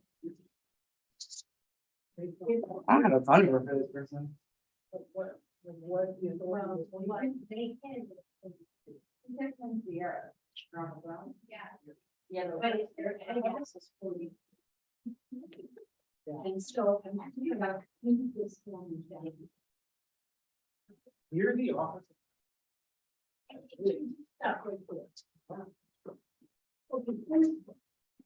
Mike and I think. Talk to her and said, okay, that's fine.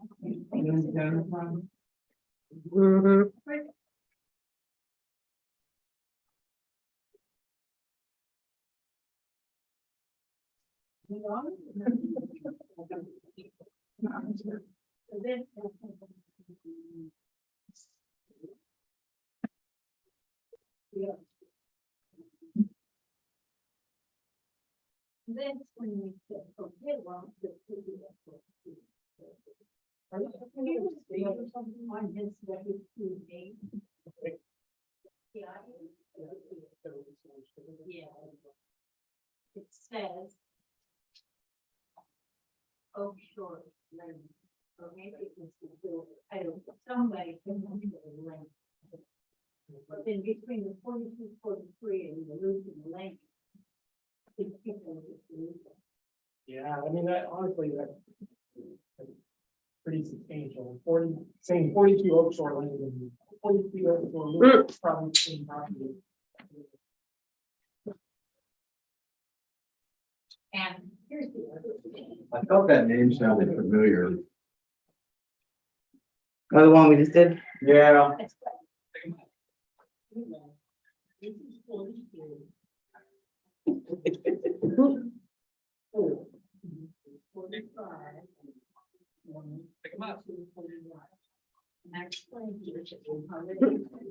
Which one you back there? Yeah. No.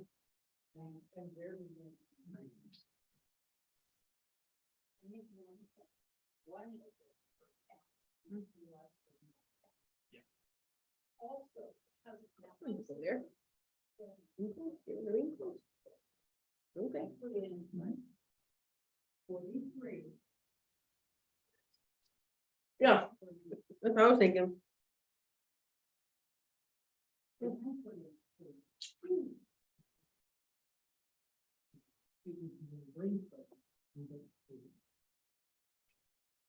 That was cool. Oh, really? I'm ready. When Eamon's ready? And where are you going?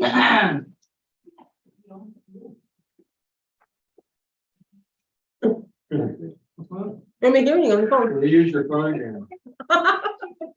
What's it? I put it right there on that post-it.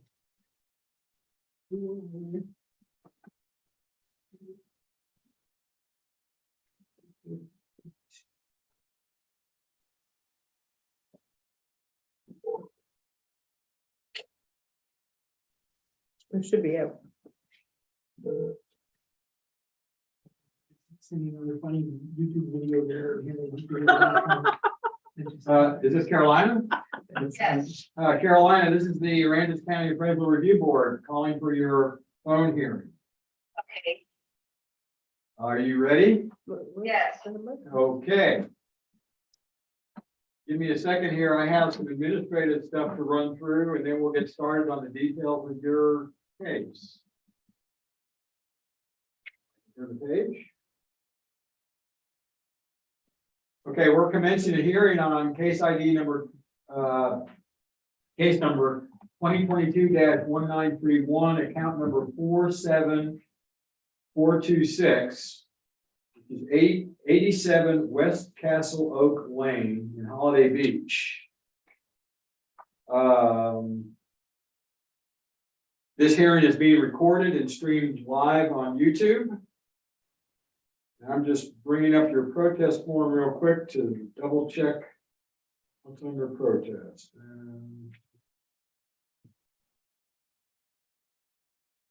Okay, I see you're protesting appraised market value and value unequal compared to other properties, which is equity. And then you made some notes, some other notes. Okay. I represent the Appraisal Review Board and we'll be hearing your protest today. The ARB does not work for the appraisal district. We are appointed to perform an independent review of your protest.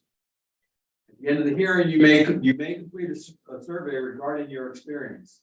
The survey may be completed using the form that's included in the determination package you will receive in the mail after the hearing, or you can take it online, and information about completing and returning it are included on that form. The survey is entirely voluntary. However, we always appreciate any feedback you may wish to offer.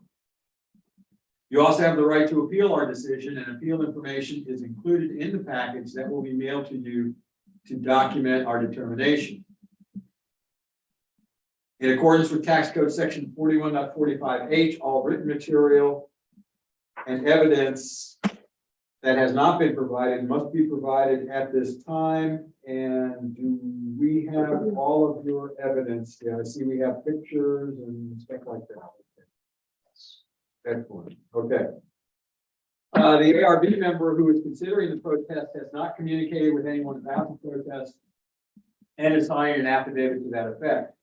I, Scott Wagner, do solemnly swear that I have not communicated with another person in violation of Tax Code Section 41.66F.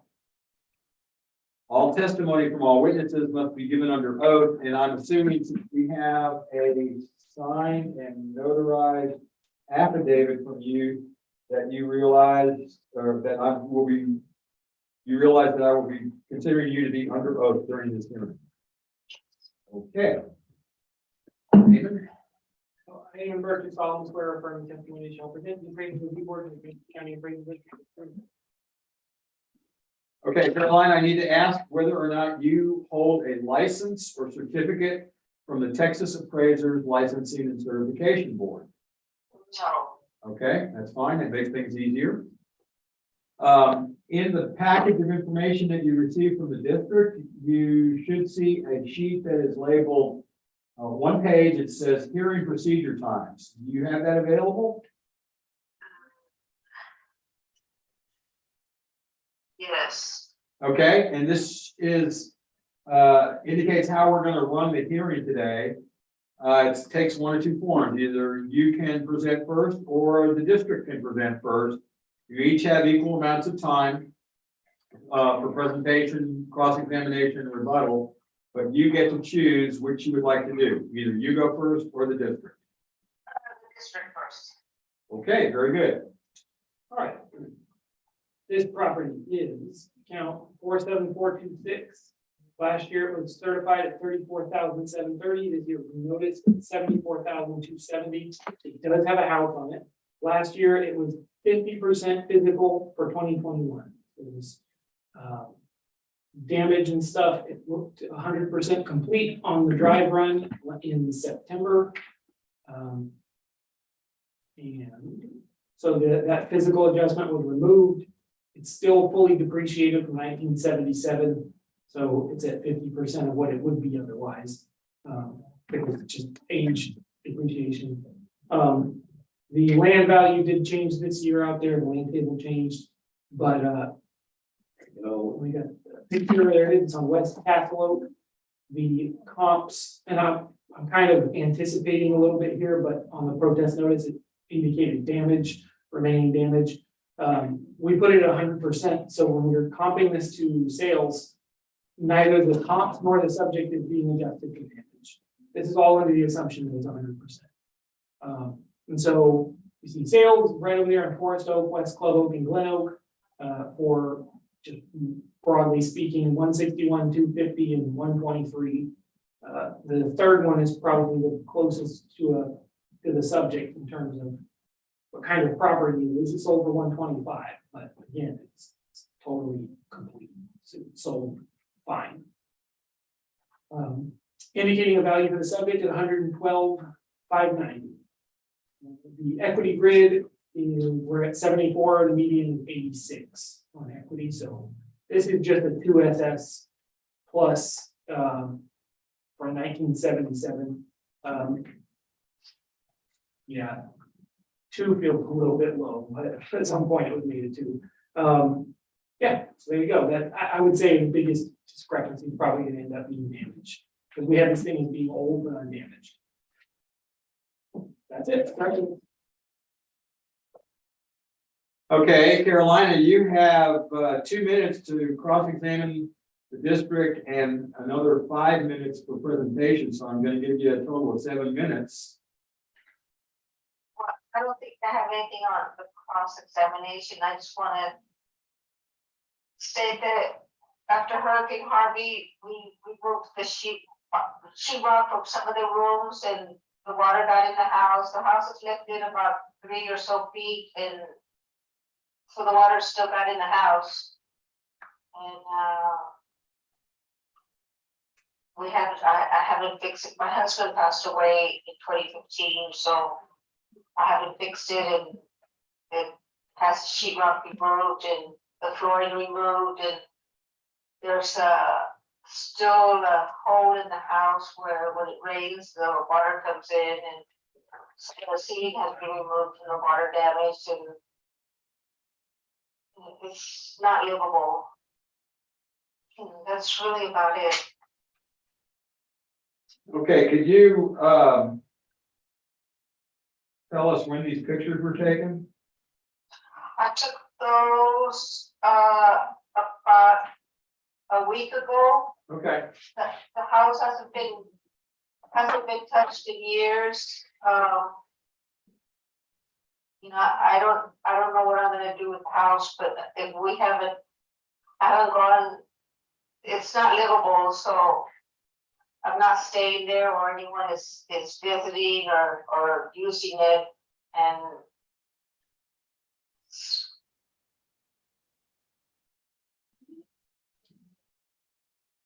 Okay, do you have anything else you want to offer? no. Okay. Amy, you got it. Okay, so since last year, since in 2021, did you make any progress in any of the repairs, or is it pretty much the same as it was a year ago? It's the same as it was a year ago.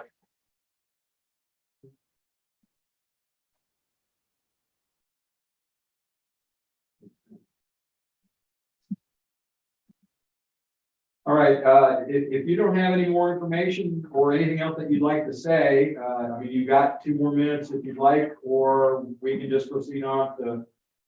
We'll proceed on. Okay. All right, so my questions revolve around what the property card looked like last year and what the change is in the neighborhood, if there was a change in the neighborhood adjustment.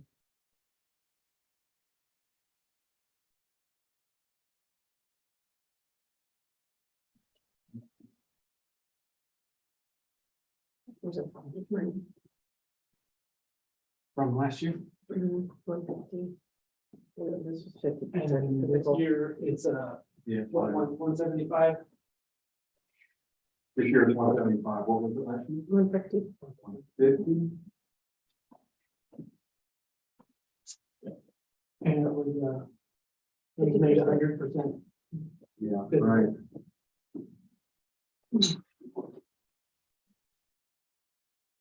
Okay, so what I'm going to suggest is that we, and let's see, okay. Nothing big on the land, so it's just probably a land table change. Yeah. Okay.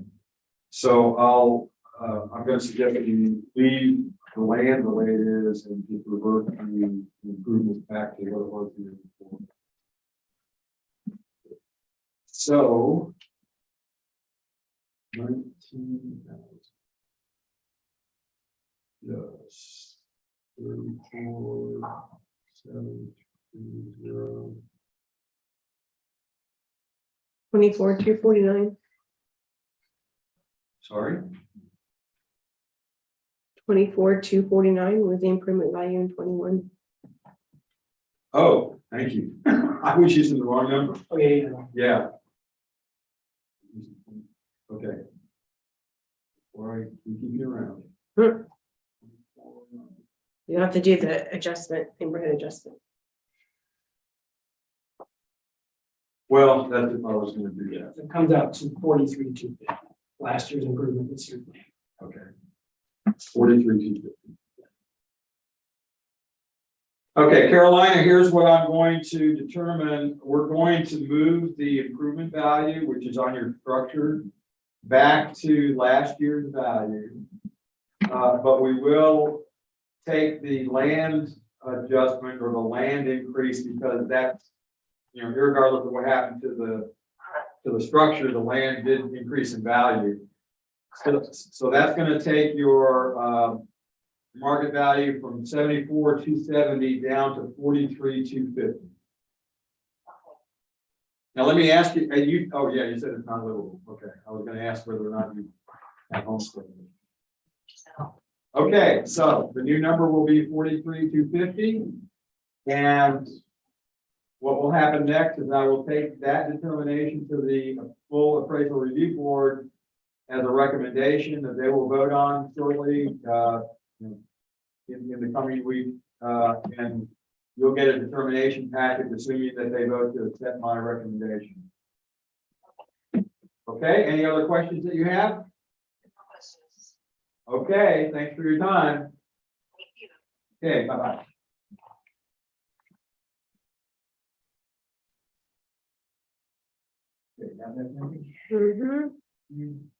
I don't know if this one is, can it settle this spot or what? Oh, yeah, well, I can do that.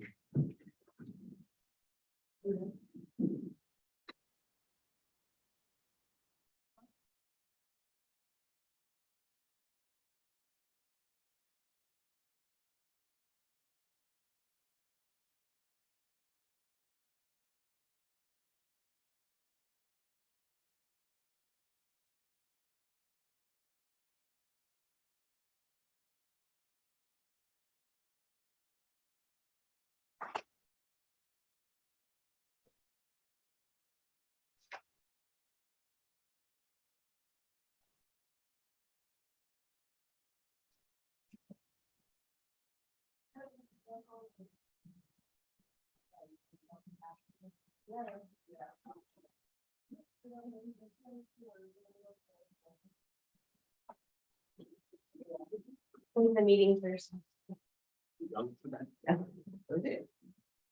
Okay, so I will close this meeting or this session of the Aransas County Treasury Board.